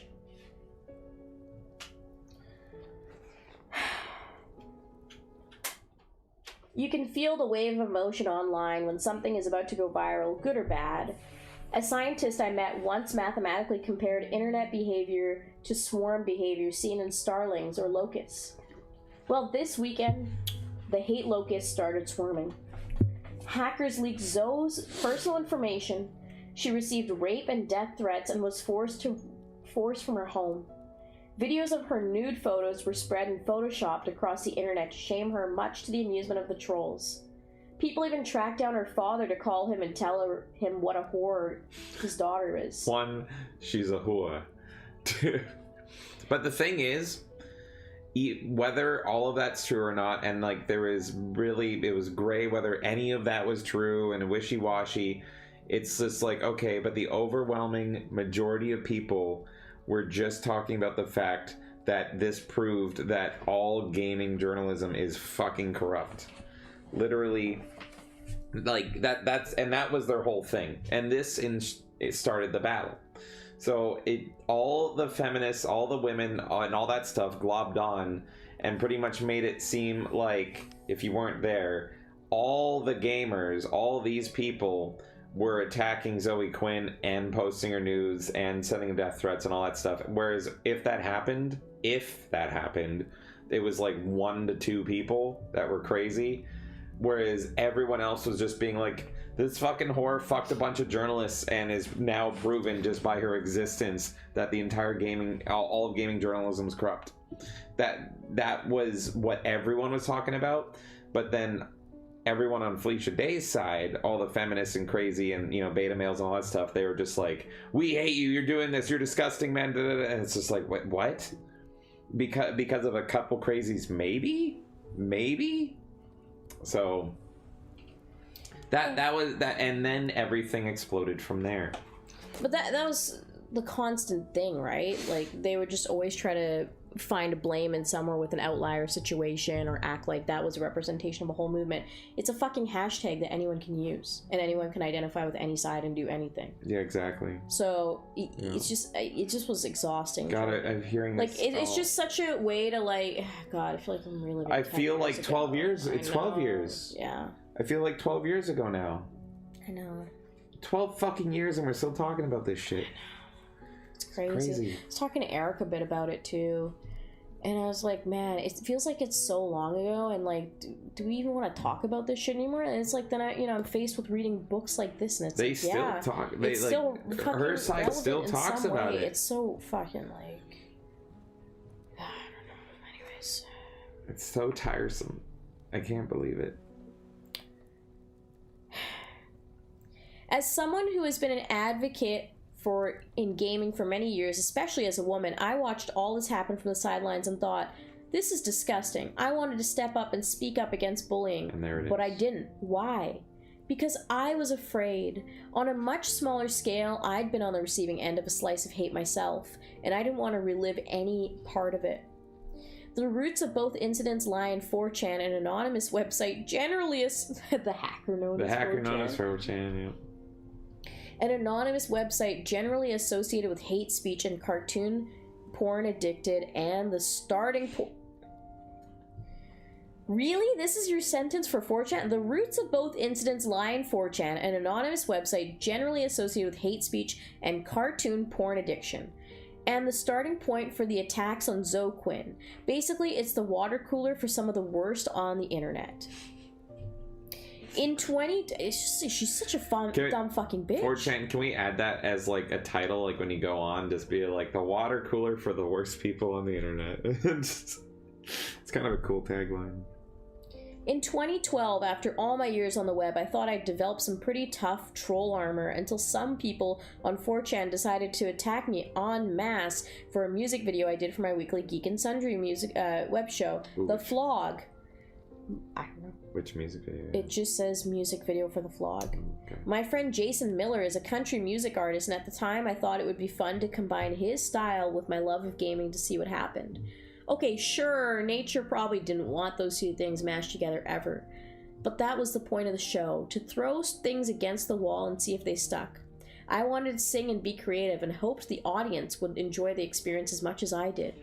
Oh, you naive, dumbass girl. We spent I love that this has become about her and not even Gamergate anymore. Yeah, like, all she did was... none of this has to do with Gamergate. They're the worst people ever. Now back to me and how I'm a victim.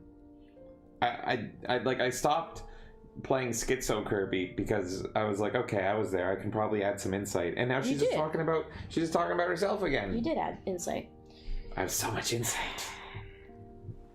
Oh, you naive dumbass girl. We spent a few $100s to make the video, borrowed someone's house, shot in the desert without a fire permit. We didn't light any matches, so it was cool. The end result was cute, not mind-blowing, but the song was well produced. I got to dress up as Tomb Raider character Lara Croft, which was a bucket list item, and proved to me that big boobs do look better in tank tops. I stuffed hard. I uploaded it like any other video with the attitude, it's free to watch, don't dig it, no harm, no foul, right? Not so much. Now, here we go again, here we go, are you ready for this? Here we go. Contempt for women who call themselves gamer girls has existed for a while online. In fact, I'd been careful to avoid the label over the years for that very reason. But I decided to title the video Gamer Girl Country Boy. Anyway, there's the music video name. That gave people the people who hated me and who hated the very concept of women having a voice in gaming a reason to attack. And their feedback was awesome. The video was shared on a 4chan forum, and a tidal wave of bile hit the video. Hundreds and hundreds of comments, the depravity of which even jaded little me had never seen. I was talentless, I was fake and hideous and ugly. I'll admit, I made a bright yellow eyeshadow choice that I'll rue the day until I'm dead. I was denigrated on every personal level, my work dismissed as the desperate and pathetic attempts of an attention whore. According to the comments I got where I was by manipulating geeks with my looks, I've been saying this for fucking 12, 15 years, okay? This is you. This is what you do, Felicia, okay? This has nothing to do with Gamergate, nothing to do with anything. This is you. You manipulate men with I'm a woman who understands your hobby, and then you go and backstab them, and that's what this entire fucking chapter is. Fuck you. Fuck you. God. I was denigrated on every level. Yeah, attention whore. As a crowning achievement, I was deemed responsible for the downfall of gaming. I've said that, and I didn't even read this page in the past. I've literally said that. Yep, I agree. Oh, sorry, oh my god, this sentence. According to the comments, I got where I was by manipulating geeks with my looks, and at the same time, I was repulsively ugly and hard to masturbate to. As a crowning achievement, I was deemed responsible for the downfall of gaming. A multi-billion-dollar industry destroyed by little old me? Aw, shucks. Anyone who defended me online was called a white knight neckbeard. Hey, and guess what, Felicia? You know what I was called? A sock puppet. Because your fucking side didn't believe that there were actually women who were sensible. They complain about this shit. And how many fucking names was I called constantly? Because I wasn't a minority woman who agreed with this fucking gay narrative that Gamergate was harassment. It's insane. They're always fucking whiny, man.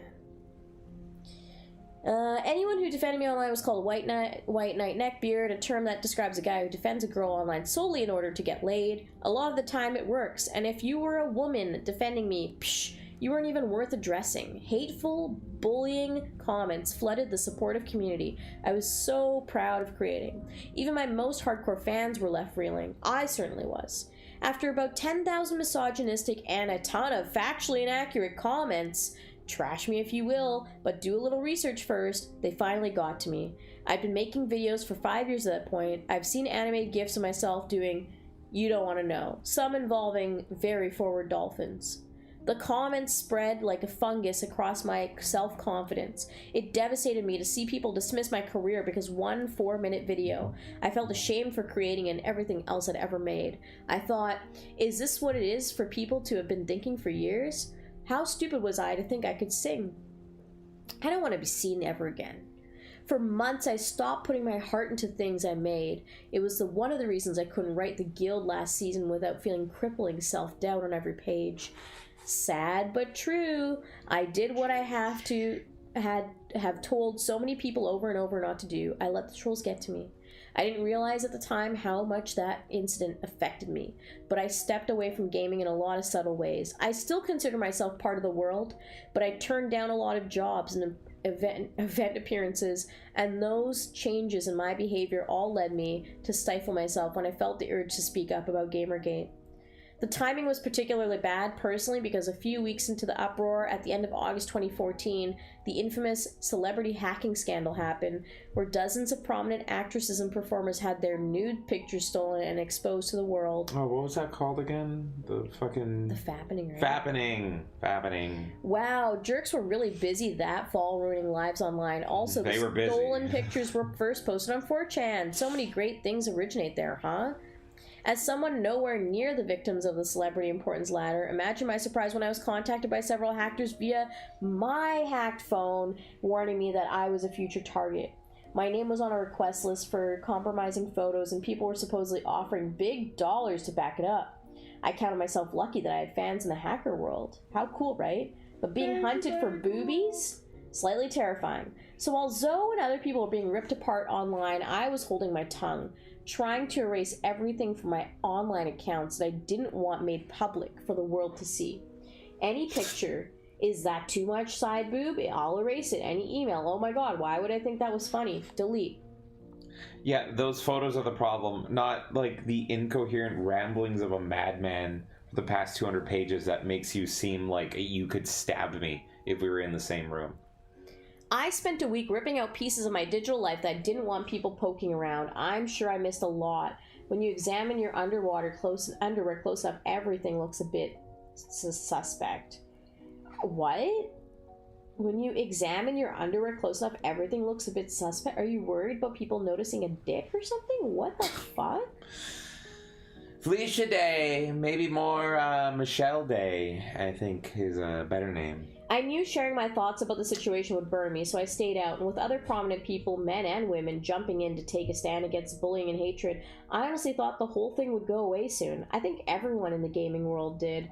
But it didn't. It got worse, because the issue somehow morphed from attacking a single woman over a messed up revenge post to a quasi-conservative movement striving for ethics in gaming journalism. A large segment of the newly anointed Gamergate movement decided that as a result of the Zoe post, there was corruption running rampant in the gaming journalism world, and they were the people to fix it. But you all literally posted articles in the same day saying white gamers don't matter. But earlier in the book, she already alluded to that being the reason, but now she's acting like it was morphed into that reason. But it was that reason from the fucking start. It was that from the fucking start of it. Like, her brain is just screwed up on timelines completely. She already said when she started that this was about her like having sex for favors, and now she's saying like, oh well, apparently it turned into that. You yourself said that earlier. It's in fucking writing in a book. What? They focused a large amount of their wrath on people trying to add dialogue about feminism and diversity in gaming, condemning them as social justice warriors. That label is always so weird to me because how is that an insult? It is. It Social justice warrior actually sounds pretty badass. No, it doesn't. It turned into a mob, one that was disjointed with lots of different agendas, but all surfing the wave of vengeful emotion together, like the French Revolution over that cake thing. The attacks grew way beyond Zoe. Friends like in the indie game industry who stepped up to defend her started receiving the same treatment. Verbally harassed, doxxed. What happened to SJW? I was out of the game for a bit, and everyone turned SJW into DEI. Yeah, I don't know. Well, it's hard for me to. Why did we lose the SJW part? Did it just get stale? DEI is like the actual program. That's why. But no one says SJW anymore. I know. Yeah, and that was everyone was saying it nonstop back then. At the same time, a prominent blogger named Anita Sarkeesian released an installment of her video series examining feminist issues in gaming. Hatred of her in a certain demographic of the internet, I'm pretty sure a one-to-one with the worst of the attackers, only fed the "you're trying to ruin my gaming" frenzy. More and more people in gaming who started speaking up, especially women, were mobbed for it. A journalist named Jen Frank wrote a piece about the attacks on Zoe and was so badly swarmed with hate that she decided to quit the industry. I dipped my toe in the water once and sent out one subtle tweet to @Jen in support and received so many hateful comments I had to log offline for 2 days. Great ethical achievements there, guys. Oh my god, I couldn't go on social media for 2 whole days. No, my god. Ironically, the Gamergate movement never focused on some of the big game companies who actually are unethical, bribing vloggers and censoring bad reviews on their products. No, we care about that too, and we pointed it out. I feel like I should be playing Shadowlay in the background. The movement tended to target smaller journalists and independent gaming sites. Oh, I'm sorry, is Kotaku a small journalist website? Now it is because it ruined its reputation. And Polygon. These were not small websites back in the day. They were pillars. They were, you would go to Kotaku and Polygon and all these fucking places for fucking everything. Yeah. And you're acting like they're all the wee little journos. No. There was like 6 gaming websites. They were probably like Ziff Davis or some shit, which was like a huge enterprise. They were making tons of money. There's no fucking way. Yeah, no, there was like 6 gaming websites back then that you would go to, and it was like Polygon, Kotaku, IGN, Game Trailers. Fucking, there was a few more. I can't even remember. Giant Bomb was one. PC Gamer. Yeah, some of them have gone, but like, yeah, they're still somehow fucking around. Tech Raptor, and then that got fucked up. That came new. That Tech Raptor was a response. Yeah, but then they went neutral. Centrist. Yeah, they went centrist. Tech Raptor, Niche Gamer. There was a third one. What was Jenny Barrage's one? That was Based Gamer. Based Gamer. And one Angry Gamer. Billy, I miss you. Oh my god, that was the best. And everyone hated him. Everyone hates OAG. I'm like, I don't care. It was so great. Because they would all just write him off as like, he's a crazy madman or at him. He's like, I our fucking crazy love him, madman. bro. Where did he go? One Angry Gamer or whatever. It was the best. And people hated him because he didn't only talk about video games. I'm like, oh, this guy's fucking great. And then he just went completely silent. Yeah. Well, it's because there's a lot of centrism in Gamergate as well, and he's very right-wing. Yeah, I like it. Yeah. Go even harder. Come back and go even harder. It was mind-boggling, but at the same time, they did create the biggest movement in gaming history, and it seemed like it would never stop growing. At the end of October, I flew to Vancouver to work on the TV show Supernatural. It was more than 2 months after the initial blog post, A Decade in Real Time, and the gaming world was still drowning in Gamergate. I was walking down the street on one of my days off and saw 2 gamer guys walking toward me in classic black crewneck gaming t-shirts, one Call of Duty, the other Halo. Now, in the past, whenever I saw a gamer in public, I would feel heartened because we belonged no matter if we stopped to chat or not. I would go out of my way to exchange a knowing glance, a supportive smile signaling, yeah, dude, it's cool that you game, I do too. We were automatically compatriots in our love for something we both knew was awesome. But as those 2 gamers walked toward me for the first time in my life, I didn't have the impulse to say hello or smile. For some reason, as I approached the corner, I crossed the street instead. I sat down a few blocks later, because I couldn't understand what I'd just done. Then I realized that because of the recent situation with Gamergate, subconsciously, I no longer assumed that a random gamer and I would be on the same page or connect just because of our love of gaming. There was a wedge in the world where there had been none before. And for the first time in months, I got angry. I wanted to write some shit down, son. I pounded 5 espresso shots, ran back to my hotel room, and wrote a Tumblr post about my experience titled Crossing the Street. And I tried to make it different from the tone of other writing on the subjects. I tried to frame my argument in an empathetic way, not condemn, but make people understand what I was feeling. How I was upset and ashamed at my impulse to avoid those anonymous gamers. How sad I was that the actions of Gamergate had created that feeling in me to separate myself from people whom I had assumed were comrades before. And how the whole situation was creating the outside impression of a culture driven by misogyny and hatred, which I knew wasn't true. I appealed to our mutual love of gaming on both sides to bring us together for the sake of what we loved. The essay was eloquent, promise, legal drugs fuel good words. I emphasized my fear of speaking out because of the possibility that someone would dox me. I had taken out too many restraining orders against stalkers to not be concerned about my home address leaking. I thought sharing that with fear would be relatable part to both sides. I mean, anyone would be afraid if it was easy for a wackadoodle to pull up to their driveway when they got angry at one of your tweets, right? I'm the owner of that taco place you just dissed. Watch out, I'm on your doorstep, bitch. I posted my essay on Tumblr minutes before I had to hop in the car to go to a movie studio, and as I hit send, I felt dizzy with hubris. I'm not brave in general. Mousy doesn't just describe my real hair color, but speaking out felt right. It was something that I should have done weeks before, but by overcoming my fear, I had finally redeemed myself to myself, no matter how, if anyone paid attention or not. I got in the car to be driven to set for work. 20 minutes later, I got the call. I looked at the caller ID, Will Wheaton. That was weird. We're super close friends. We've acted together. We produced a web show together, but it was odd. He was calling me. A text? Yes. Primitive old school telephoning? Nope. Hello. Dude, you need to disable comments on your Tumblr post. He sounded panicked. What? Several people have posted your home address in the comments. You need to disable comments right now. Oh my god. I was silent for a second, then I learned that bathed in horror is actually a feeling, not a colorful writing metaphor.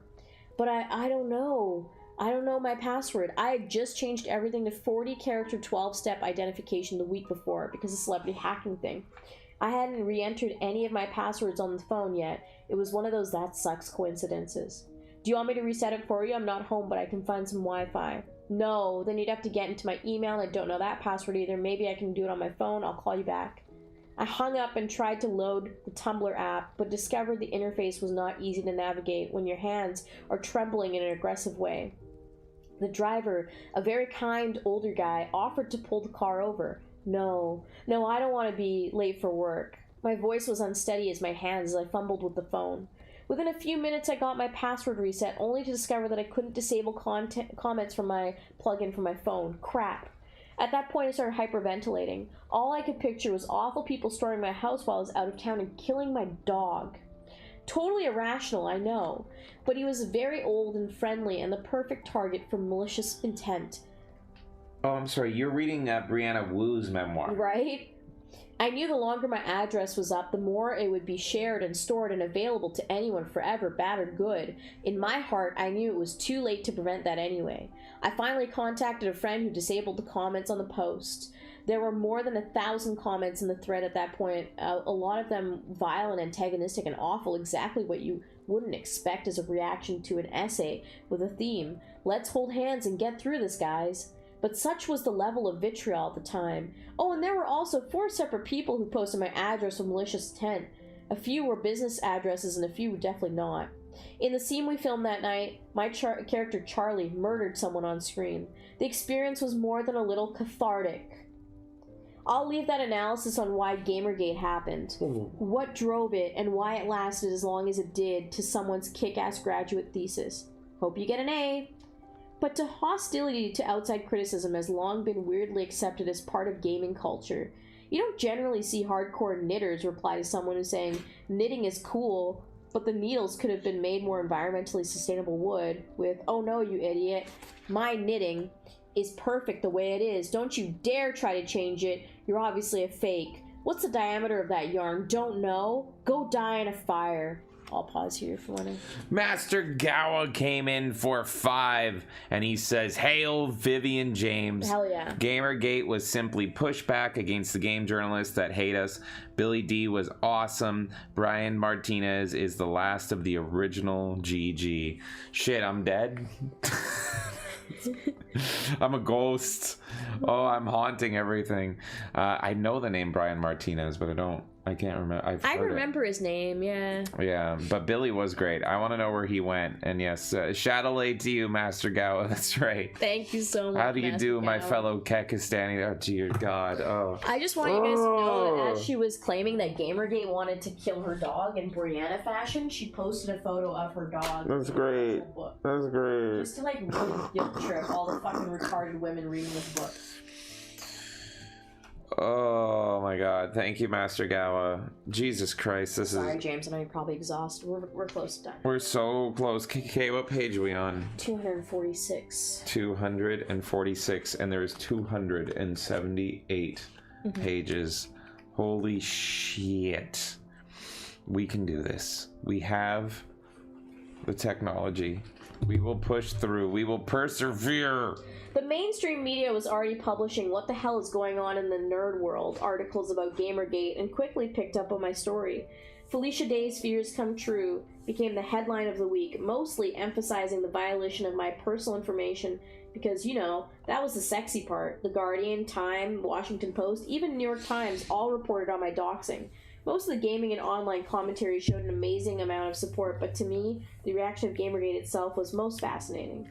In the initial comments section of my Tumblr post, which I disabled, there are hundreds of condescending, hateful comments attacking me as a woman, labeling me as a weakling and a fake gamer.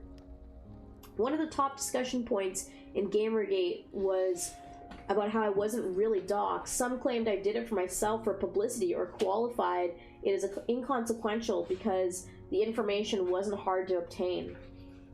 Just to be clear, for the record, it is true to say I wasn't doxxed to the exact way that the other victims of Gamergate were. I was lucky because, and I've never said this publicly, but hell, let's just do a tell-all. I've been doxxed by 4chan already the year before. In 2013, a group on that forum tracked down a ton of personal information on me.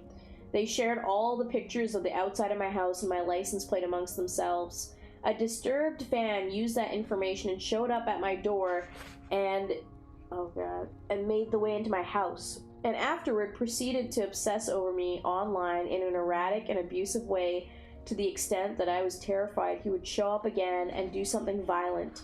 So that's why so many haters were able to post my address so quickly a year later. Efficient, huh? The savviest members of Gamergate saw all over media coverage blowing up over my situation and decided that my doxing was making them look bad. So they rushed to send me well wishes of support on Twitter. What? But the support was almost always accompanied with the caveat, real Gamergate doesn't do this stuff. This was the part that was hardest for me to understand, because whether the people who did the actual act were in the group or not was besides the point. Gamergate as a movement created an environment for attacks to flourish. Hell, it originated with them. A great quote from a video series called Folding Ideas put it best. The use of fear tactics, even if only a minority, creates an environment of fear that all members enjoy the privilege of, whether they engage in them or not. I remember this argument. It was fucking gay. This was the very reason I felt afraid to speak up in the first place, and what I feared most, yeah, it happened. In light of that fact, the qualified apologies felt hollow at best. Especially for every nice comment from Gamergate, I saw dozens of comments like the following.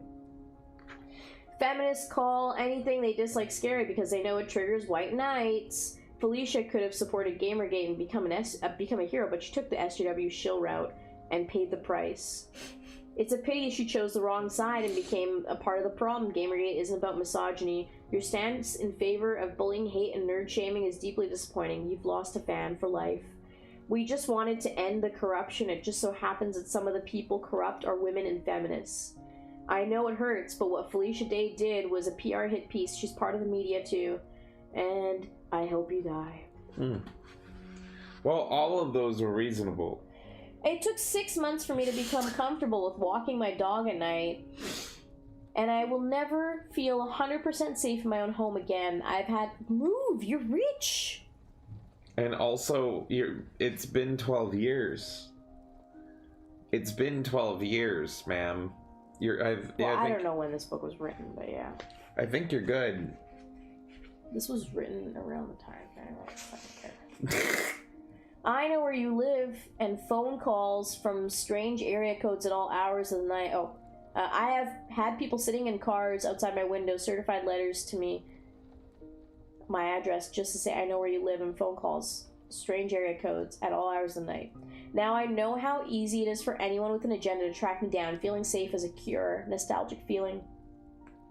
What frightened me the most about my Gamergate experience was the possibility that this could be the future of the internet, that the utopia I thought the online world created, where people don't have to be ashamed of what they love and could connect with each other. Oh my god, I hate this woman. Yeah, you can say whatever you want on the internet, but also be prepared that people can call you a retard faggot. Yes, exactly. And that's the thing, is she wants to go on the internet and go, tra-la-la-la-la, I'm a big retard faggot, but don't call me it. And then someone's like, this is like you're a retard faggot. And then she's like, no! I can say that, but you can't. Why? Because Master Gowa came back for 5. Brian Martinez is Honey Badger Arcade here on YouTube. He still uses Vivian James in his streams. This section brings back memories. Hail Vivian James. I think I know him. I do remember. Did he have the otter like puppet? Is that the guy? There might be some. There was a bunch of people with otters. Yeah, because that was all Honey Badger stuff, right? And all that. All the otter stuff. I remember his name for sure. Yeah, I think if I saw a photo of him, I'm gonna look up a photo of him. Thank you, Master Gowa. I'm gonna look into him. Memories. Thank you. Oh my god. What frightened me the most about my Gamergate experience was the possibility that this could be the future of the internet. That the utopia I thought the online world created, where people don't have to be ashamed of what they love and could connect with each other regardless of what they look like, was really a place where people could steep themselves in their own worldview until they became willfully blind to everyone else's. I guess the internet can be both things, good and bad. I've been lucky enough to experience the crazy of both. I had to think long and hard about writing this chapter, and I know there's a good chance I'll more of my privacy violated as a result. There certainly will be another flood of online attacks because of it. So after all of that, would I speak up again? Absolutely. Because shame is a very good barometer. The very reason I felt guilty about not speaking up is why I should have spoken up in the first place. Jesus Christ, man. Ugh. She's still talking about Gamergate, bro. How do you have anything else to say? I recently got a message from a mother who said I asked my 14-year-old what Gamergate was, and he said it's because women are trying to ruin video games. Base. I was so upset. Unless people are speaking out to counteract that idea, how will the kid ever think differently? Over the years, I've heard many times that the guild and what I do online got them into gaming and web video. I'm proud to be able to represent something, however small, to some people. Because in my own experience, sometimes a little representation is all it takes to inspire people to follow a path that they never thought they could. As a middle-aged kid, I fell in love with the fact that Nora Ephron, a woman, wrote and directed Sleepless in Seattle. What does this have to do with Gamergate? The fucking 180. Again, she can't help being that small kid and just completely 180 flip the conversation to something totally unrelated. It was my absolute favorite movie, and I watched it enough times to destroy the copy I had on VHS. Everything about that movie was amazing. The romance, the miscommunications, the idea that I was destined to have a baby-making time with Tom Hanks. And while I watched time and time again, I had this vague sense of puppeteering figure behind the scenes. A person who was responsible for building a world I wanted to be a part of so badly. She was unseen, but her hands were in every detail, emphasis on her. What does this have to do with Gamergate? That's called being a director. If you were a real actor, you would understand that. It's a normal part of Hollywood. You gotta get. What is this to do with Gigi? I cried when Nora Ephron died in 2012, which was bizarre to me at the time. Usually when a celebrity dies, I think, oh, that's sad, then get irritated when their name trends on Twitter. You're mad that people grieve a death of an actor? Nobody talk about it. Somebody died. You're not allowed to talk about it. You're not supposed to be upset about it. Don't even bring it up. Talk about the weather. Actually, no. Talk about me, Felicia Day. I never met her in person. I never had a poster of her on my wall or letters of her fan club. But with her death, a little bit of my childhood inspiration disappeared. She'd made it possible for me to imagine my own future in the world of film. Her very existence showed me it could be done and allowed me to dream about following the path she laid behind her. Without her work, I doubt it would have ever occurred to me that such a path existed. Now, I'm certainly not saying that I consider myself an icon like Nora, or that I should be held up to the world's ultimate example of a gamer female, but the idea of representation is important, and I think the world of gaming needs people from all walks of life to speak up and represent the positive side of what we love. Because let's be real, gaming's reputation is not good in that area right now. Currently, if I were a restaurant, it would be getting a very bad Yelp review. I joined the world of gaming as a little girl, and where I was discovering my voice and felt accepted. I found a community through the Ultimate Dragons that I didn't have anywhere else during all that time I spent online. I was never ashamed of my enthusiasm, never felt like didn't deserve to be heard because of my gender, and I wouldn't be who I am today without that community. This bitch is so fucking dumb, and maybe, if you asked me 12 years ago, I would have been like, sure, whatever, all voices, whatever. Fuck you, your voice sucks, man. She is saying that she needs to be the role model and the icon for young women to look up to in the world. Listen to everything we learned about her. And she brought up the fucking Ultimate Dragons or whatever the fuck again, where she met with a bunch of older men, mailed nudes to them, and then met up with them, and then her mom locked her in a car and said, fuck him. And that perceived her entire life. Female icon. Honestly, it's just Felicia Day, I mean this sincerely. You should not have any representation. You need to be put in a black box and forgotten. That would be the ideal outcome. Young girls should not have any insight into your life apart from don't be her. Read this book and tell this to young girls as a fucking warning of do not become this woman, because holy shit, this is a nightmare manifested in a human body, and it's terrifying. She mailed photos of herself. I don't know if they were nudes. There was no admission to nudes, but she was a teenager mailing photos of herself to strangers that she met through the Ultima community. That was the beginning of the book, just to answer chat's questions, because they're like, she mailed nudes? What?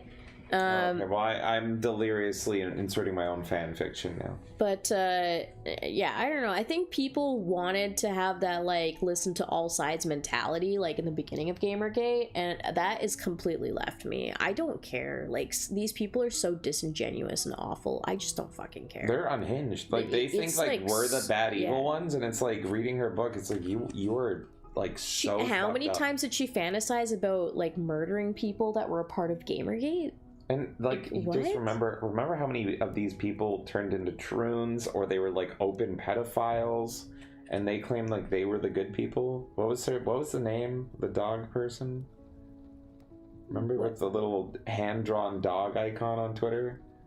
Oh fuck, what was that name? That it was on their side, hyper aggressive, and was an open pedophile. Sarah Nyberg? That's it. Sorry. That's it. Sarah Nyberg. Yeah, no, and that's a weird situation, because that was more when I still actually agreed with Mark Kern. Nowadays, Mark Kern's not really somebody I care for too much, but back then, Mark Kern got shit because he misgendered Sarah Nyberg, and everyone freaked out and was getting mad at him, and I was on his side. I was like, who fucking cares? This is a pedophile. Yeah. Nowadays with Ember, Mark Kern is a different story to me, but back then it was just you're all fucking spurting at Mark Hearn for misgendering someone. You're crazy. If you're attracted to kids, your only pronoun should be was, were. That's it. Like, Jesus Christ. Like, it's just... It was insane.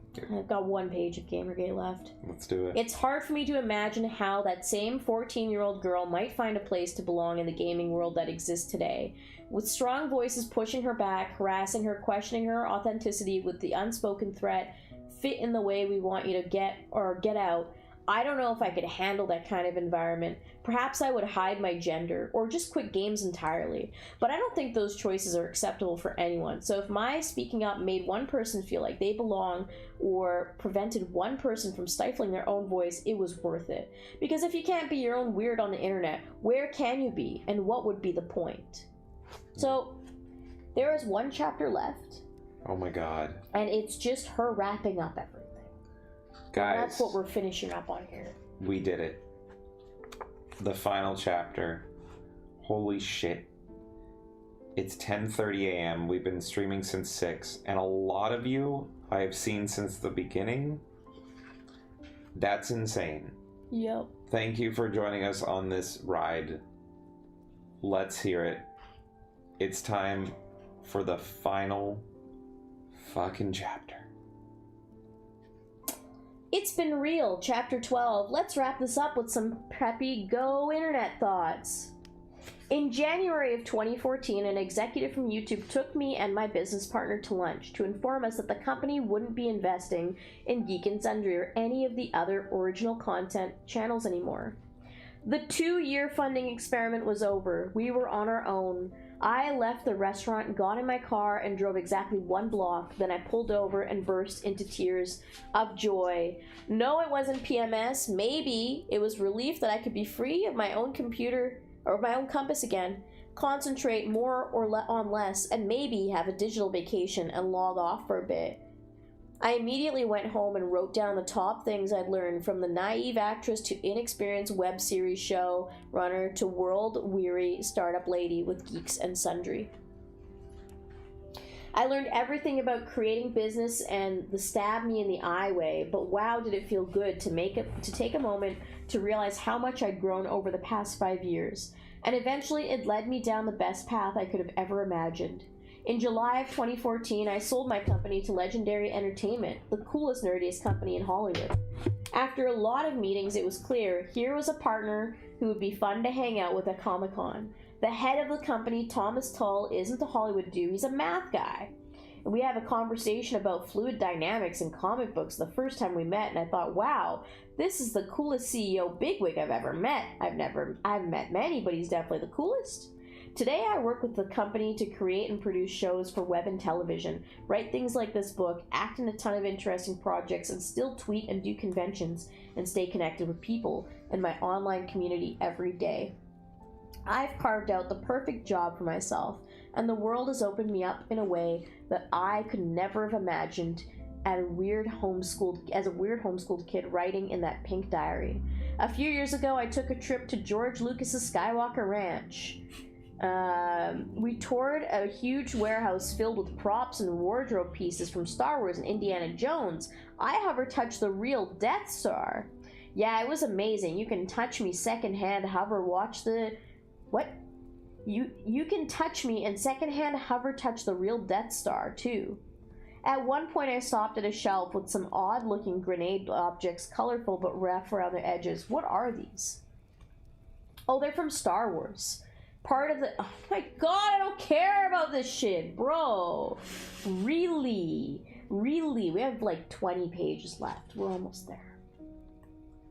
20 pages. I looked closer. They look janky. What are they made of? Dixie cups. Wait, what? You mean yes, the disposable cups. They spray painted here, see? My guide lifted up the prop delicately and turned it over to me. Sure enough, all I could see underneath was a painted decoration. It was a cup I could pull from a dispenser. What? During the filming of Star Wars, Lucas ran out of money and the studio wouldn't give him more. He invested his money in the film in exchange for merchandising rights, and that's why he's a billionaire. Right, yes, but they still had to cut lots of corners. Some of the props, even wardrobe pieces like cuffs of the slave Leia costume, had to be cobbled together any way they could. By painting Dixie cups, I stared at the prop in awe. It probably cost half a penny to make, and it was a piece of the biggest movie franchise ever created. Definitely the most inspiring object I'd ever seen. Now, I know bringing George Lucas into the mix might be setting the bar a wee bit high, but the point is that he believed in this vision enough to make it happen no matter what. No one in the movie business wanted to make sci-fi movies at the time. The genre was completely disdained. Lucas believed in himself enough to put it in his own money and use whatever resources he had to make his movie happen. And he found out, hey, billions of people feel the same way I do about sci-fi movies. She's comparing herself to George Lucas now. With the help of Dixie cups. The same motto, I am determined to create or express myself, no matter how hard it is. Even if my mom is the only one who was it. Oh my god, woman.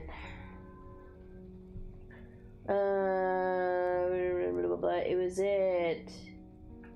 Sees it. Is the embodiment of how I view the web. For the first time, everyone has a chance to have his or her voice heard, or to create a community around something they're passionate about and connect with others who share their passion. Best of all, it rewards people and ideas that never would have made it through the system, and all it allows the unique and weird to flourish.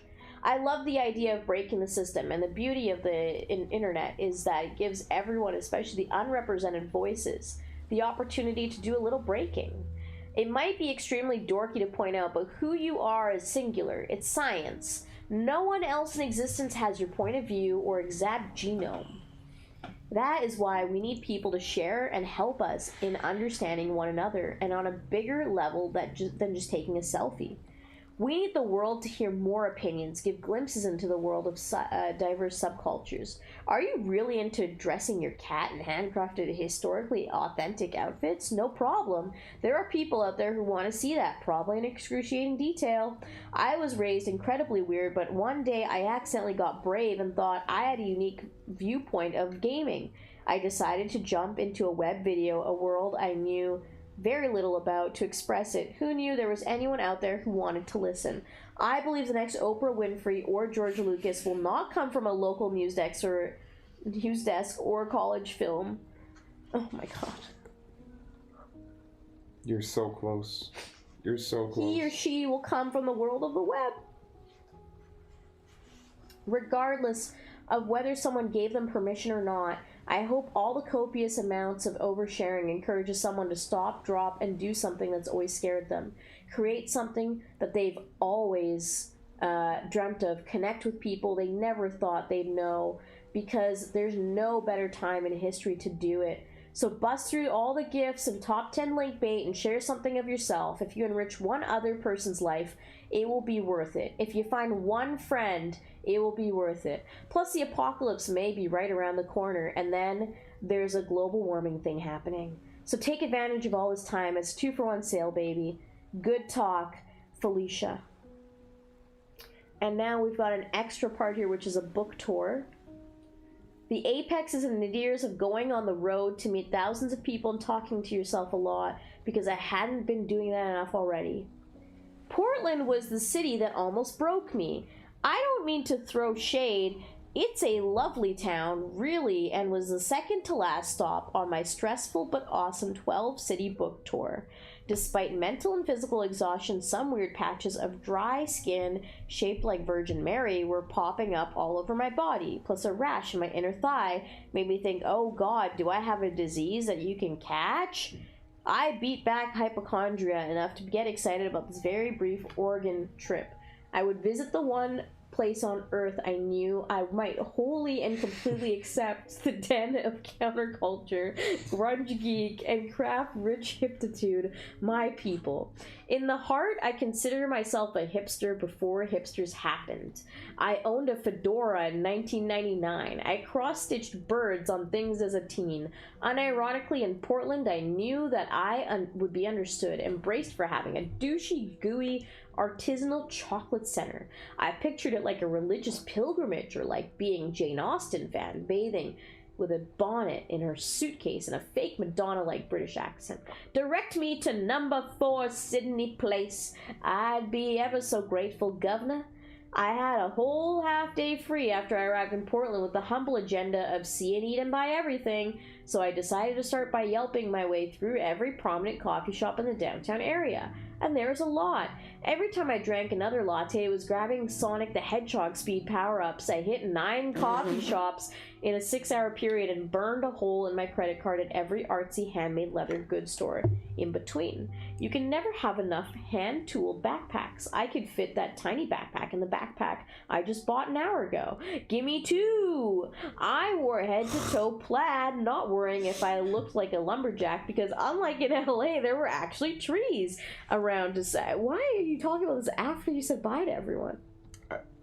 The cafe trees to justify the outfit, and it was wondrous, especially the coffee. The cafes had such clean designs, lots of balsa wood and concrete flooring, and young people in Daria large glasses. Each cup of coffee was the price of a high-class Sex and the City cocktail, but I didn't care. They told me there were raspberry notes in this espresso, and I actually tasted them, bitches. My soul was infused with joy the day an artificial stimulant. I took time at each cafe to sit down, open my plain blank moleskin notebook and pretended to write, because it felt like that would look good from the outside, even though I didn't have any real ideas going into my head. I wish you thought of this like 500 pages ago. By the time I showed up for my book signing that night, I had upwards of 11 lattes, and I was pretty certain I knew how cocaine felt, especially if you injected it directly into your veins. The sensation inside my body after approximately 21 espresso shots were uncomfortable. My heart was beating faster than a hamster undergoing electric shock therapy, and the organ itself felt like it might explode from my chest like an Alien movie, which would be really ruin my ability to sign books and make an awesome viral animated gif if someone caught it on film.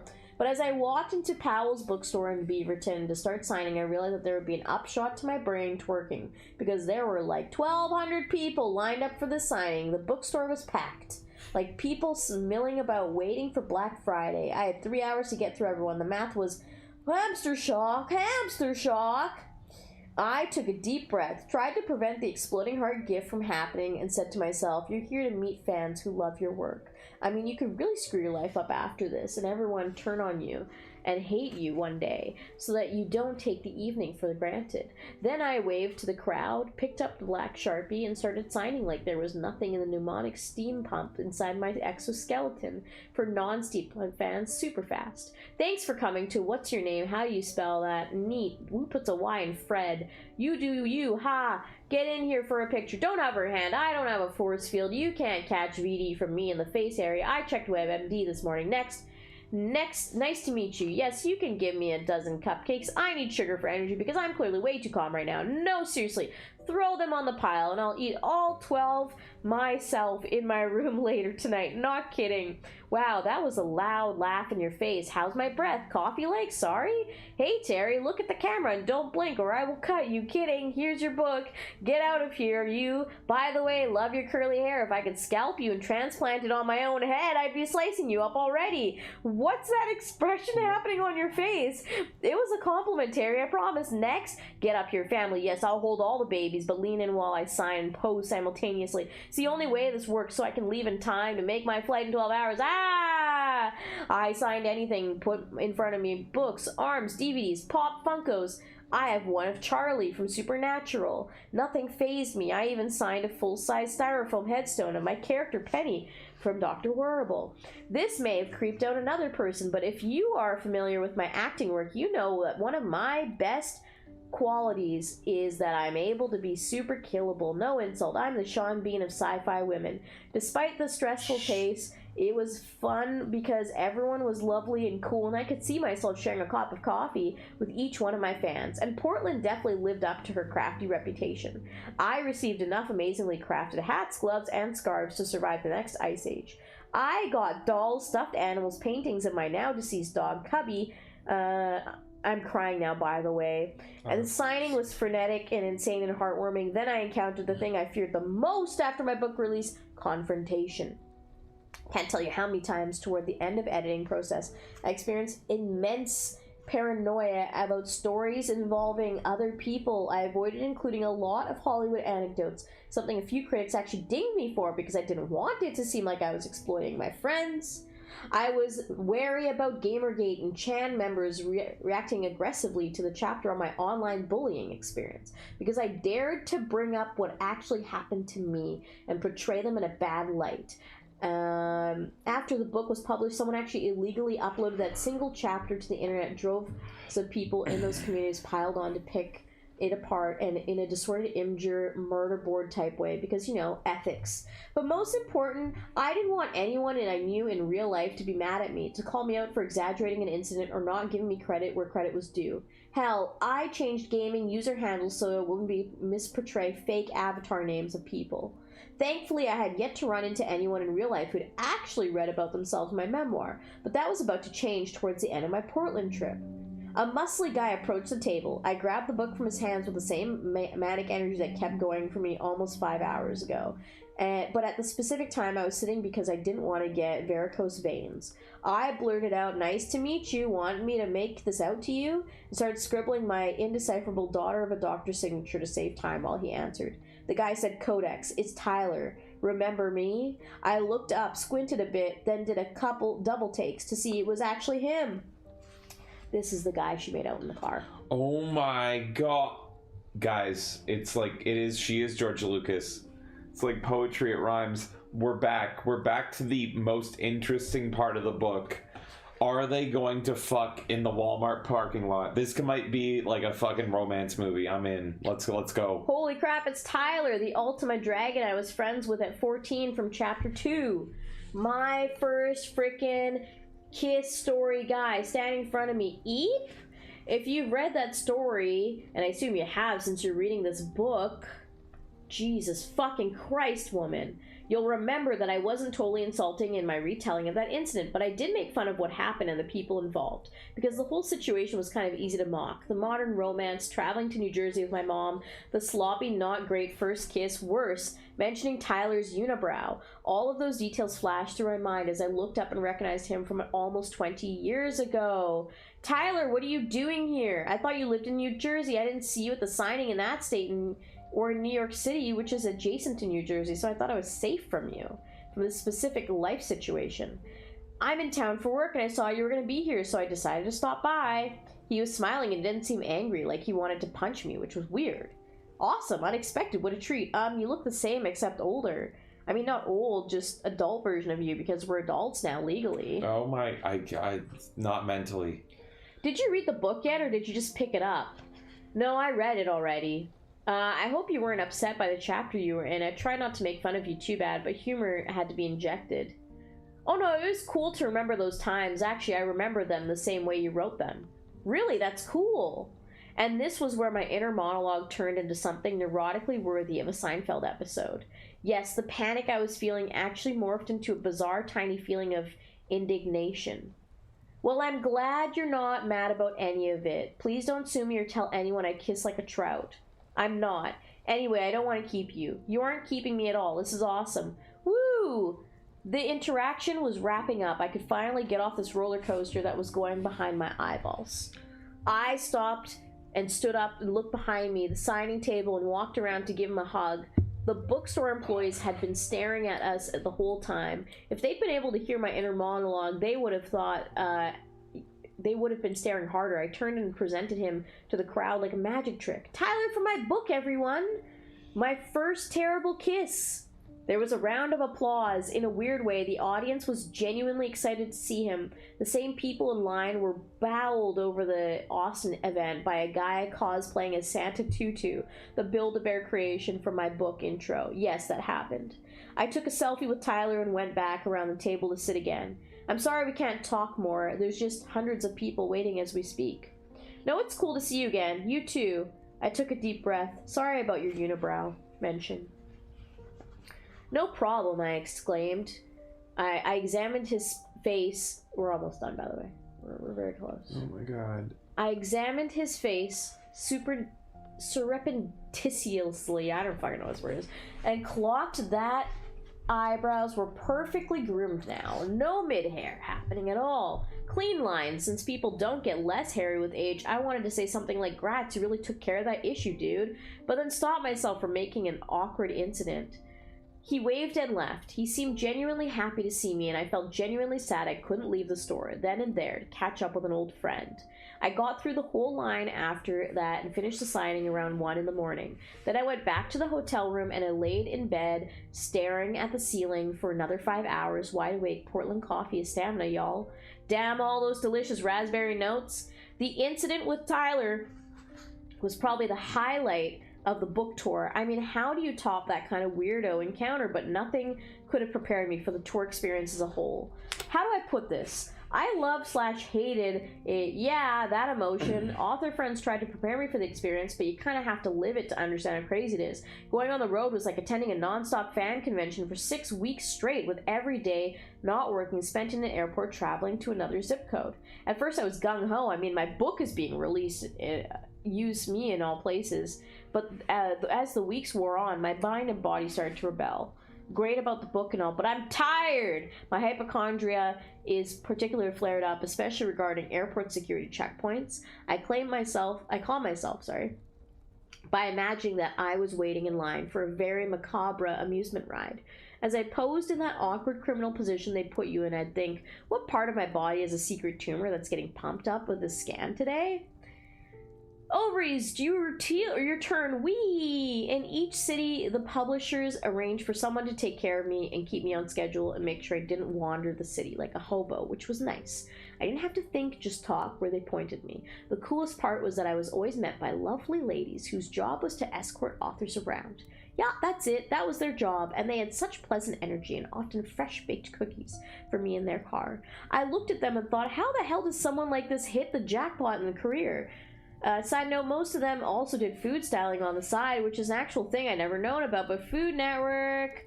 So you work with chefs like Jamie Oliver and help prepare the recipes in advance for the book tour and appearance of photos? How do I single white female you so I can take over your life?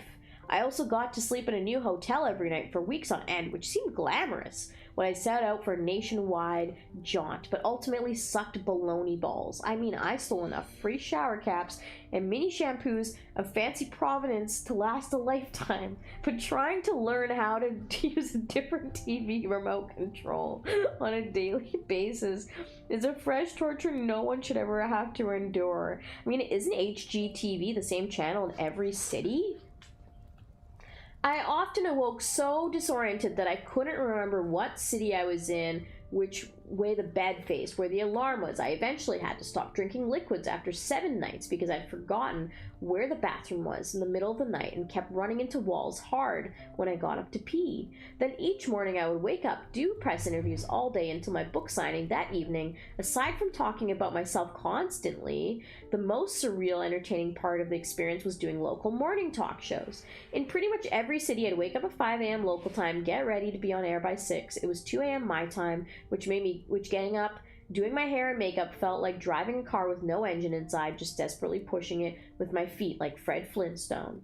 The local TV stations themselves were neat, though like stepping into the 1980s time capsule. Beige buildings filled with hosts with big hair, shoulder pads, and teeth were so white they matched my bathroom tiles. I'd wait around to go on air for upward of an hour, sometimes almost falling asleep in the green room, and then suddenly a rush of 50,000 tech people would burst and swarm me.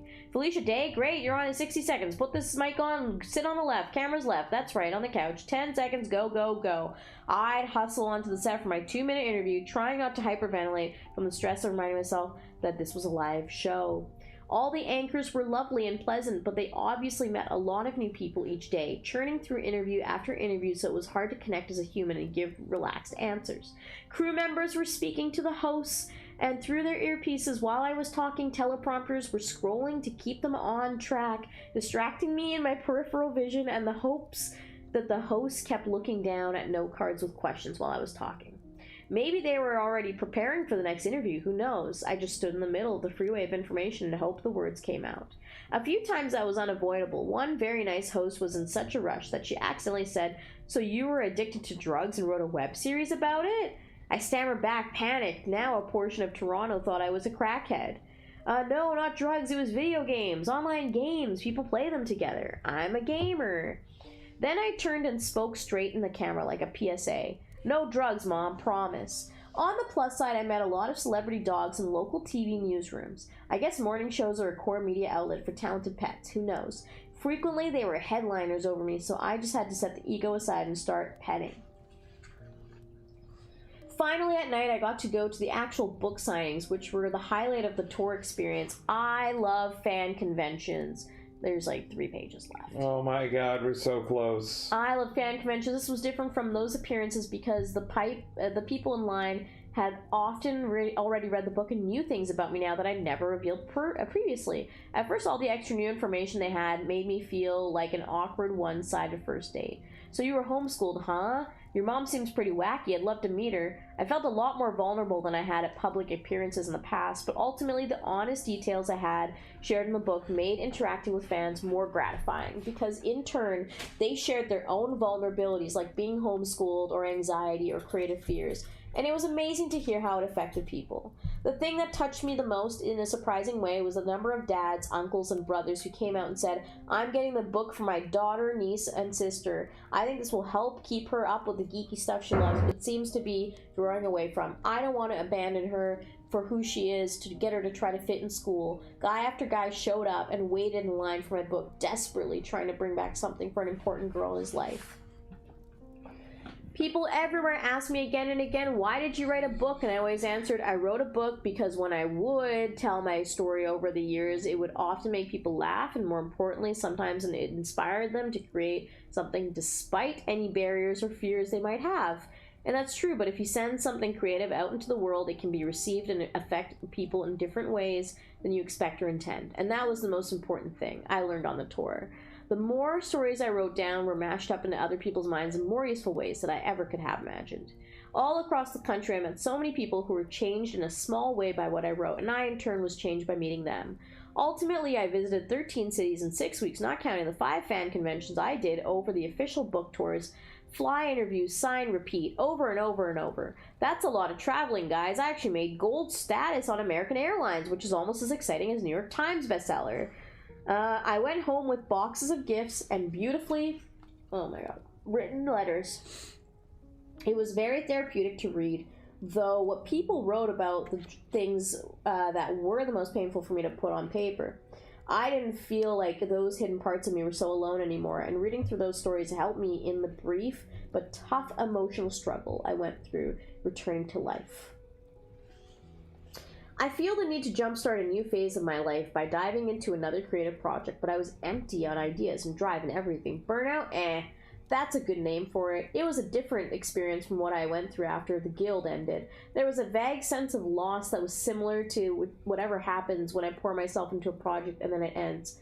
But I felt the strange sense of stillness after the book tour ended. I was more aware of my not great partner of behavior, so I was able to stop the anxiety engine immediately driving me blindly into new projects desperate to get something out. There for other people to consume. A tiny smart voice in my head kept asking me, what are you doing for you and not anyone else? What do you enjoy that no one else knows about? What do you care about now? And that was scary, but unlike after the guild, I was a lot more confident that I had the tools to figure it out. The experience wasn't entirely a bad thing. I mean, it was bad for a while, but after all things I had written in my book about covering for mental illnesses, I was quick to reach out and get back into therapy, spend time with friends, put brakes on my life. Those actions got me through the darkest time much more quickly than they had before I rested up for several weeks and I felt better. But there was still a lingering feeling of seeing myself outside of myself, like having an out-of-body experience that I couldn't shake. I was lucky enough to have millions of options. It's been incoherent rambling for several hours. I have like 1 page back. This is worse than egg. Please. It was frightening, but as weeks went on, I climbed out of the fierce but short-lived depression, fending off pressure from the outside and inside. I was finally strong enough to take action, and that was simply making the decision to allow myself to figure it out, give myself space, trust that time wasn't an enemy to rush and try to beat anymore. It could be an ally to allow me to work at a new pace and settle on the right thing, not just sure what the right thing was next to me. I'm writing this extra chapter in a room with bare hands and white walls, not because I'm in a psych ward. I'm in a home office, formerly colorful and cluttered. It's now empty except for my desk and my video games. Over the last month, I've donated almost all of my things in my life to charity or friends. I've put more in storage. Yes, this sounds bizarre, and I'm pretty sure it started as an obsessive-compulsive disorder like farming herbs in World of Warcraft, but it's turned me into the most cathartic experience of my life. I'm ready to shed the old and move on with the new. I'm allowing myself to question everything physical and mental. Do I like this rug, or am I just keeping it because it's there? Think about all the angles. It's an important question, lady. If you haven't read Marie Kondo's The Life-Changing Magic of Tidying Up, go get it. Look at the object. I don't care if your designer pants last page. Get out of here, wedgie machine. I hope it doesn't sound glib, because it doesn't feel glib, but for some reason donating an armoire to Goodwill truly feels like a good first step to finding a new me. The shedding of the physical objects around me seems to loosen up the mental stuff that's been cluttering my brain for a long time. I think the toughest part of this process is giving myself permission to become something new, divorce of what anyone might want from me. I don't know what that is right now, but I feel brave enough to embark on the journey to figure it out without having to live up to a reputation or be tossed by opportunity. It feels like shedding a skin, like a snake. I hope that every object, experience, or relationship that I add back into my life will be added because it's something I love, not something I feel obligated to do out of expect or ambition. This might be adulting, guys. It's kind of glorious. I'm not abandoning everything I've done in the past, don't worry. I'm just excited to create in different ways and find new ways to encourage people to create, or push girls to embrace who they are outside of what society tells them they should be. I realize what a blessing writing this memoir has been. Now that I've told my story, I'm free to change. Also, I've acquired the amazing ability to pack everything in a carry-on suitcase. Guys, I was on the road for 6 weeks straight and did it all with one small roller board. Be impressed. Waiting at the luggage carousel for a bag? Never again for this woman. That's one of the coolest parts of the new me. I can't wait to add more to this. November 22, 2015, Los Angeles. Ah!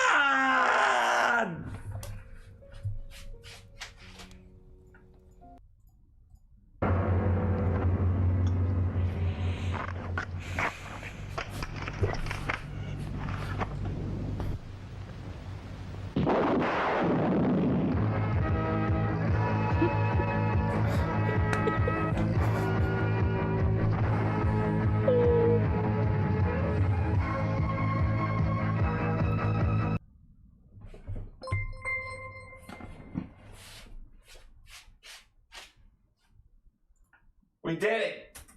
It's over! It's done! It's done! It's done!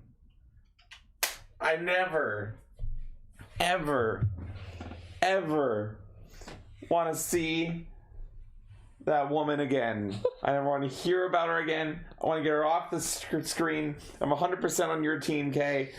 Jesus Christ, she might be the worst woman alive. She gives Hillary Clinton a run for her money.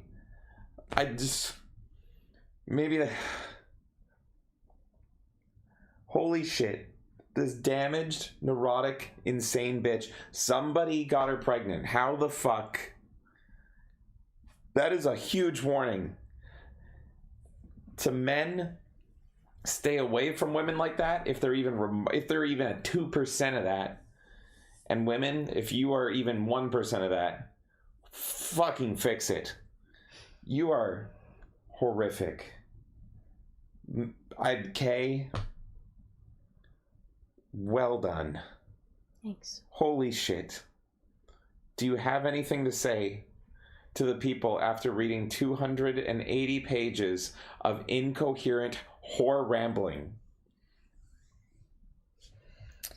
I felt like I was reading, like, the diary of someone who was going radically insane as the book went on. Yes. It felt like, you know, when people have exposure to Daedric artifacts and they just slowly go insane, and by the end of it, like, at the beginning they're like, yes, I did this, and at the end they're like, ah! For anyone that's played Morrowind, Oblivion, or Skyrim, you know the books that have like weird writing in it. Where you're just what the fuck? Mass Effect. You were exposed to the Reapers.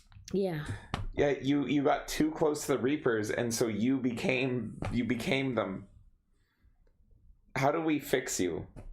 I don't know. Steak, whiskey, and cigars. All of it. I'm having so much alcohol when we wake up later today. I'm having so much steak. Felicia Day, if you ever see this. I'm having everything that I possibly can. Cigars.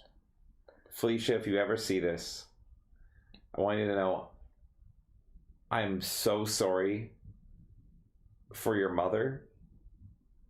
She's a horrible, dirty Jezebel. But that does not mean that I do not absolutely fucking hate you. Because no dirty Jezebel of a mother can justify the sheer insanity ramblings that we just had to sit through. I hate you. That was horrible. That might have been the most suffering of any suffer stream. Thank you, everyone. It is almost noon. We've been streaming since 6 p.m. That's 18 hours. We had a bunch of support come in right at the end. I will read that. And I don't know when the fuck we're live next. I want to go into a coma. Yeah, I'm not going live for a bit. Thank you, everyone. Let's read this support here. Thank you. Spartacus came in for 5. James K. Oreos and bananas or more of this? What is worse, K? Eating Oreos and bananas at the same time. Oreo flavored bananas. I don't know. Or reading Felicia K's book. Because... Okay, here's the thing, right? Mm-hmm. I hate bananas and all that shit. Disgusting, right? Yes. I vomit every time. No amount of vomiting will get this book out of my system. Ooh. No, nothing. That's no right. amount of vomiting will ever... I'm a different human being coming out of this. I'm not the same person. I don't think any of us are the same. I don't think... I think everybody here... There's been a few times... The thing I love about what we do here, Kay, is that for better or for worse, usually worse, we absolutely are changing people. There is some streams we do every now and then where it's just like, people that witness that, it's like, yeah, might be a little bit different. Andy and Lele was one stream like that. The Skyrim incident in the first year, and I think only 2 people saw that. That was that. And I think this was that. And there's so many people. And I don't know if anyone's been since 6 p.m., but I think some of you have been here for like 90% of it, and that's insane. We will never be the same. The hatred and fear of women we feel will never... That fire will never be snuffed out. So, Sparta, Oreos are meh to me, and I actually love bananas. So easy pick for me. But, as Knightmare came in for 1, says, thank God it's finally over. So, time to start book 2. I don't know about that.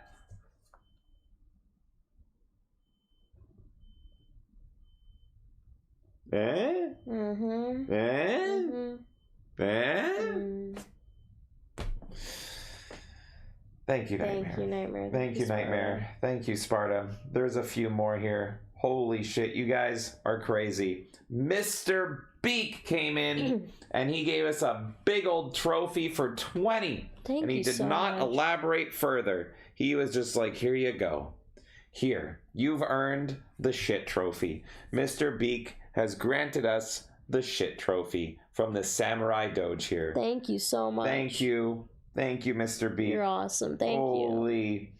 And Al Faevre salutes for 10. Salute to you. I know we're insanely fatigued, but I also know how much Al Favre loves developers, and he did a $10, and I want to do it for him. You know what? There is one thing that can get the taste out of my mouth from Felicia Day. And that is a overweight, middle-aged, business suit-wearing man who rubs the legs of black men and is covered in sweat.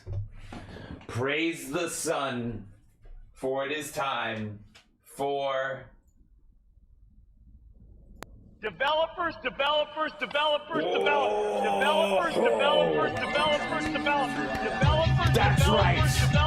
Oh, they do. Come on. Here it is. I'm ready. Let's get ready. I can feel it.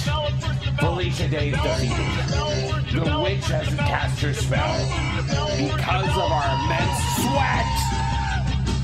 Oh.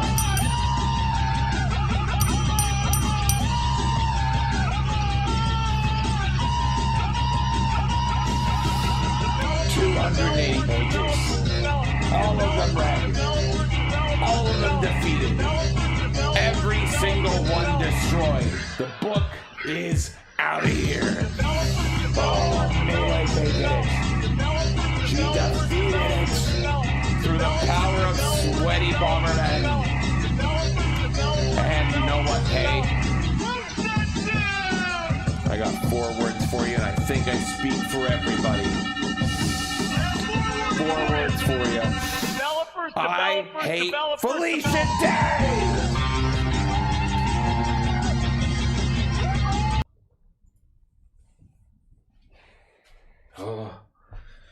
Oh, we did it. Oh my goodness. Holy shit. That was a great way to end it. Felicia Day came in for 420. James K., I've gotten work that you have read my book. I hope you liked it. I have a part 2 planned. I plan to send you both signed copies and will be joining you for your next live reading. No. Kay, no. You read that book 6 times, Kay. I saw it. She has the devil's eyes, Kay. No. No. No. 6 times. Ah.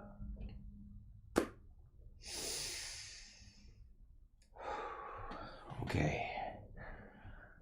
Well, Felicia Day, you're right. Because guess what? Another Suffer stream is already in the works. I don't know when it's gonna happen. All I know is that it's in our future. So Felicia Day, be on the lookout for it. Because I know you're gonna be there for round 2. And I'm a-coming. And I'm ready to fight you.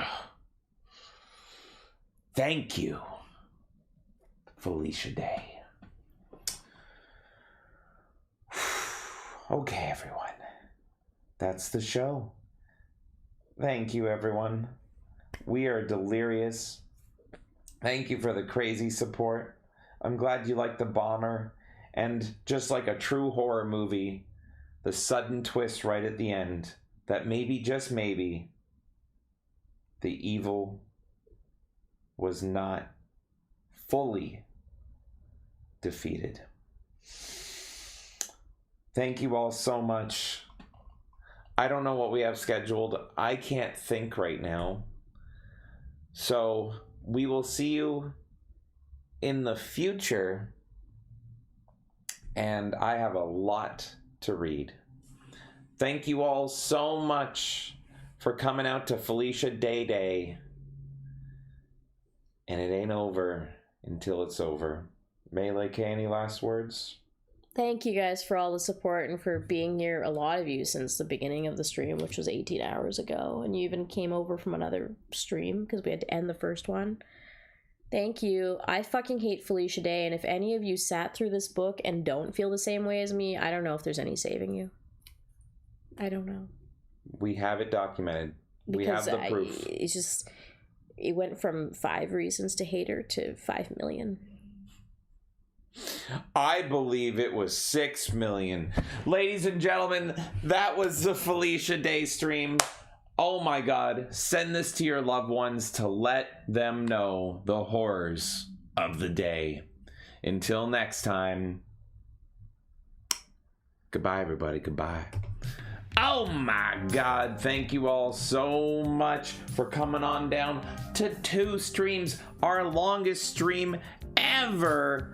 And yes, that's right, as Lois said, almost 17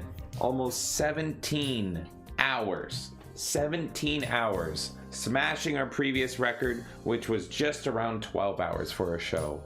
Absolutely incredible. Thank you all. If you helped create this show, if you helped I can't even speak, if you helped tip a page, tip hundreds of pages, or one of the lovely gentlemen that made the 10 minutes at a time in the earlier part of the show possible, thank you all so much.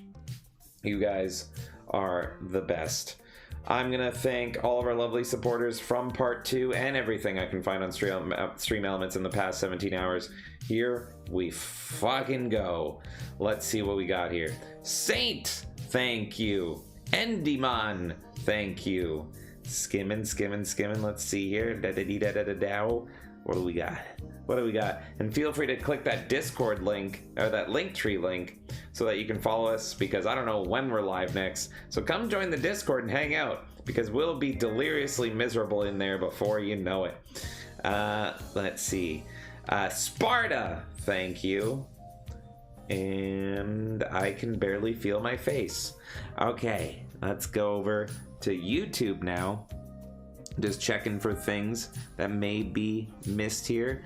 I will say a thank you to Jerry and Mr. Beak. Thank you. And now, let's see.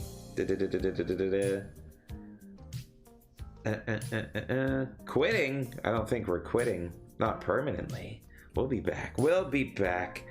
Let's see. Where are we going to next? Right over here. Oh my god, 17 hours. Here we go. All the support on Stream Elements. Absolutely crazy. Thank you. Let's do it. M16 Mojo, thank you. Uncle, thank you. Uncle, thank you. Slosh, thank you. Uncle, thank you. Mikey, thank you. Master Gowa, thank you. Slosh, thank you. Uncle, thank you. K's autistic cousin, thank you. PM Mark Carney, thank you. Uncleton, thank you. Onkel, thank you. Mozamboni, thank you. Mozamboni, thank you. Emotional support Chad, thank you. Rodney, thank you. Emotional support Chad, thank you. M16 Mojo, thank you. Hassan Avocado King, thank you. Slosh, thank you. Uncle, thank you. Knightmare Cast, thank you. Slosh, thank you. Emotional support Chad, thank you. Uncle, thank you. Uncle, thank you.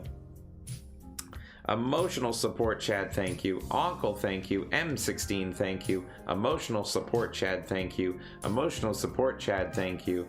Uncle, thank you. Knightmare, thank you. Emotional support Chad, thank you. Slosh, thank you. Thank you, Korean Cowboy, for subscribing. Thank you, Isura, for the gifted membership. Dax, thank you. Master Gawa, thank you. DJ Too Fresh, thank you for subscribing. Dax, thank you. Roxas, thank you for following us on Twitch. Master Gawa, thank you. Bolt the Words, thank you, and thank you for that raid. Uncle, thank you. Uncle, thank you. Count Kelu, thank you. Uncle, thank you. Shitty Duelist, thank you. Patience, thank you. Master Gawa, thank you. Jake, thank you. And then, hey, here's the two. Here is the reason that Felicia K may be defeated for now, but the soul remains. Because for 2 100s in a row, totaling $200, Felicia Day Sucks has ensured that just like in Doomsday, Felicia Day will return. Stay tuned for that. It's gonna happen. Oh dear God, why? Uncle, thank you. Charitard, thank you. Hayden Wayne, thank you. Hayden Wayne, thank you. Hayden Wayne, thank you. Hayden Wayne, thank you. Diz, thank you. Knightmare, thank you. Master Gawa, thank you. Master Gawa, thank you. Jerry, thank you. Knightmare, thank you. Alpha Evray, thank you. And last but certainly not least, thank you to Felicia Day. I hope you guys have a good night. It is fucking crazy that you guys hung out for this show. This was our biggest Suffer show of all time. This is our biggest show of all time, just by length. It is crazy. So I hope you guys have a good night, good morning, good afternoon. I don't know what the fuck time it is anymore. So I'm just gonna say have a good night. Have a good night to T54, Kale, Shadow. Who else is here? Let's see. That's right, Wisa Free. Wisa going home! So many of you guys on all platforms. Come hang out with us on Discord if you like. Let's see, who's here? Software Cook, have a good night. Wait, Jacked, Imperfect, Software Cook, Binary, Endemon, Jacked, Binary, Bro, Binary, Not Tiffany, Imperfect, Jack, Imperfect, M16. Let's see, Binary, Deanna, Imperfect, Deconstruct, Software Cook, Deanna, Jacked, Imperfect, Exogen, Jacked, Endemon, Imperfect, Sparta, and Not Tiffany. That's Rumble. Hope you guys have a good night. I'm going to be reading some of you guys over on YouTube. Sturgeon, hope you have a good night. Metal Mugen, Knightmare, Lowest, Robo, Jerry, Sturgeon, Mozambique, Ibram, Cyber, Alpha Evray, Knightmare, Hachiko, Rodney, Jerry, Metal Mugen, Cyberchud, Jerry Crow, Lowest, Sturgeon, Ibram, Flame Mage, Cyberchud, Rodney, CJ, Hachiko, Billy, oh my goodness, Drew, Billy, Robo, Hachiko, Cyberchud, Lowest Expectations, Flame Mage, Rodney, Sturgeon, Cyberchud. I'm sounding just as delirious as Felicia Day here. Jerry, Sturgeon, Cyber, Knightmare, Hachiko, Uncle, Obadine, Rodney, Knightmare, Uncle, Hachiko, Rodney, Knightmare, Robo, Chico, and Cyberchud. All of you guys, if you're here, I hope you have a good night. Thank you if you were just hanging out. Thank you if you donated a page. Thank you if you donated dozens of pages. Thank you if you supported us through that suffering tonight. And thank you to everyone who made the show possible for the hundreds in the Suffer stream today. You guys are the fucking best. I'm gonna go into my coma. Until next time, curse you, Felicia Day, and so long, goodbye, good night, farewell, and see ya.